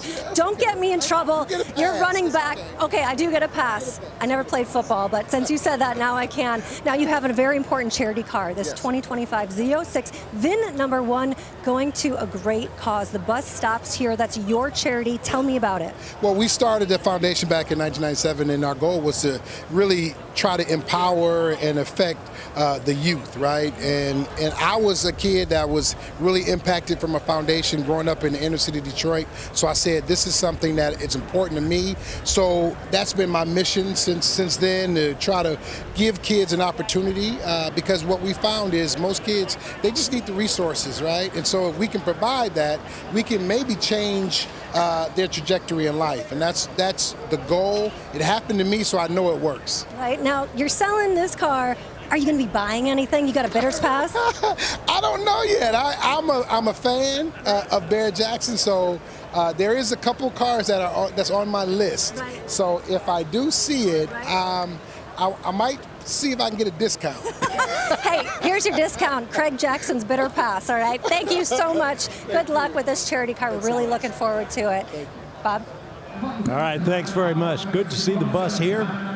Good to hear that he's a car guy. And the truth can now be told. April is from Chicago. She's a Bears fan. The Mustang Mach-1, beautiful in Wimbledon white, sells for $65,000 from 1969. Really nice. Away it rolls, and rolling into position behind it, lot 440 is a 2020 Jeep Gladiator Rubicon Custom. Well, here's what's been customized. I mean, obviously there's the suspension, the fenders have been taken in and rhino-lined. Under the hood, we saw a 392 earlier. This one retains its normal V6, but it has been supercharged. And it's important to consider, you do all these modifications, the bigger wheels, the suspension, of course, all this adds weight, makes it harder for us to get out its own way or climb a hill. So that performance bump is very important. It's nice that it was done on this Gladiator, which, yeah, first year of these was 2020, and that's what we have right here. So the consignor's pointing out something interesting. It's got a 3-inch lift that he's put on it, but he says it's also designed to fit in a 7-foot tall door garage. So it's not massively lifted so that you can't get it into a normal garage. And it's interesting that they made that point. If you're concerned about buying it, if you're concerned about owning it, will it fit in? Well, if you got a 7-foot garage door, this is exactly what will do the job. And they've done a rear-mounted spare here that opens up to match the size of the wheels, massive wheels. Well, the combination made those folks fall in love with it, and they paid up to $50,000 plus the buyer's premium and all appropriate taxes to take it to wherever they live. We'll be back to Barrett-Jackson.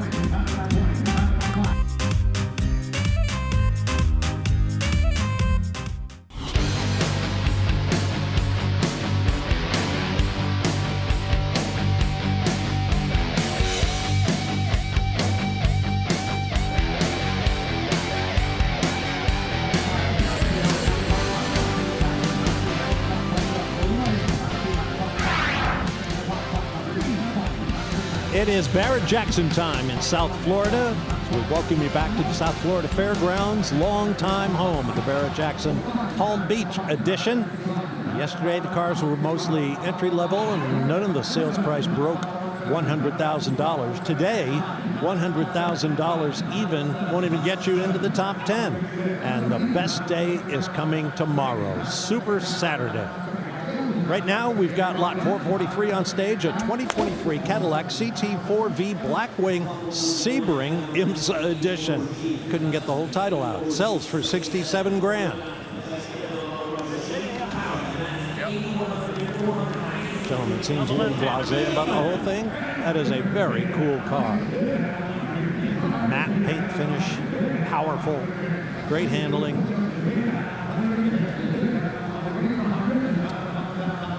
Now, here comes another Jeep. This is a 1984 CJ7 Custom. Custom is the word, because this is a long way from the way it started out with. Underneath the hood on this thing is a 496 cubic inch big block V8, so massive horsepower. Underneath you see that 6-inch lift. Boy, it's got those big huge tires on it, plenty of performance. You know, you think about what this was born with back in 1984 and what it's like today. Yeah, and we're seeing the end of the CJ in the last couple of years in the mid-'80s, and yeah, it's definitely a customizer icon as far as V8s and all kinds of things stuff in there. Well, that might be the biggest engine I've ever heard of in a CJ, and of course the lift to match is absolutely unreal. But not that this thing's probably ever been off-road from the look of it, but you do have a full road cage for the front and rear if you were to get in a bit of trouble. Manual transmission as well. Beautiful paint job on it too. Base clear coat done throughout, and the frame totally redone. Yeah, stunning. Yeah, and I often wonder how many people who buy it are going to drive it off-road, but it has so much potential to get there. All right, the bidder's office will be in touch either today or maybe tomorrow. Boy, the auctioneer rattles on, but the hammer came down, and the Jeep sold for $34,000. Now we're going to take a break, but here's something coming up you won't want to miss. You heard about it moments ago from NFL Hall of Famer Jerome Bettis. It's his personal 2025 Corvette Z06 convertible, VIN number 001, going for charity. The all-new line of Barrett Jackson merchandise and apparel is now available. From road rallies to the office, there are many stylish options for the car lover. Available year-round or online at shopbarrettjackson.com. Back in Palm Beach, there's a look inside the McGuire's staging lanes, which for me is the best place to be if you can't be up here on the block. Why? Well, for one thing, it's cool and shady on these 80-degree Palm Beach days. And the other cool thing is the cars all come to you. You don't have to walk the whole property. Just stand there and admire these amazing dream machines. Bid is closing right now on lot 446.1, a 66 Chevy Corvette Custom Convertible, and it sells, just as I get the words out, at $50,000. Crossed flags on the nose, as Corvettes are bound to have. Great year for the vet. Now here comes lot 447, a 1967 Chevy Camaro Custom Convertible. First year for the Camaro, but obviously this one's had some extra touches added. It's got a 327 cubic inch V8, aluminum polished intake. It's got fuel injection that's been added. And they point out that they've got receipts from just a month ago showing that they spent $14,000 worth of work making sure that this car was just right when it came to auction. So love this color, love the stripes, and love the work that's been done to it. Yeah, sort of a period correct dress up with those Edelbrock valve covers. And you can see the wheels, they look like the right sort of rally sport wheels, but they're modern and they're oversized. So a good touch as far as a nod to the past, but you can put modern tires on it that way. And yeah, great color with the rally stripes, and drop the top here in Palm Beach. You know, not a perfect car, a few flaws here and there, but boy, what a lot of fun this would be to buy and drive. And that gentleman's going to drive because he bought. Cause for celebration tonight here in South Florida. 50 grand for the car. And away it goes. We're in convertible country for sure. Here's lot 449, a 69 Pontiac Firebird Trans Am Ram Air 3 recreation, not an original. Well, of course, 1969, the first year for the Trans Am, and you know, over the years it became a massive fan favorite, with the slowly but surely getting larger and larger Screaming Chicken on the hood. But at this point, we have no Screaming Chicken. We just have some subtle stripes. Now, once again, this is a recreation. And interestingly enough, when Pontiac licensed the name Trans Am, they weren't winning in Trans Am. In fact, they didn't win the Trans Am Championship for years to come. But everybody associates the Trans Am name with Pontiac because this car was so successful on the showroom floor. So you saw the Ram Air intakes under the hood. It's feeding an upgraded 400 cubic inch V8, which would be correct with the Ram Air. Dual carburetors as well. Muncie 4-speed on this one, so you can roll your own gears. And they have added air conditioning, vintage air. So when you're at Palm Beach, it's getting hot outside. That's a great addition. But that blue striping matching the Ram Air going to the rear there. And Rick's found something. What's going on? Well, I just want to point out, remember that I talked about the fact there's no big Screaming Chicken on the hood. This was it. This was all you saw, the very beginning of that thing. Well, somebody obviously likes it, and they are on the phone with that young lady at the right of your picture who kept raising and raising and raising the bid as she dealt with her bidder, and it sells at a nice round 100 large. Wow. That must have been an interesting conversation. Just one of the ways you can bid here at Barrett-Jackson. Internet, proxy, have a staff member bid on your behalf to your instructions. Be here yourself, of course, which is the best, or on the phone. Now here's a car that April Rose previewed for us earlier. It's lot 450.1, a 1974 International Scout 2 Custom.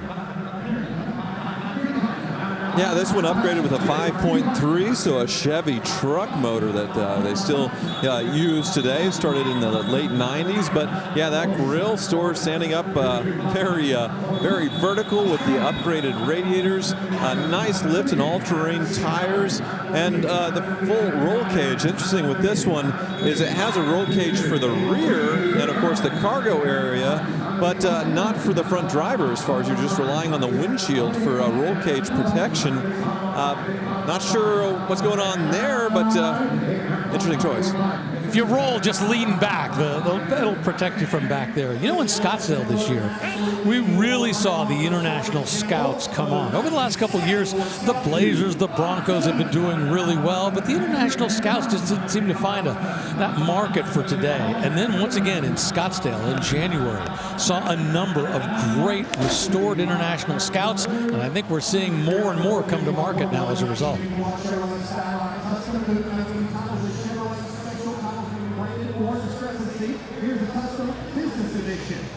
And it sells for $55,000. A friend of mine had one of those once. He used to delight in driving at full speed down the median on the highway. Do not try this at home. Let's move on to lot 451.1, a 1951 Chevy Styleline Custom Coupe.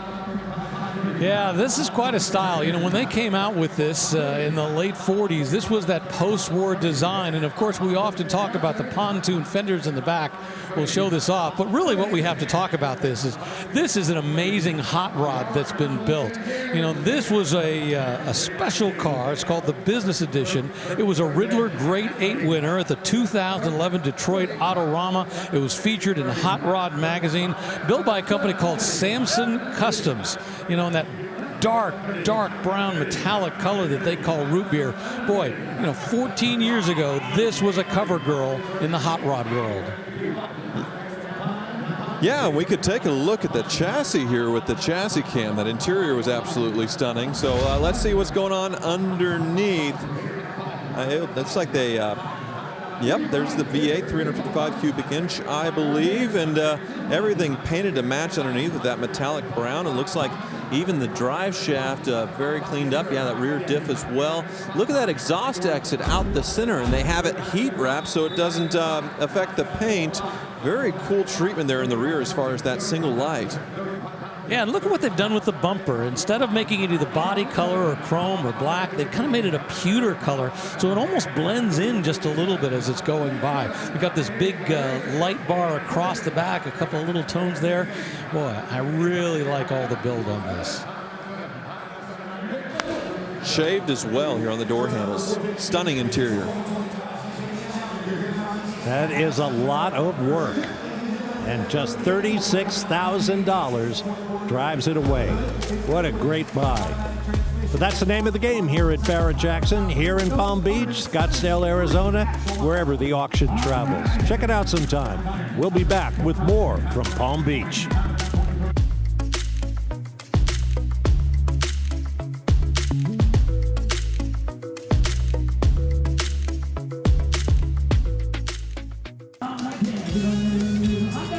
Back inside the main auction hall here at the South Florida Fairgrounds, a site that has both hosted NASCAR Circle Track Racing and IMSA sports cars over the years. I'm old enough to have called some of those races. But you wouldn't see this racing. This is another Volkswagen 23-window microbus. This is another recreation, 1974 edition.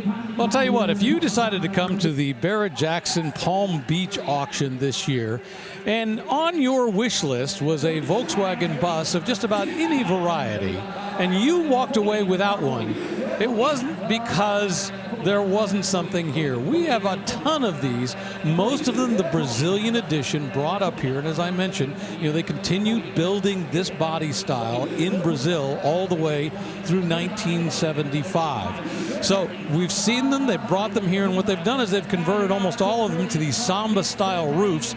And once again, it's a kit you can buy, but to be honest with you, it is not easy to put these in because of all the cutting that has to do. You've got to put that in, you've got to put these windows in. Tons of them have been built, and we have had a lot of them go across the auction block. Well, you got to think about the structural build, too. Well, $30,000 takes that one. I hope the folks from Brazil are happy because it's a lot of fun when they bring their creations or recreations here to Barrett-Jackson. And away it goes. Now here's something completely different. This is a 1965 VW Type 3 custom notchback. I don't think I've ever seen one of these. So the Type 1 is the traditional Beetle. The Type 2 is the bus. This is the Type 3. Now, they made 3 different body styles for the Type 3. They made the fastback, the squareback. Both of those were imported into the United States. And then they made this one right here. This is called the notchback. As far as I know, these were never officially imported into the United States. This particular one was supposedly bought by a soldier in Europe and eventually brought back into the United States. But I tell you what, it's a long way from its original form. It's got a 2,337cc 4-cylinder engine, which is much bigger, much more powerful. He's also upgraded the suspension. A lot of work's been done to this.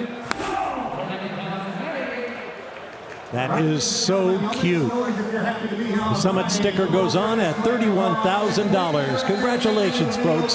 That was cool. And now it's time to sell a car for a good cause.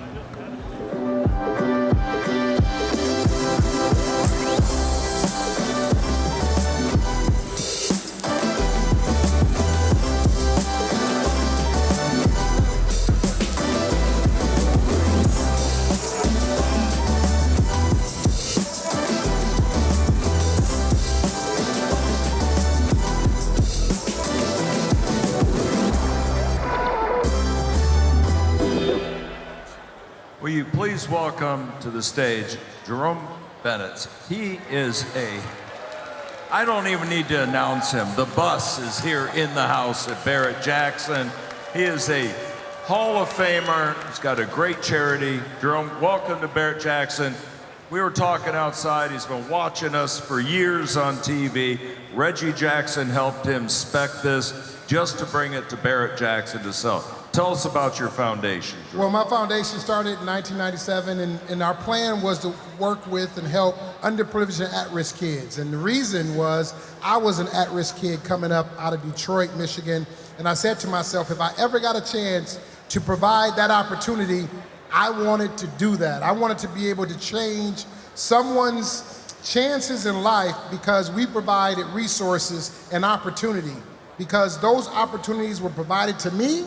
And I know for a fact that it works, because I would not be standing in front of you today if there wasn't a man named Reggie McKenzie who was willing to give of himself with his foundation to help a young, underprivileged kid like myself. So it works, I know it works, and this vehicle will provide resources to help young kids benefit from.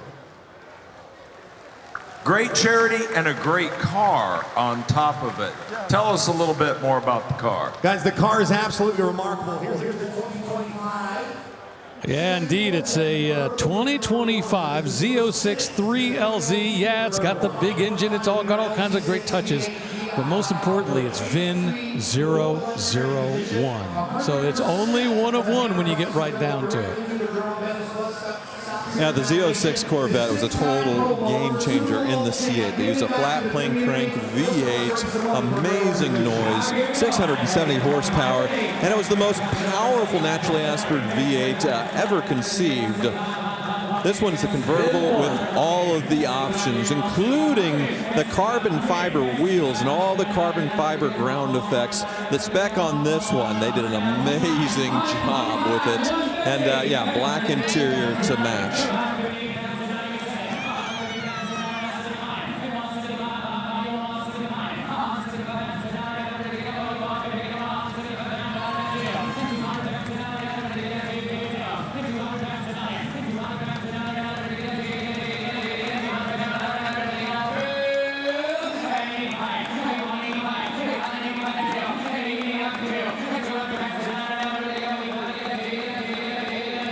That ties our top sale of the day. The Double Century, $200,000.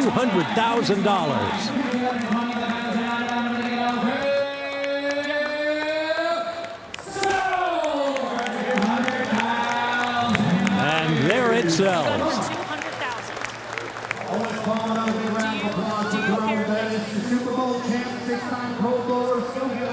Thanks so much. Be sure to look up Girls A new leader of the day and the auction as we work towards Super Saturday here at Barrett-Jackson Palm Beach. By the way, the name of Jerome Bettis' foundation is The Bus Stops Here. Check it out. There's the reason they call Florida the Sunshine State. Blue skies, fluffy clouds, mid-80-degree temperatures, light breeze ruffling the palm trees. Doesn't get a whole lot better than this. Well, in fact, it does when Barrett-Jackson rolls into town. Provides the kind of excitement we've been witnessing for 2 days, with more to come tomorrow. Don't miss it. Now on stage, a 1957 Chevy Bel Air Custom Coupe.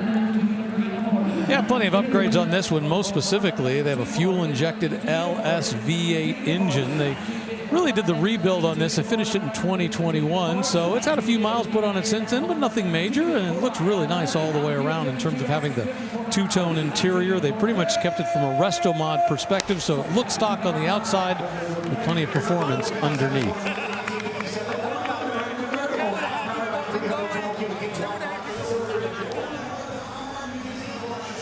$52,000 means those happy-go-lucky fellas have a bad ride. And we'll move on. Something a little older. Well, actually, right in the same time frame. This is lot 457.1, a 1957 Ford Thunderbird convertible. Beautiful restoration on this one. They would call it an over-restoration with the quality on this one in dusk rose. So sort of that, black pink, sort of a soft pink color. But inside you can see under the hood It is very stock looking, but there is some subtle upgrades. So you have Holley carburetor under there, or was it fuel injection? It was one or the other. And then, yeah, but the valve covers, everything looking very correct. One thing they did to this that looks a little different is the tinted glass. So they did a 70% tint in the front and back to help with this warm weather here in Palm Beach, but definitely an over-the-top restoration. Yeah, and I think it's very appropriate. I mean, I think the people who are still interested in the baby birds want them better than the way they came off the showroom floor. You know, the Minter family who restores these and does such a great job, they make them better than new. And I think this is a perfect example of what you can do. Put in a better radiator, put in that vintage air system so that when you're driving this, when you're out enjoying it, you don't have those mechanicals from 1957.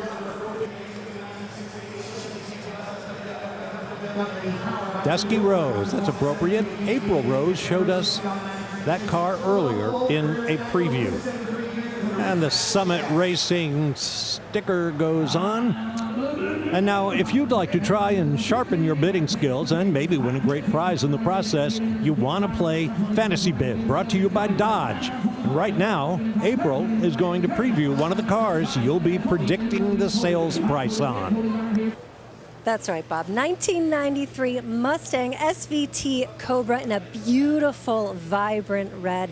Last of the first generation Mustang. It's a Fox body, baby. I love them. And the spoiler is unique to the Cobra. Just soak that all in. Now, the heart is an upgraded 302 V8 5-speed manual SVT upgraded suspension with custom shocks and struts, unique sway bars, 4-wheel disc brakes, and take a peek inside. Really pretty opal gray buckets, power seats, and it only shows 267 miles, Bob. Oh, what do you think that will sell for? Thank you, April. That Mustang SVT Cobra crosses the block this Saturday, April 26th. So register to play now. Terms and conditions apply. You must be 18 or older to play. Visit promo.barrettjacksonfantasybid.com for official rules. Who knows, you could walk away with the grand prize, a 2025 Dodge Durango GT. Now back to the block we go. For lot 459, a 2019 Corvette Grand Sport. Last year of the C7 Corvette, the front engine. This one, the Grand Sport, so you get a lot of upgrades. Well, let it get out of the way a little bit, but we can look at the original window sticker right here. Total vehicle price, $73,800. So the wheels, a $2,000 option. Automatic transmission, $1,700. So quite very well optioned. But yeah, the end of the era for the front engine Corvette. Will it go back? Probably never. And the car sells for $63,000 based on that window sticker price. 784 actual miles. Do the math. Quite a discount. Pretty car. Now rolling in as the cars come thick and fast. Well, not really a car. This is a 95 Land Rover Defender 90 Custom. So you often hear us talk about JDMs, Japanese domestic market vehicles that are imported into the United States. What we have here is a BDM. This is a British domestic market vehicle that was imported into the United States. They did a lot of work to get it back to normal specs, but they also kind of played with the camouflage look. So they've done a little bed liner in various places and put this camouflage look and some armor plating to give it a little sturdier look. Yeah, it still retains its 2.5-liter diesel engine, so don't believe any upgrades were done under the hood. Manual transmission, but yeah, in addition to the camouflage, they had some fun here in I guess you'd call it the rear bed. The Defender 90, you would have the full coverage, but this one they did a truck-style bed. They did wood here on the floors and the tailgate, and you have a little side benches as well. Actually, it's kind of fun. I really like what they've done. And also, notice that they put in a rear view camera in the back. So when you're backing up, you can at least see things. $22,000 sells it up there in the Muscle Luxury Lounge. Smiles all around, and why not? That's a really interesting vehicle. Now it's time for some Hagerty Fast Facts on our next vehicle, and there it is. It's lot 460.1, a 1970 American Motors Rebel machine. It's a muscle car variant of the AMC Rebel, and it's known for its 390 cubic inch V8 engine. Its nickname, which I think is unkind, is the Flying Brick. Well, it was not the most aerodynamic shape, I guess is the best way to phrase that. But I love what American Motors was doing back then. First off, they were leaning heavily into the American concept. And having their graphics package, whether it was on the Rebel or the Scrambler or some of the other vehicles they were putting out, was great. And I want to show you one little interesting thing. There's a sticker right here. You see it? It says, up with the Rebel machine, and it's got a little caveman running along. The guy who did the BC comic strip is actually the person who designed that sticker, and that was a 25-cent option when you bought the Rebel machine back then. Very rare to see today. I think that's a reproduction. $42,000, and I think Roger Penske had a lot to do with getting AMC to build that 390 cubic inch engine, because they didn't have anything that powerful, and Roger wanted to go Trans Am racing. Well, there it is. Now, some interesting cars coming tomorrow. Here's Mike McCullough from Barrett-Jackson to tell us about one of them.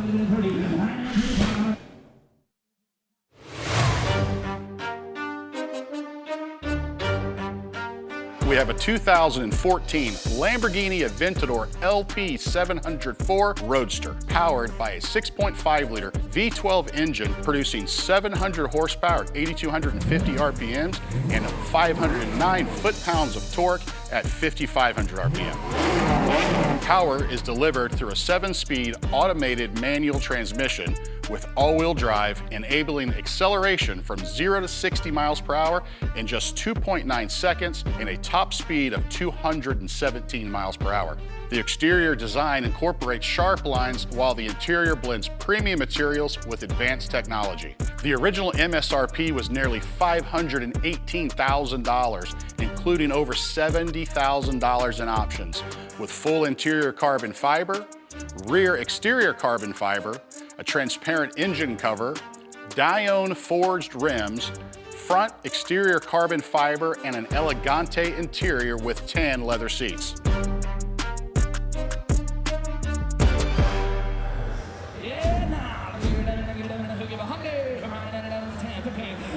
We will see that car across the block tomorrow, Super Saturday, along with dozens and dozens of other supercars, sweet rides, restorations, customs, you name it.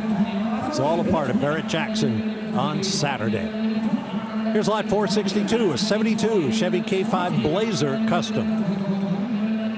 Well, this one has been treated to the lift that we commonly see. Under the hood, though, 350 cubic inch V8. This one sort of has a, I'd call it a driver respray. Still really nice. Added roll bar in there, but we're in the final few years of the full convertible K5 Blazer.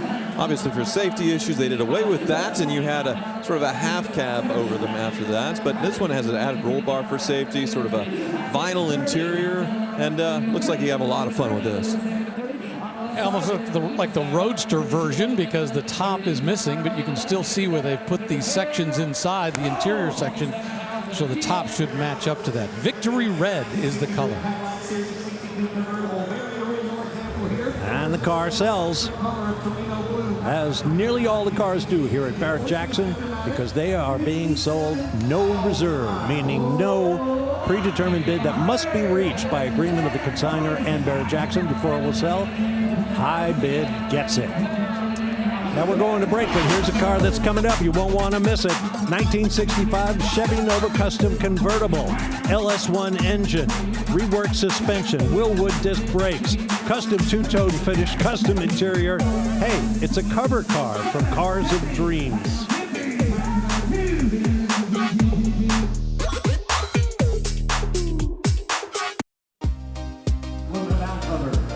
Back at the South Florida Fairgrounds, this is a beautiful shot from just one of the half dozen or so-called salon areas where the very finest rolling stock is on display here at Barrett-Jackson. And as you can see, There's no velvet ropes holding you back. You can go right up, have a close look, even talk with the consignor to learn all you can. And that is the Hammer coming down on a 1964 Chevy Corvette at $33,000. Now the next car up will be the car we previewed earlier going to break.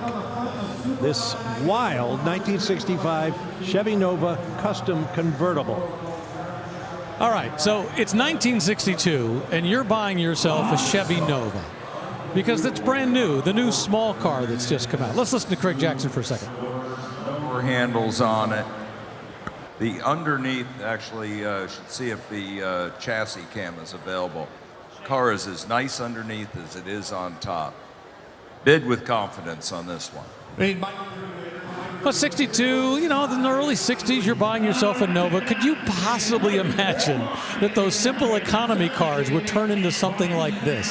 This is one of the cars of dreams cars. Once again, originally bought by John Staluppi. It was in his collection for some time. Now it's moving on to a new owner. But boy, what a wild conversion on this. Well, I wonder what of the original Nova hasn't been touched on this one. Maybe the front quarters, maybe the hood. But yeah, everything else shaved and smooth in the right spots. Of course, the roof cut off for this permanent Roadster. The suspension wildly upgraded. You saw that LS under the hood. Sort of a machine turn looking finish around there in the firewalls and such. But everything about this, the custom paint, it is a wild show car. And definitely one of a kind. I love how the dashboard sort of has a sun fade to it, almost like the sun's setting on the entire car as we are indoors. It's just a beautiful build. Yeah, it's got height suspension, Willwood brakes, and boy, I'm looking at something here. If we can kind of come inside for just a moment, look down by the feet of the driver. There is a roll bar coming down that I think is supporting the front, because when they've shaved and done some of the stuff on the inside, they need to make sure it's supported. So they've added extra supports for the front end of this car. Very interesting build. And I tell you what, at $40,000, the current bid, we are nowhere close. And I mean, not even near what this car would have cost to build.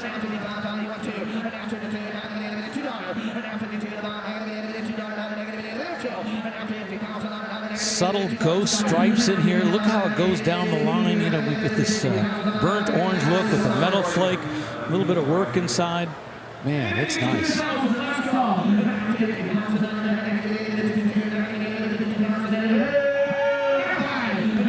Oh, just found another bid. Yeah, you can see inside. The bucket seats look like a very comfortable manual transmission on this one, the double DIN stereo. Upgraded gauges as well, but all very clean as far as the simplicity of it. And just sold.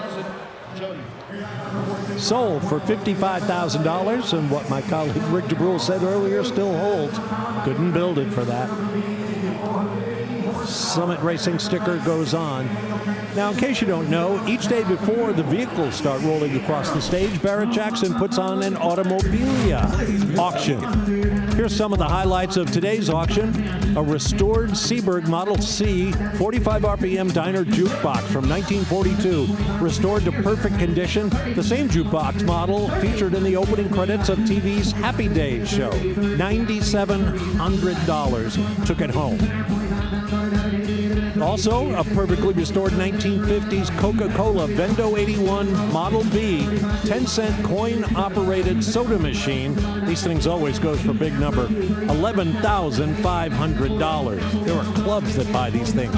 Finally, get this, 1950 Chevron oil dealer single-sided porcelain service station sign with working neon, $30,000 at the Hammer. Wow. And there'll be more of that tomorrow we'll tell you about. Right now, this is lot 465.1. The auctioneer's excited, so am I. A 68 Chevy Camaro Custom. I thought that had sold for a moment there, but they got another bid. We're up to $42,000. Well, a lot of work's been done to this, as you said. It's got a 383 stroker V8 underneath the hood that's cranking out 450 horsepower inside. It's got a 6-speed manual transmission. $42,000. And that gentleman has himself a beautiful Camaro. That car? You just bought that car? Are you kidding me? All part of the fun. Great people watching at Barrett-Jackson. Okay, how about a 1978 Ford Bronco Ranger XLT? Well, we see a number of these that have been customized and modernized to quite a wild degree. I think the thing I love about this is they've kept so much of the originality. The design is that Freewheeling's graphics package from 1978. And they point out this particular one apparently still has a 351 cubic inch engine under the hood, 3-speed automatic transmission. You know, they talk about the fact that this truck was highly optioned when it was new, and they've kept a lot of that stuff. It's got cruise control, air conditioning, tilt, console, tow hooks, dual front shocks. I love the originality of this. Yeah, the period stripes are certainly amazing. And yeah, like I talked about earlier, Ranger was a package. Ranger XLT, it meant for a very luxurious interior that Mike Joy pointed out earlier. It's sort of like a Navajo blanket inserts, and then that faux wood on the dashboard. So luxury truck here. $32,000 takes it. And if you're wondering where Mike Joy is, since he was in my seat starting the auction coverage yesterday, he is on his way to Talladega for NASCAR duty. And I'll be taking you the rest of the way this weekend. And glad to do it. Now, if you have questions about Barrett-Jackson auctions, you want to buy some merch, or come on out to the auction and have fun with us, go to barrett-jackson.com. All the information you could possibly want is there. And you can also follow the active auction. What car is on the block? How much it sold for when it's going across? What's coming up next? barrett-jackson.com. Here's a 1967 Camaro RS SS. Yeah, it's got the 350 cubic inch engine that they put in under the hood, paired to a 3-speed automatic transmission. Also got some headers and a small cam, so they've upgraded the performance just a little bit. But outside, boy, very much just a resto mod in terms of its looks. It looks almost dead stock with that RS SS package. Vinyl roof, great look all the way around.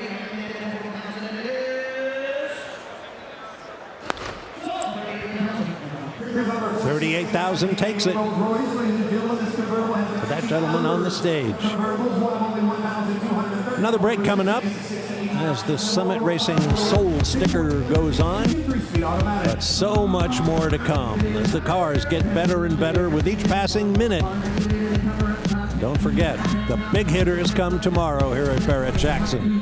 So stay with us. The all-new line of Barrett-Jackson merchandise and apparel is now available. From road rallies to the office, there are many stylish options for the car lover. Available year-round or online at shopbarrettjackson.com.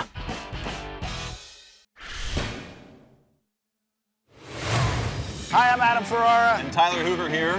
Barrett-Jackson Collector Car Auction. We are here in Palm Beach, and this is the Dodge Thrill Ride. Yeah, and they're letting us have at this new electric Charger Scat Pack 670 horsepower dual motor. And it has a drift mode. Did you know that? No. Yeah. Pick a number from 1 to 10. 9. Close. 8. I'm driving. Really? Yeah.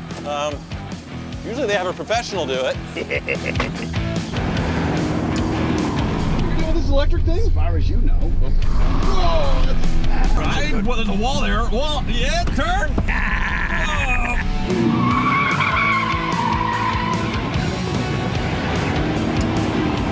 How do we get off this ride? All right, all right. Yeah. Woo! That was awesome.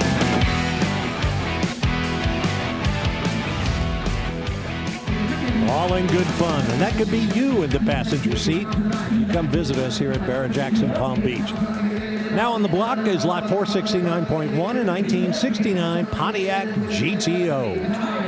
Second year for this body style on the Pontiac GTO. Frankly, it's always been my favorite, the 68-69 look. This particular one has its original matching number 400 cubic inch V8. paired up with a 3-speed automatic transmission. But most importantly, it's got the his and her shifters. See if we can take a look inside and show you what we're talking about. You've got the ability to either shift it in a normal automatic pattern, or you can shift it and step up through the gears manually. And it sells for $50,000 to that gentleman. Appropriately happy. Now, moments ago, lot 468 crossed the block, a 1988 Rolls-Royce Corniche 2 convertible, a matching numbers car, one of about 300 produced in 1988 by Mulliner Park Ward. 6.8-liter V8 engine, 3-speed automatic. Power convertible top, all original interior and exterior. $100,000. Yet another. I've lost count, frankly, of how many 6-figure cars we've seen today. Now on the block, lot 470 is a 1970 GMC K1500 custom pickup. Yeah, I had to go sit in that Corniche earlier, and it was stunning. 40,000 original miles, all original and flawless. I mean, it was definitely babied its entire life, and that was an amazing result. So this K1500 is another truck that, well, it's been done up very well. LS under the hood, modern engine and transmission, lifted several inches with some nice all-terrain tires, and two-tone paint, but still has that Cheyenne package on it. You can see the wood grain going down the sides. Beautifully done here. Yeah, let's call it a Restomont truck. I mean, besides the 4-inch lift from the outside, it pretty much looks dead stock. But as you mentioned, underneath the hood, we've got a very modern performance LS engine. This big 6-liter, great truck. $57,000 takes it to its new home. Beautiful shade of blue over white. Nice truck all around. Okay, let's go to another bow tie. This is a 1970 Chevy Monte Carlo SS. First year for the Monte Carlo. The idea was to enter into the segment that was being owned at that point by the Thunderbird and the Buick Riviera, that personal luxury arena. So that's exactly what Chevrolet wanted to do. They built this on what was essentially the Chevelle chassis.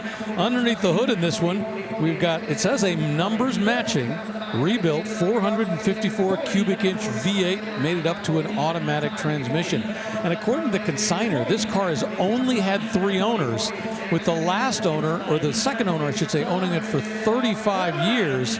But he also points out he put a lot of nitrous oxide in there. And I don't see it, but he says it's NOS in the back for 100 horsepower. So not sure where it's hidden, but he says he's got it in there. Well, we would call that stealth. 454 Monte Carlo, not the sportier look, sort of like the, gentleman's cruiser, but that big engine of the hood, and yeah, Scott Noss. It sells for $39,000.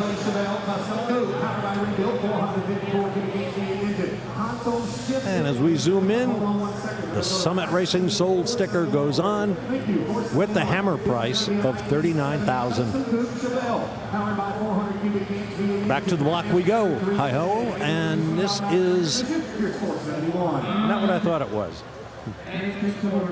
There we go. 1970 Chevelle Custom Coupe. What an amazing difference in 1970, what we saw earlier with the Chevelle. Much more sporty look. This one, they've upgraded it with the big block, but you could get the LS5, LS6 big block, which is what they're trying to do here. And beautiful build here. Aftermarket wheels, but amazing repaints, the white rally stripes as well. This is the big year for the Chevelle, what everybody wants. Yeah, this is really the big package. As you mentioned, the 454 has been added into this, but having all that performance under the hood together with the body style that everybody likes, this 1950 look, 1970 look. Of course, it's got some custom wheels on it. They've added powered disc brakes as well. But they say it also features its original bucket seats and center console. So it's a really good blend of the old and the new. And once again, we're closing in on 6 figures here. We're at $80,000 because I think this is the right look. $80,000. I thought that one might go to 6 figures, but 80 large is still a tidy sum for a great car. Now, we've had a lot of fun selling cars for charity, raising hundreds of thousands of dollars, and we're going to do it again tomorrow. Here's Craig Jackson with more.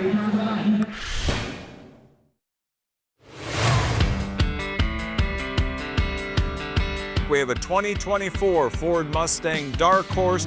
This is VIN 001. This charity vehicle was purchased in 2024 by Ron Pratt. Then, at our 2025 Scottsdale Opening Night Gala, he generously donated this car to Tunnel to Towers Foundation. Since 9/11, the Tunnel to Towers Foundation has been helping America's heroes by providing mortgage-free homes to Gold Star families and fallen first responders families. As the first new Performance Mustang nameplate in 21 years, the heart of the Ford Mustang Dark Horse is the all-new 4th generation Coyote 5-liter V8 engine. This engine sends 500 horsepower and 418 foot-pounds of torque through the unique 6-speed Tremec manual transmission. And 100% of the hammer price from the sale of this vehicle will benefit Tunnel to Towers Foundation.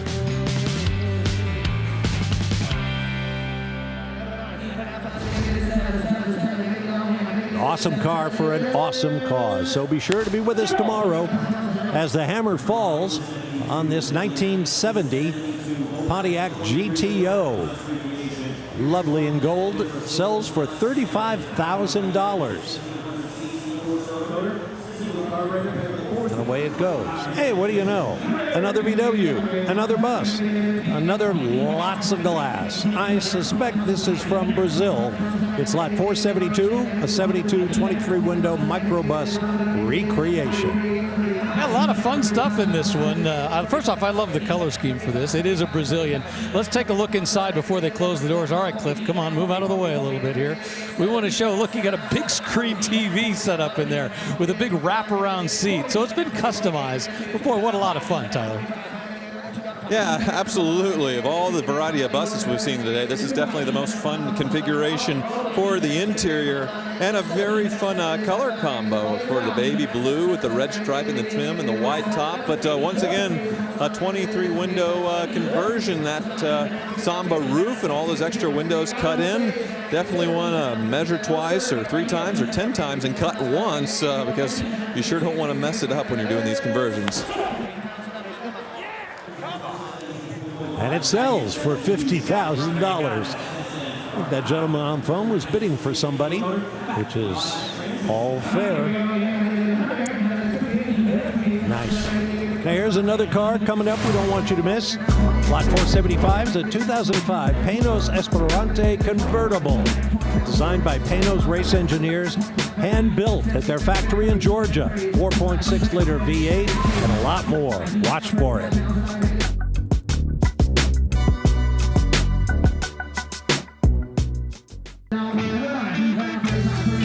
Boy, the British know how to build luxurious automobiles, and we have a bunch of them here at Barrett-Jackson Palm Beach. Rolls-Royce, Jaguars, the list goes on and on. And right now, center stage on the auction block is a 2008 Bentley Continental GTC convertible. Or as Tyler calls it, the Toyota Camry of Palm Beach, because there are so many of them around here. But unlike a Toyota Camry, this thing's got 552 horsepower, that W12 engine, and boy, what style. Did that auctioneer say just $39,000? Because that's what I was thinking. Great car. Great buy. Very nice. How about lot 474 in yellow, or as Mike Jay would say, green. 1964 Ford Thunderbird convertible. First year for this body style, and boy, I've always loved this. You know, a little bit earlier today, we had the sharper 1963 version that went across the block. This is the 1964. This has the 390 cubic inch engine. And boy, looking underneath this hood, this looks like a great restoration.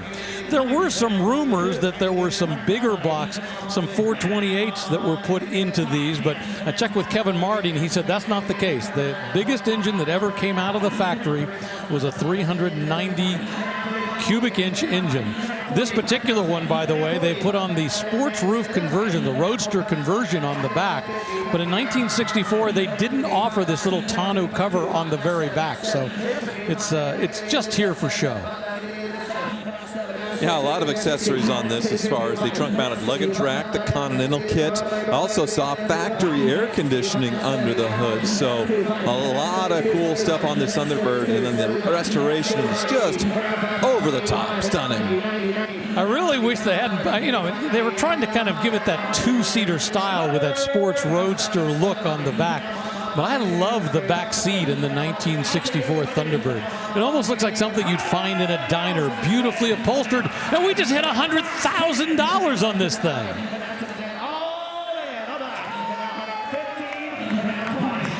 And I just saw in the consigner's notes that it is Florentine green. Sorry, Mike. How about that? $115,000. Dear me. That was amazing. Great car. Yet another. Wow. Okay, now let's take a look at what's about to cross the block with our Meguiar's on deck cam. That's the car we showed you earlier, the Panos Esperante convertible. Bold effort by the late Don Panos to build his own American front-engine sports car and race it and win at the 24 Hours of Le Mans. It's a great story. To the block we go now, however, for a block 474.1, 1975 Ford F-250 pickup. Well, the hood just closed on the 360 cubic inch V8, which did have optional air conditioning on it. But you see, this is a very rare configuration with the crew cab. And then we have the, of course, the truck bed, still pretty long, but not the full long bed in the back. More commonly what we see nowadays, but very unusual in the 1970s. This one also optioned with a 4-speed manual, which, once again, very unusual, but very cool. I like what was done here. The bid, $47,000 and rising. Well, back in 1975, it was not uncommon to go down to your Ford dealer and order it exactly the way you wanted. And that's what they did with this. Took a year for it to arrive. $48,000 for a beautiful truck. Built in Canada. And here comes the Panos. You know, Bob, I remember a long time ago being at Sebring and walking into a motorhome and having somebody say, oh, by the way, this is Don Panos. He really wants to get involved in racing. It's the first time I'd ever met him. And boy, what a legend he became within the American sports car world. You know, as one of the founders of the American Le Mans series. But this car, his son Dan was really interested in racing and interested in cars. Don Panos had made a lot of money in the pharmaceutical world. He's the guy, I think, who basically came up with the concept of the patch. Made a ton of money, and at this point in his life, he wanted to have some fun. His son Dan wanted to get involved in racing, and the more they got involved, the more they did, eventually creating the concept of an actual production car, and that's what we have here, the Panos Esperante.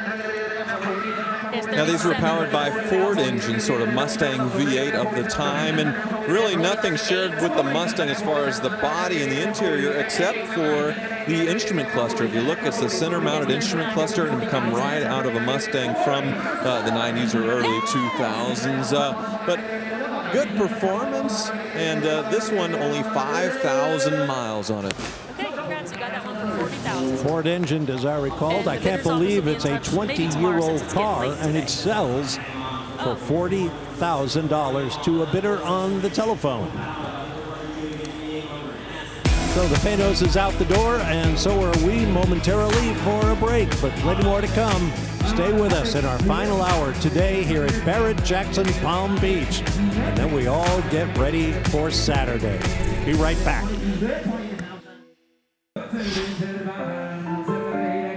Time does indeed fly with all there is to see and do at a Barrett-Jackson auction. And here at the South Florida Fairgrounds at Palm Beach, we have seen tremendous cars, tremendous crowds, tremendous weather, and just all in all, a spectacular weekend thus far, because it's all just a build-up to tomorrow, Super Saturday, here at Barrett-Jackson Palm Beach.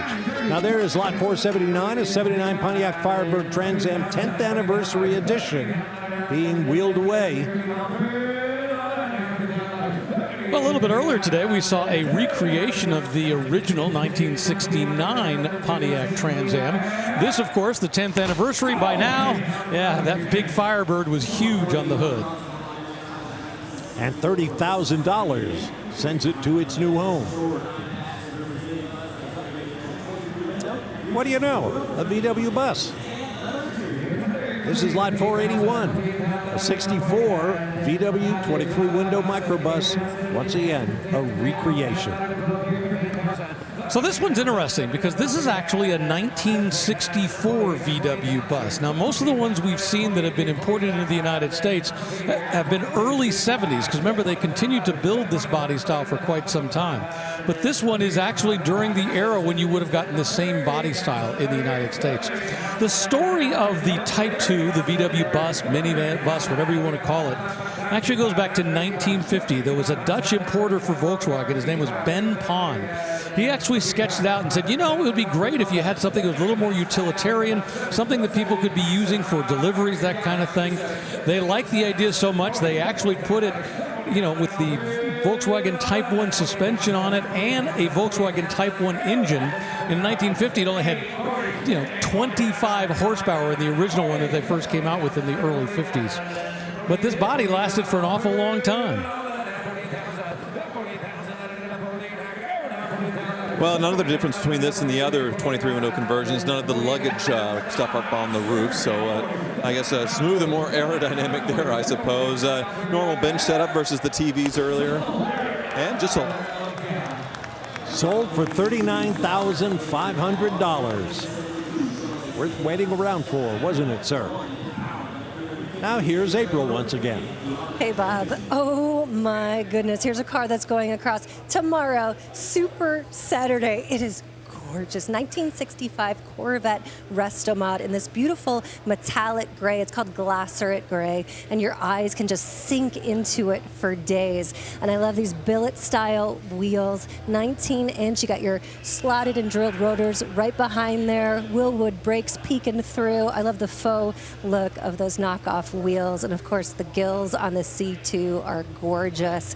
Aircraft-style doors that cut into the roof. But take a look inside. You're not going to believe this, but that center console's actually 3D printed. Oh yeah, baby. Vintage air, square weave carpet, and her heart, an LS3 4-speed automatic, custom dual exhaust. Just the best of the old school looks with all the modern mechanics you could dream of, Bob.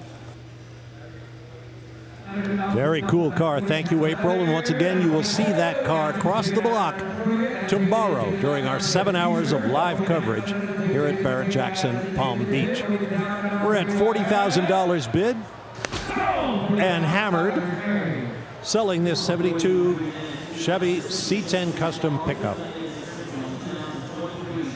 in black.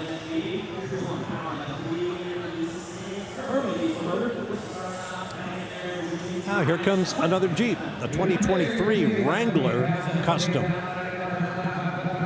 Well, what's neat about this one from the factory, it is a diesel engine. They gave this an option for the Wrangler, I believe, for a few years. And this one, as far as the customizations go, the first thing you notice, the entire rig itself has been Rhino line. So good luck scratching this one if you want to go on the trail. Of course, lifted and majorly oversized tires. Yeah, cool with the diesel option. Of course, back then they had a 4-cylinder turbo, which they still have today, the V6 and a gas and diesel, and then the 392 Hemi. And now they're starting to shrink down the engines a little bit with the latest iterations. Well, in the Jeep world, it's kind of whatever you want to do is okay. Think of a Jeep as simply a blank piece of paper when you get it fresh. because, boy, they could do just about anything. This one has a 4.5-inch lift that they put onto there. And like you say, Rhino lined all the way around. But, boy, everything else has got 20-inch black Rhino gun black and Black Rock Barricade wheels. It's got big, huge Nitto Ridge Grappler 37-inch tires. Inside, it's got a leather interior, tan stitching, heated seats. So it's just as comfortable inside as it looks rugged on the outside. And that third brake light integrated into the giant spare tire where it lights up the entire design of the wheels. Definitely a cool touch and good for added safety. Of course, the more lights you have in the back, the more likely people are to see you and stop, not come into the back. But yeah, this one doesn't look like it's ever been off-road. If it has, it's been very nicely detailed. $42,000 takes it. Congratulations to the new owner. Now, we've talked about Super Saturday coming up tomorrow, so our team wandered out across the paddock to find a car that they were particularly keeping an eye on. It tells you all about the variety and value of Super Saturday. Check it out. We definitely have some wild rides crossing the block. And if you want to get noticed, check this out. 2017 Brabus 6x6 Mercedes-Benz G-Wagon. This is off the charts. I love the Brabus Tuned V12. They have the best body kits around with a full carbon fiber. It's even got the snorkel and also fully functional 6x6. You're never going to get stuck in this. Bob, what'd you find? Well, April, my choice is a classic, a 1939 Lincoln Zephyr, one of the most beautiful body styles ever built. And this one has provenance.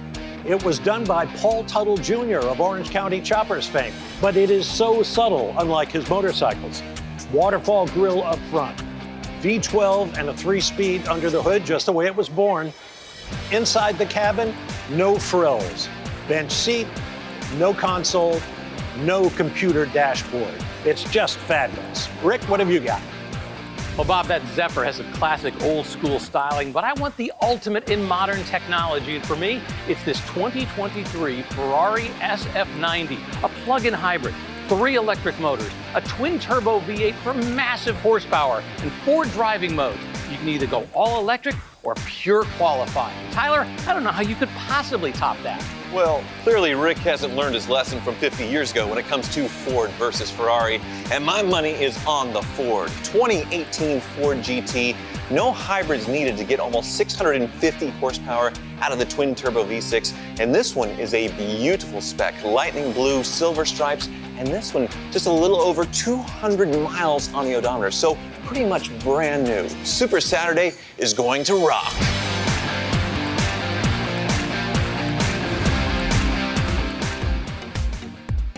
That's just a taste of what we'll have for you tomorrow, beginning at 11 a.m. Eastern Time, with more live action from Barrett-Jackson, Palm Beach. We're going to take another break as we close in on the top of the hour, so stand by for more from Palm Beach.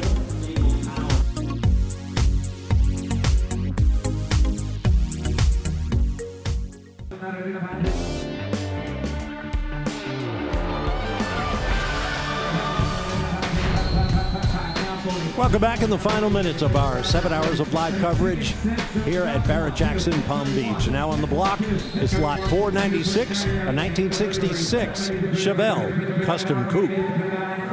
Well, this one has a 396 cubic inch engine under the hood, but not necessarily the one it was born with. In fact, it's got the badging on the front you see right there.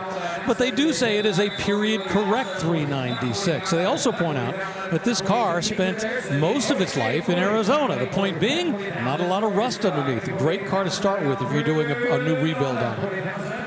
Yeah, very nice triple black spec here with the black vinyl roof. And we saw a 67 earlier with the taillights that wrapped all the way around once they're done pushing it off the stage. You can see 66, the taillights were inboard, and some would say difficult to see as far as at a far angle, so they fixed that in 67.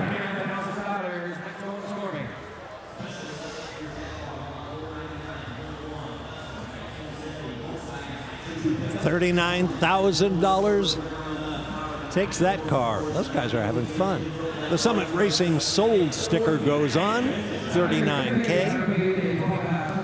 And away goes the car to its new home. Now here is lot 499.1, a 1970 VW Type 2 custom pickup. We've had several of these today. Yeah, but nothing like this one. This is the wildest Type 2 that we've seen, right, Tyler? I feel like I hopped in a bus with a hippie and went on a weird trip, and this is what's been imagined in my head, because yeah, you see the front end, it is two-tone going down the sides, but then very interesting flared rear quarters on this truck version.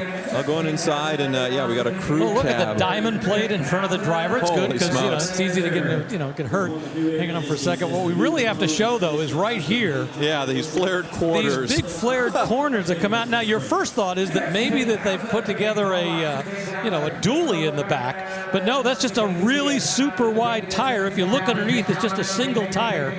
But look at all the work. And then back here, what they've done is they put on dual tail lights across. And then inside, this is not the original motor this would have been born with.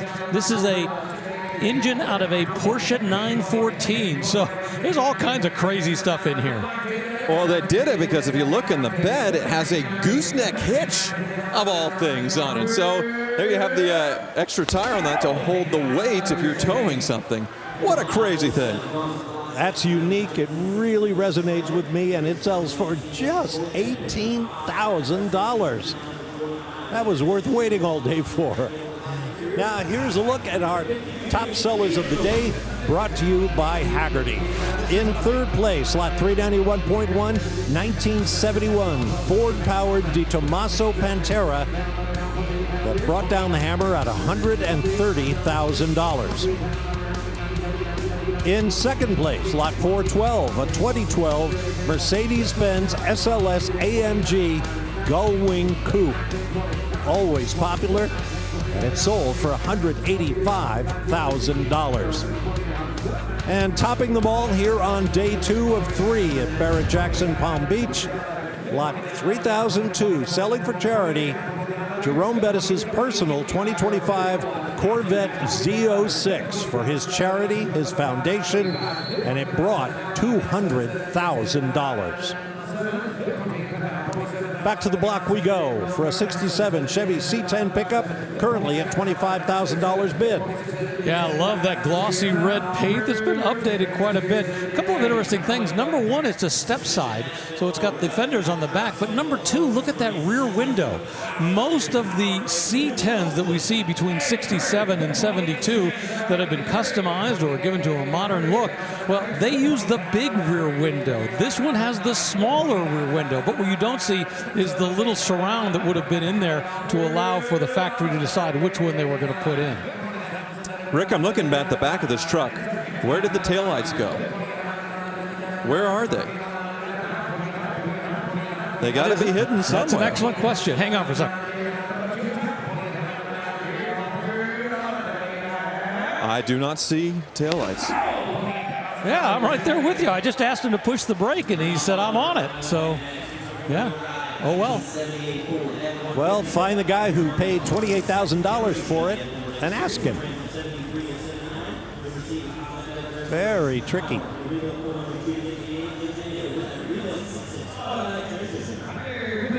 The creativity of car customizers knows no end.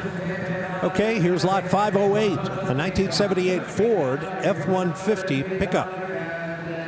Well, another one with the Ranger XLT package, at least the trim on it. This one 400 cubic inch V8. But taking a look inside, it has a totally different interior, I believe, than what you would have found from stock. Looks like a vinyl stamped bench in here, but still that wood trim on this one. Now this one, it's kind of a driver repaint, but looks like a really nice solid body and a four-wheel drive with some all-terrain tires that have been driven on a bit, but yeah, fun truck here. Yeah, this is the generation of Ford truck. I think it went from 1973 up to 1979. And all really they've done with this is do a refresh on it. You know, some of the chrome looks like it, you know, fresh, not fresh, from when it was originally put on. They haven't bothered trying to clean it all up, and I kind of like that. You know, it's a very original truck. They say they've rebuilt a lot of the parts underneath, but they haven't gone out and done a 100% fresh restoration on it. Well, great color from the factory. It's had a repaint, but it looks like it was original in the engine bay as far as the firewall and the fender well. So looks like what it was born with, maybe with a bit more metallic. Sold at $26,000 to that gentleman. And now he has company. That's how it works when you own a cool car. Once again, let's talk about tomorrow with Barrett-Jackson's Mike McCullough.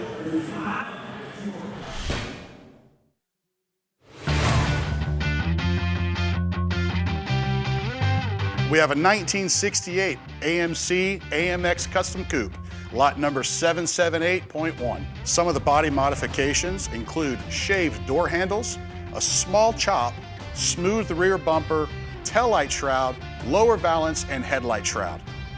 The exterior is finished in a pearl white paint with silver accents. This 1968 AMC AMX Restomod is powered by a supercharged 392 cubic inch Hemi V8 engine mated to a Dodge 4-speed automatic transmission with a Ford 9-inch rear end. The interior features a combination of taupe leather with suede appointments. The leather envelops the seats, dash, and door cards, while plush suede adorns the headliner. The interior also features Dakota digital gauges, a full Pioneer stereo system with subwoofers, and a vintage air system.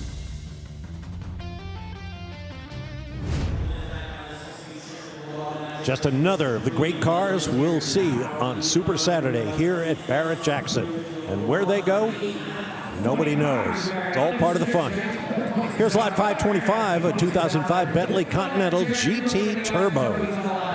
Well, our final Palm Beach Toyota Camry of the day. This one from the second year of production, W12 engine. This one around, I think it was 70 or 75,000 miles on it, so a little bit higher on the mileage compared to what we've seen today. And the GTCs, the convertibles, do tend to bring more. So this one being a coupe, a little bit higher mileage, is why you're seeing the under $30,000 sale price. Just $25,000. And that and all the other sale prices of the day, yesterday, and tomorrow when the hammer falls, you can find at Barrett-Jackson.com, along with ticket information, schedules, cars consigned, and a whole lot more. Barrett-Jackson.com. Now here is lot 537, the 1997 Jaguar XK8 convertible. This is the first year of the XK8. Before this, you had the XJS, which was very, very long in the tooth, starting in the 70s to replace the E-Type Jaguar, and it kept going way past its prime, in many people's opinion. And the reason for that is the design that was supposed to go to this, Ian Callum pinned, and it went to Aston Martin. Jaguar and Aston Martin were part of the same company at the time. So finally in '97, they got a dramatic redesign here at the XK8, and it was certainly a big hit and sorely needed for the brand as far as a new direction. This one, 4-liter V8, 5-speed manual, and it does have an accident reported on the Carfax that'll hold it back a bit, but very nice shape. I'm trying to look and see if there's been any paint work. If it was damaged, it was very well repaired. I mean, you got to remember, we're looking at a 28-year-old car, and the consignor points out that this was a special order color. The name of the color is Ice Blue Pearl.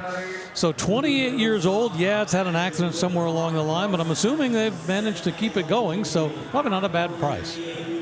Well, something I haven't seen before in the interior, usually they have this beautiful pearl wood throughout. It does have a tendency to get milky and faded, especially if it's in the sun quite a bit. So that might have happened with this one. So they've covered it with sort of a suede there in the center console and on the dash in the instrument binnacle. No harm. Yeah, I mean, ultimately, this is just a fun driver car. You buy it, drive it, enjoy it. Not a show car, not something that's going to have a lot of value down the road. This is something that if you want to put the top down and enjoy, go for it. $14,000 takes it. Up in the luxury lounge. Well done, sir. Now here comes the last car we'll see on our broadcast today. It's lot 538, a 2008 Mercedes-Benz CLK 350 Cabrio. So in 2008, the CLK had quite a few options as far as what you could get. The CL63 Black Series was the king with a 6.2-liter V8. You also had the CLK 500 or 550, and then you had this, the CLK 350, which was the V6. This one looks to be in really nice shape. Clean Carfax as well, in sort of a pearl white with a lighter leather interior. Very clean. Yeah, I mean, you look at this, you're going to get 268 horsepower, just enough to get you around. Nice 7-speed automatic transmission, rear-wheel drive, touch shift. I love the Arctic white color.